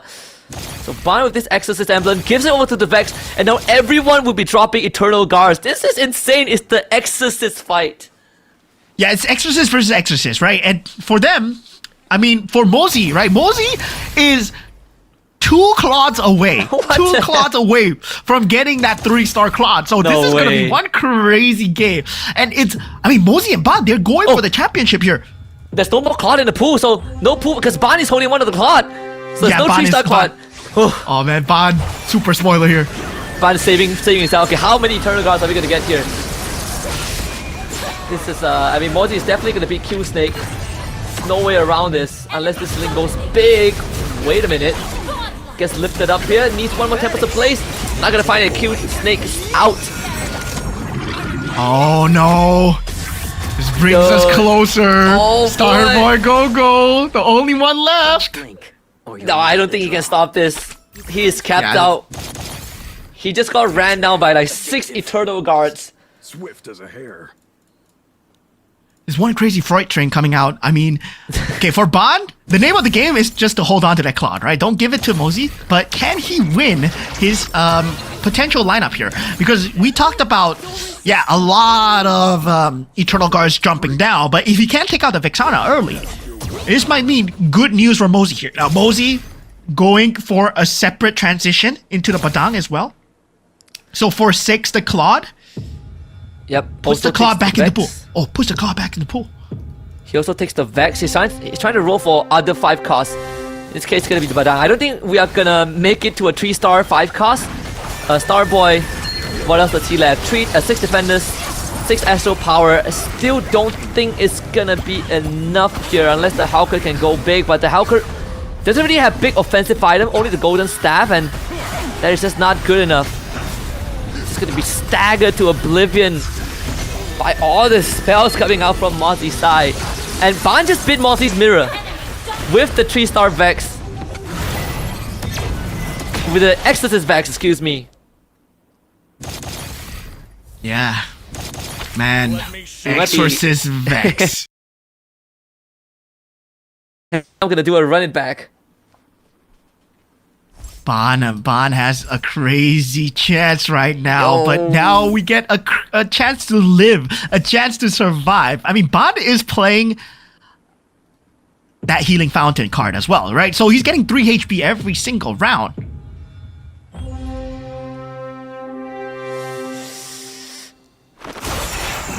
Man. I believe the extra blessing count that he added is probably on the Fulvius too, right? That's why he got the Exorcist. But the most important thing right now is that... Wait a minute. Do all the Eternal Gods spin? Yeah, they do. I mean, All of them. Eternal Guard spin as long as you are the protagonist. And right, the problem is he's Exorcist, protagonist, and yeah, they all spin. That's the crazy thing. They will all spin no matter what. It's a Beyblade Ban- arena. Dude, Ban played the entire Grand Finals going for level 6, level 7 rerolls, and he's about to come out with the greatest Beyblade win of all time, but Mozzie is trying to go for a 3-star. But is there an angle for that? No angle for that. Yo, I told you, man. I believed in Ban. I believed in him, and yeah, he's coming out. Dude, he held the Badang. There's no more 3-star Badang. This guy, Yes, oh my he's God, holding Ban. all the 5 costs. And Mozzie got to level 10 like what? More than the stage ago, right? That's like 5-6 rounds ago, but he just couldn't hit the 5 costs because freaking Ban starts holding everything. And he was the spoiler yesterday as well. Like, we literally came into the final saying that because of Ban, he has ruined some of the grand final entry yesterday. And he's about to spoil everyone's dream with this. He's gonna beat Mozzie again. This puts Starboy Go-Go. Can he take out Starboy Go-Go here? Starboy Go-Go out for the contention here, so we are guaranteed a winner at this juncture. It is between Ban and Mozzie here, ladies and gentlemen. Oh my God, we are on the cusp of crowning the MRS Season 6 champion. It has been a long way since the stream started, and it's been a long way since the start of MRS Season 6, but it is between Indonesia and Vietnam to be the champions here. The thing is, Mozzie is completely locked out from any pieces that he wants, right? There's nothing that he can go for. There's like, Ban is holding a Badang and a Claude. He has a 2-star Ruby, so that's out of the picture. And then he has a 3-star Vexana, so there's not enough Vexana for a Vexana 3-star for him. There's nothing left for Mozzie. It really comes out to this positioning, but no one can touch this Vexana, dude. Yeah, and even if they do, right, that Molina's gift, yeah, the Feline Blade gets on him, but at the same time, there's so much mana recovery coming in. Then you look at the Eternal card battlefield. It's a shade of purple, but then, oh, he does Wait a find the minute. damage route. No, the Exorcist damage. Oh, Bond receives an ounce of damage. Mozzie might have done it. Oh, wait a minute. There's a good chance Ban's gonna get the 3 health back. He might get one more round. And really comes down to this Yuzong, right? The Molina's gift is the Feline Blade is good enough to stop that Vexana from getting the Eternal Guard off earlier. But it's also this 3-star Yuzong. It's gonna throw in the Mage, no? I mean, what is the it's a battle positioning. If Ban puts it on the bottom left instead of the bottom right, does he change it at the last spot? It could be, right? Because this is the pick of poison, right? Either you fight into the Yuzong or the Kagura. Yep. I would He's pick the gonna change Kagura it, right? any day. He puts it in the center.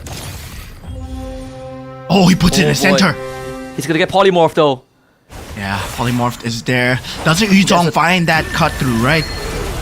Yep, there's the taunt. It's holding on well. It's holding on well. The Odette.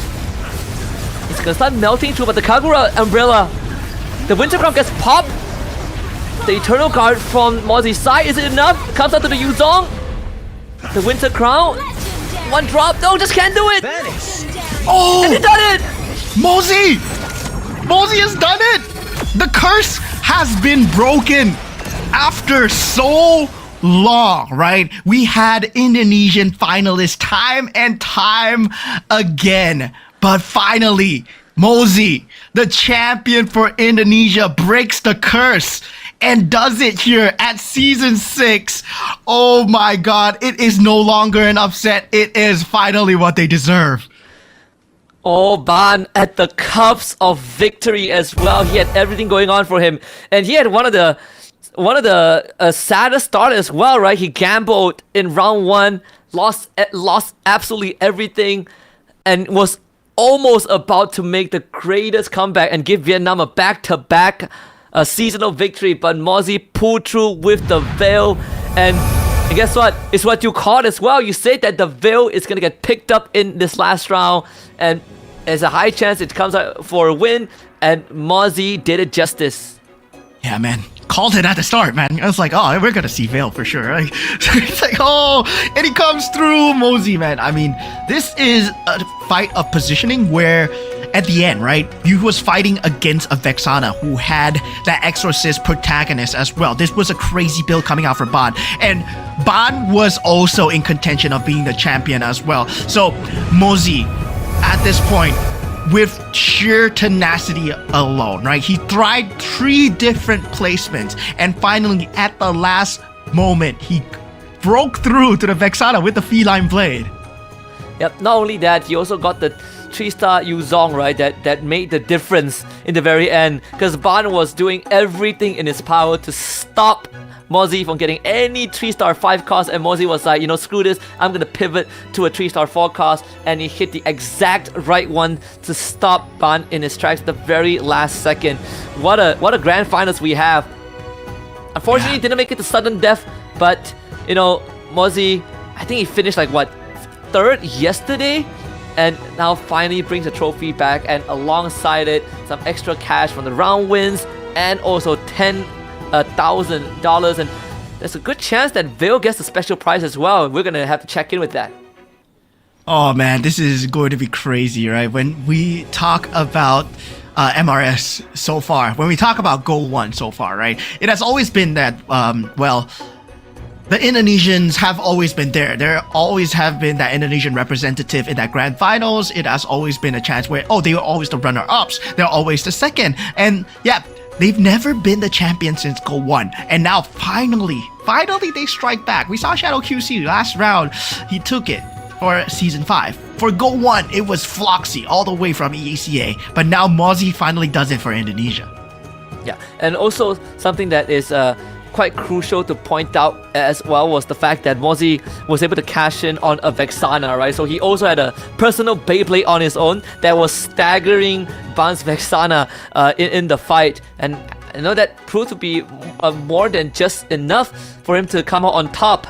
A lot of very minute details that gave Mozzie the upper hand, but I gotta say, Ban really fought to the bitter end. Yeah, and it was really to the bitter end as well, because when we talk about the Exorcist as well, that slight little damage coming out from the Phantom could have changed everything. Now, that slight difference was him putting the itemizations on the Yuzong at the last moment as well, right? He was like, okay, we're gonna move away from the damage Yuzong into a survivability Yuzong, because what I need to do is for that Yuzong to survive in the last few moments as much as possible. And against the Phantom, against the Eternal Guard Phantom, once you survive that first initial wave of the Phantoms dropping down, right, from the Eternal Guard Phantoms dropping down, then, well, you've done your job, because that second round, it takes such a long time to load. Yep, and the Phantom generally, they are just cast bots, right? Like they cast the Eternal Guard and that's it. Even the Eternal Guard is not, it just gets one-shotted overall. So Yuzong, true MVP, that gave the win to Mozzie. But this highlight, this is one of the I would say one of the closest match that we have had, and you know, good enough for the grand finals, right? The fact that it's befitting of a finals. Credit where credit is due as well, right? Bond played an amazing grand finals because he denied away that five cost Claude. He denied away that 5 cost Padang. He made sure that Mozzie could not get that 3-star 5 cost because that was his only out. But then Mozzie found another out with the Feline Blade, and that was just extremely lucky for him. That just goes to show, right, how much itemization comes to play in that later stage of the game, right? If he chose any other item, if he went for something more defensive, that Feline Blade, that timing could have ended badly for Mozzie as well. But a huge shout out to all the representation and all the players that are here today. You're not going home empty-handed. It's been amazing to have you guys in the grand finals because, well, without you guys, the grand finals would not have been possible. Representative from Myanmar, Morpheus, representative from Indonesia. We got 3 of them. Representative from Ukraine ECA. We got Q Snake, and representative from Cambodia as well. We will have so much more coming in the next few seasons. Hopefully we get to see more of the globe and more of the players as well. But looking at the winner lineup, as this man will be walking away with 10,000 US dollars. Man, this was the winning lineup. The winning lineup with all the pieces in place. The Kagura 3-star was hit very early on, but right after that was getting absolutely ran down by a horde of Eternal Guards, getting basically blocked out of whatever possible 5 cost he wants to go for. Decides to go for the Feline Blade, takes a Vexana 2-star for himself just for the Enchanted Tail Beyblade. That's why he I put the Belleric in as well. But on top of that, gives himself a 3-star Yuzong and a couple of Winter Crowns to basically stall the initial burst out long enough for him to strike back. And just, again, very calculated. The in-the-moment decision-making was what made the difference for Mozzie. Yeah, that was crazy, man. I mean, wow, what a match coming in from all players, right? Mozzie, he was pushed to the end by Ban, and I really love this because he was forced to go that Vexana as well. Like, he's like, okay, enemy's playing Vexana, how do I disrupt him? I play a Vexana of my own. It's like, okay, Enchanted Tails, I'm gonna make my Vexana scale because my opponent is not playing Vexana as the Enchanted Tails, right? He's playing 6 Mage, he's playing 6 Exorcist, so he does not have the Enchanted Tails extra damage scaling. So I'm gonna get that scaling from the Enchanted Tails synergy. So looking at that match overview, looking at Ban, right, that slight difference, it was that difference maker. If Ban had that Enchanted Tails synergy, if he had that board space, if he had that level to get the slight little damage, that percentage increase on that Vexana, it would have changed the game.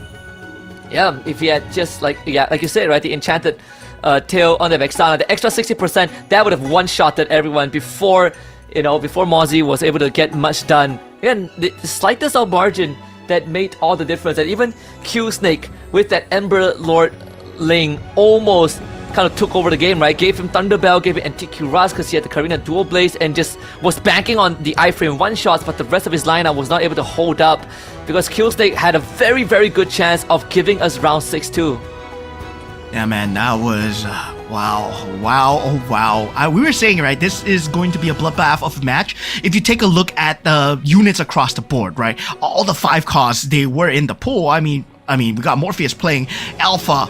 We got Mochi playing that 2-star Ruby as well. We got Q-Snake with that 2-star Ling. But it turns out, right, the Ling has slightly been nerfed. And it feels like, Ling Emberlord is not the strongest right now.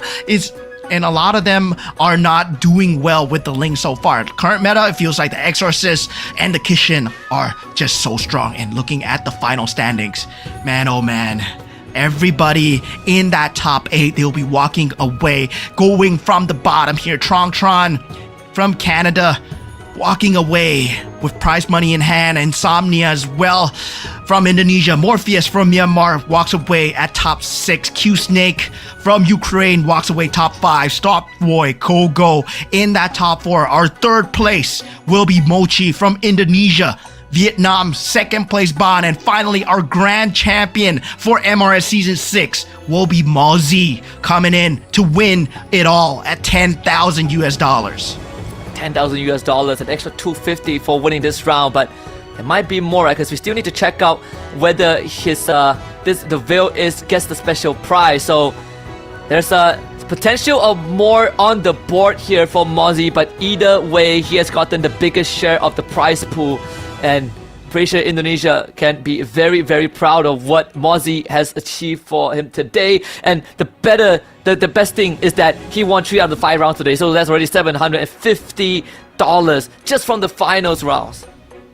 Yeah, $750 alone. Mozzie walks away with $750. Mochi walks away with $250 today, $750 yesterday as well. So Tron walks away with $250 himself as well. So yeah, now what I'm curious to see, right, is who is going to walk away with that, mini commander prize pool that we talked about. Is it going to be Veil? Is it going to be, that Guinevere as well? But of course, we want to talk to our main man, the champion, Mozzie, right? As he just won it all. Yep. And let's see what Mozzie has to say in this euphoric victory after taking it all home. In a bit, I think. In a bit? We're waiting Mozzie to come online. Yeah, okay. So, let's celebrate. Okay. So, we gonna ask if, you can ask. I'll let you ask the questions. You'll be in the interview. Yeah, there it is. He's coming up. Let's talk to Mozzie. Hello, Husky, Mozzie. Hello. Oke, mungkin dari kita dulu ya, Bude, untuk dari Mochi. Selamat dulu, congratulations. Mozzie akhirnya membawa gelar juara MRS untuk Indonesia. Gimana perasaannya dulu, Mozzie? Perasaannya dulu nih. Senang banget. Nyangka nggak kira-kira? Karena line up-nya itu kan bisa dibilang head to head ya. Line up-nya itu sama persis, tinggal posisi menentukan prestasi, tapi kamu memindah kiri, kanan, depan, belakang. Gimana caranya supaya bisa memenangkan landingnya? Nyangka nggak kira-kira bisa menang? Aja.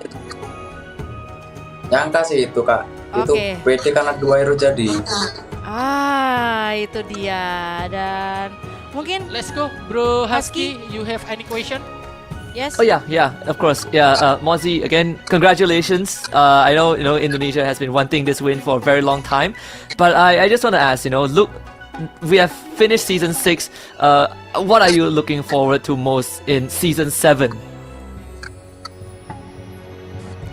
Jadi kamu gimana caranya nanti buat season depannya, apakah mau ada back to back lagi atau ada masukan buat teman-teman mempertahankan gelar juaranya dan juga saran untuk teman-teman semuanya yang agar nge-push MRS season yang ke-7-nya, Mozzie?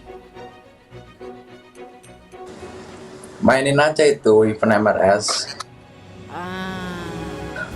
Playing MRS and consistent, Husky. Yeah, consistent. Stay consistent, right? Stay consistent for MRS. Yeah, I'm pretty sure we'll see more of you. But I got one more, right? I got one more. Yes. Like, I know there are a lot of players like myself that play a lot of Magic Chess. Do you have any message or advice for the players out there who want to be as good as you? Ya, apa yang mau kamu sampaikan ke seluruh audiens yang bermain Magic Chess Go-Go? Biar bisa jago kayak ya, kamu, biar kayak Mozi. kamu. Biar bisa ada di posisi 1 nih, champion. Apa? Sering-sering main aja sih itu Kak. Sering-sering main. Main di mode custom berbayar gitu. Ya, every single day he said playing in game every single day. Scream and fun match with community. Yes, this one. Yeah. Okay, have any question Yep. again, Husky? That's all. I'm gonna train hard and hopefully I'll meet you in season 7. But yeah, that's all from me. Ya, oke. Dia bilang kalau semoga ketemu lagi di season 7 bersama dengan Husky. Tentunya. Untuk season 7 dan mungkin ini pertanyaan terakhir, hadiahnya mau dibuat apa nih Mozi? Dari 10 US dollar, 10.000 US dollar dan juga tambahan 1.000 ya, 1.000 US dollar total untuk winner prize-nya dari Mozi. Banyak banget itu loh. Tabung. Ditabung ya. Tabung, oke. Oke. Sudah selesai? Husky? Enough atau? Yep, that's it. Yeah, that's it for me. That's it. Enough, yes. Oke. Oke. Tentunya terima kasih untuk Mozi dan Husky dan terakhir ini untuk Mozi. Kesan-kesan nih dari Mozi untuk season yang ke-6 dari MRS-nya gimana nih untuk semua player ataupun untuk Mozi sendiri? Sangat seru. Sangat seru. Di tengah-tengah rollingan support atau seru? Betul. Oh, seru. Seru sih tapi ya deg-degan. Seru deg-degan. Oke, seru. Oke. Seru deg-degan dari Mozi karena benar-benar mental yang bicara ya untuk di grand final. Oke, thank you Husky, thank you Mozi, congratulations again untuk Mozi. Sampai jumpa nantinya untuk di season yang ke-7. Bye-bye. Oke, itu dia untuk ini. And that's it. You heard it from Mozi, right? See, just keep on grinding, keep on training. Learn from everyone else online, people around you, and he's gonna keep on playing. So watch out for season 7. You might see Mozi again. Yeah, inspiring words from Mozi as well. And yeah, definitely going into that championship, I would not believe the amount of stamina that you need to have, right? Going up against 5 rounds of MCGG as well. Before that, in the semifinals as well, he played a very clean game. Of course, Mochi came out ahead in that semifinals, but as expected, whoever does well in the semifinals so far, the grand finals, they don't do well. And this is Mozi coming out of nowhere. And Bod, he was extremely close too, right? We gotta give a shout out to all our players that have played their hearts out. They were just so close to getting that championship. Yeah, this has been a wild grand finals, right? It's gonna end one way or the other, but I'm glad that it ended in this fashion because Mozi even heard him say in the winner's interview that he knew that he was going to win, and it's only a matter of time. And that's the composure that you need, when your back is against the wall, when it really felt like that's going to be the end. He sees a way out and he finds the way out. Yeah, I mean, going forward, right, there is a lot of life-changing money for him as well, 10,000 US dollars coming in. Hopefully we get to see him more in season 7, but it has been the case where newer and newer players are joining into MCGG as well. And hopefully for all of you guys that are watching the live stream, you guys feel inspired to represent your regions as well. There will be slots coming in, of course, the next season coming in, I believe the 12th of August in that Concerto Echoes as well, right? When the Echoes come in, there will be that next season where you will be able to play and represent in that season 7, because that's what we have in store for you for 2026.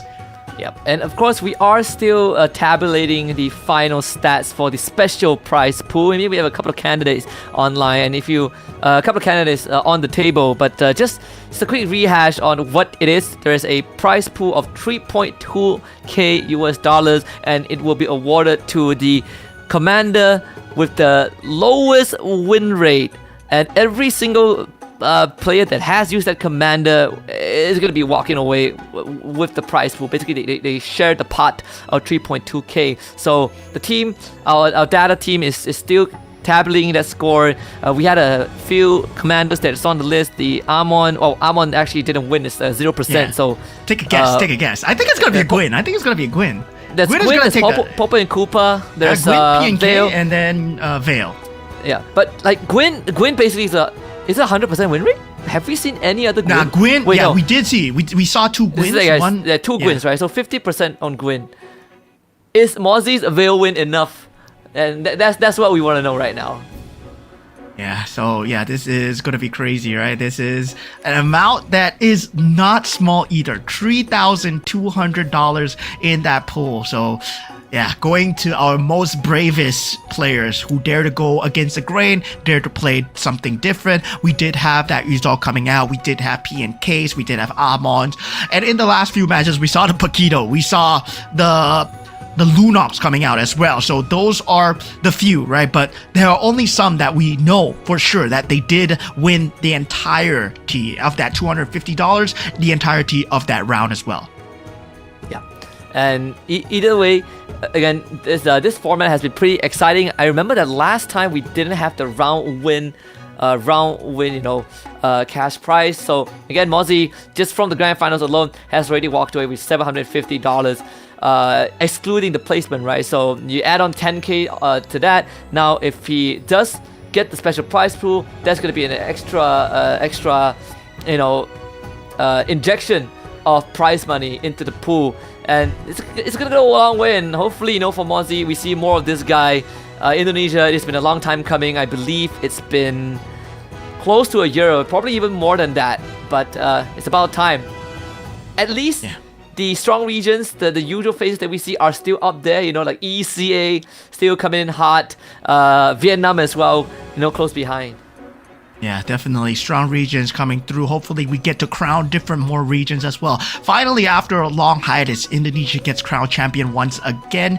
And it's been a great day of MCGG going into that recap for that semifinals and also the grand finals as well, right? In the semifinals, we saw the Ultra Synergy coming out, that 10 Synergy for the first time ever in MRS season history, right? We don't generally see 10 Ultra Synergies, but we saw it in the semifinals, and we crowned a few of them walking away with, a lot of money, where $500 walking away, Tron, and $750 walking away is Mochi. And I mean, it felt like Group B was the way tougher bracket compared to Group A, because the Group A players, Tron did come out on top, but he did not perform well in this grand finals here today, I would feel. Yeah, I think, it's slightly unfortunate, right, for Tron. After winning match 1, really felt like he couldn't get much going. He has tried very different methods from round 2 onwards, but only gotten, mediocre results. But we are ready to let y'all know who is going to walk away with the special prize and which commander got it. So right on your screens, special prize, drum roll, it is going to be for winning commanders right here. The Cho, Fanny, Nana, Vale, PNK, Kagura, Guinevere, and Ruby. Okay, Guinevere is there. Vale is there. PNK that we suspect is there. Kagura, I'm surprised Kagura only got 1, and Ruby only got 1 as well. So Cho actually won 3, Fanny actually won 3, and Nana actually won 2. I expected Nana to win way more than 2. Yeah, and the winning commander is gonna be the Guinevere. Yeah, so it's gonna be used by Mochi. That's again, right? We saw Guinevere used twice with 1 win, and it was Mochi that gave us the Heart Bond 6 Heart Bond Lunox, right? And only Mochi used it, so he is gonna cash out on the 3.2k. Yeah, 3.2k going in for Mochi. This is a field day for Indonesia, right? Trying to go against the grain. And I was saying, right, that Guinevere is in that pool. And Mochi, surprisingly, did get that prize money now with that Guinevere as well. So Mochi not walking away empty-handed, despite the fact that, he did have a disappointing grand finals, but Not disappointing, not too disappointing, right? You are still walking away with a lot of prize money. Him himself, I believe, 1,000 in terms of round prize money, 3,200 in terms of winning commander money as well. Yeah, so there's 4.2k just off of it, the prize pool that is not the prize pool from placements, right? So I mean, not bad, not too shabby, all things considered. So he should be proud of what he has achieved. Obviously, for this grand finals, by round 3, he already hit the 18-point threshold. Wish that he could close it out, but just again, it's not how you start in MCGG, it's how you finish, and that's why when you hit the 18 points, the points stop mattering. And for Mochi, it's gonna be a moment that he can look back on, and hopefully we see him in Season 7 as well, because he is one consistent player. Yeah, very, very. I was hoping to see a lot more of the consistent players coming up, but it seems like every single time they come up and they always surprise me, right? So ever since the start, the inception of MCGG, there has never been one champion resting on the laurels of the MCGG throne. Now going forwards into the next season, going into Season 7, we look forward to you guys, right? Taking up your phones, taking up your PCs, joining the fray as much as possible. Go learn the new patch, go learn the new metas, and come on, join us in MCGG as we hope to be casting you guys. We hope that you guys will be representing your regions as well. Yeah, it is going to be very, very interesting from this point onwards, right? Ever since, Go 1 until now, MCGG has only been getting bigger. Again, we are always taking a feedback into consideration because we also want to give you guys the best possible experience on the live stream. But even in the new patches, remember, 12th of August is the date you want to mark down in your calendar, because that is going to be the date where Chrono Echo show up, goes live with new synergies, new ways to play the game, new innovations that changes and improves your experience, and perhaps you would be the one that shows up in Season 7 for a shot at the big prize pool. Yeah, of course, do take note of all updates on our Facebook and TikTok live channels as well, right? We will be consistently updating you guys when the tournament season opens, when you guys get to play in these tournaments as well. And hopefully you guys have enjoyed whatever you have watched today and also yesterday so far. We are your casters, Moman and Husky. We're proud to present you guys MRS Season 6. I mean, any final words from you, Husky?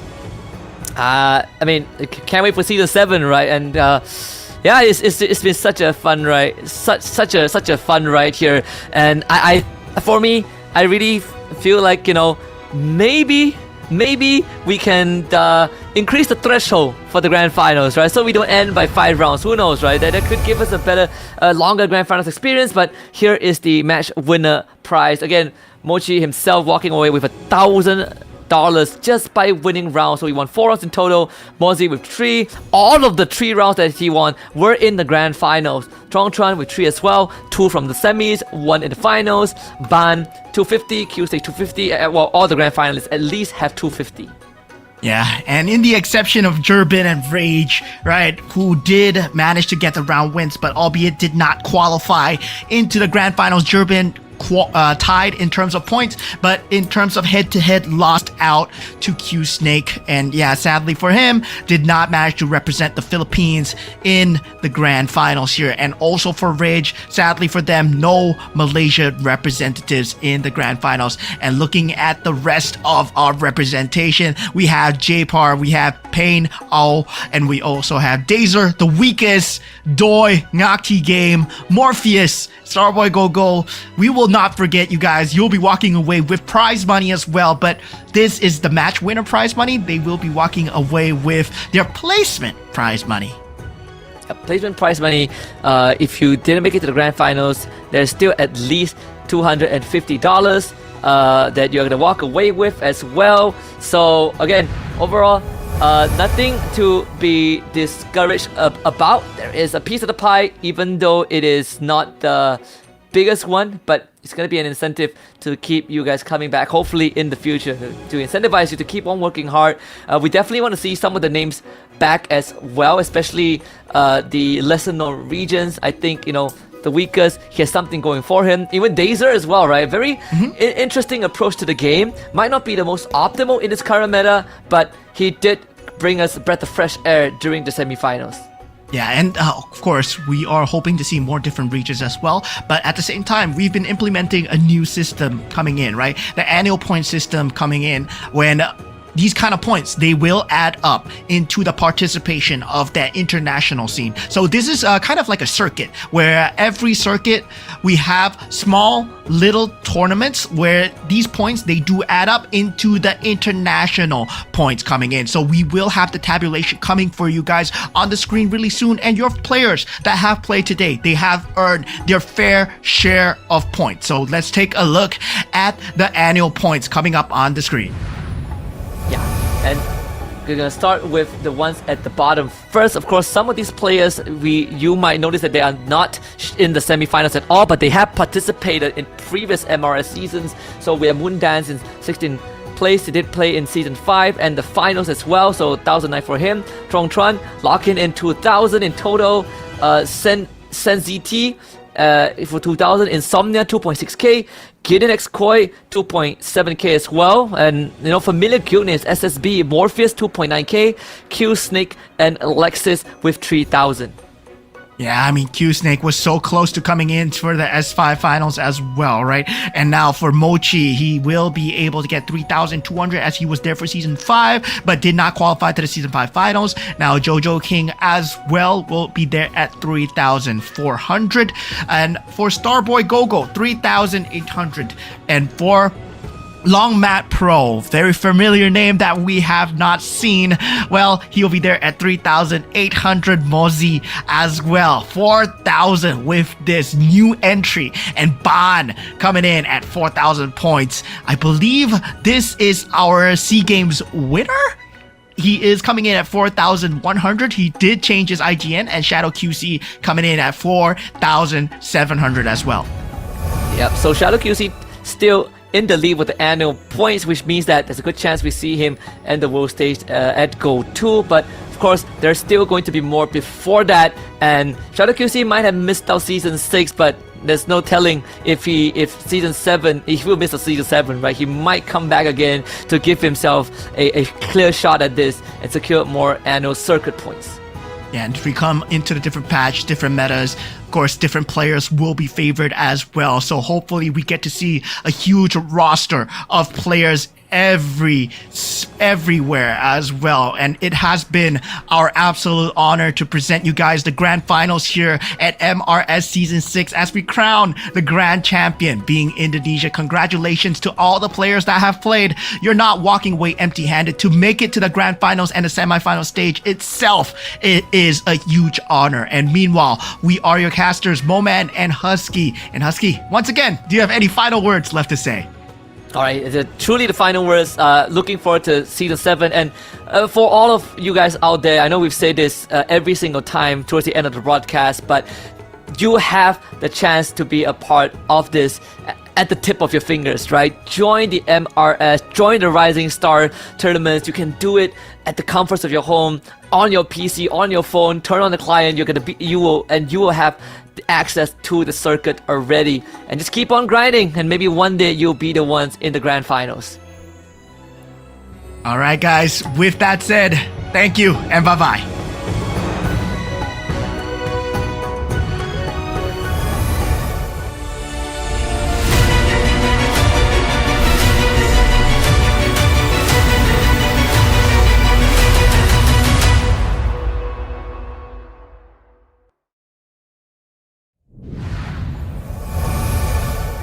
Big news is here.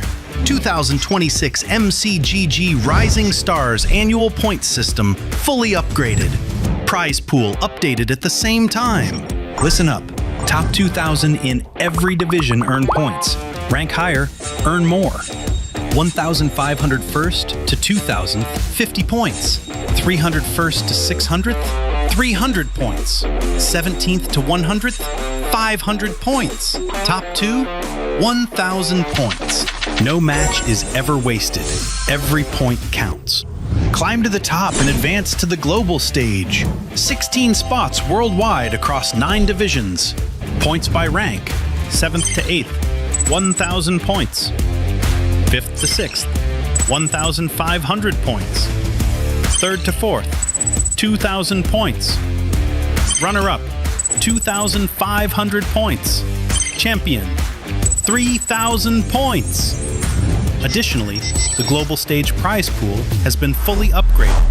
The champion prize is boosted to $10,000, with corresponding ranking rewards for 2nd through 16th place. Earn an extra $250 match bonus for every single victory, plus a $3,200 special prize pool shared by players using the least seen commanders in winning matches. 4 full seasons in 2026, Season 5 through Season 8. Points are calculated independently per season and accumulated for the year end. Every point you earn leads to the year-end finals. Tap the leaderboards icon in the top right corner of the main screen and check your points in the Go Series points menu. Don't wait! The battle is fully underway. Start earning points and climb the ranks now.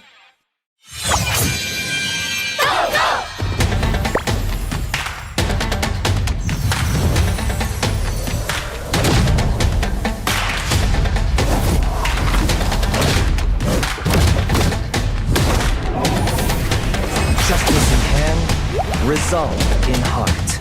Let the mind be like water.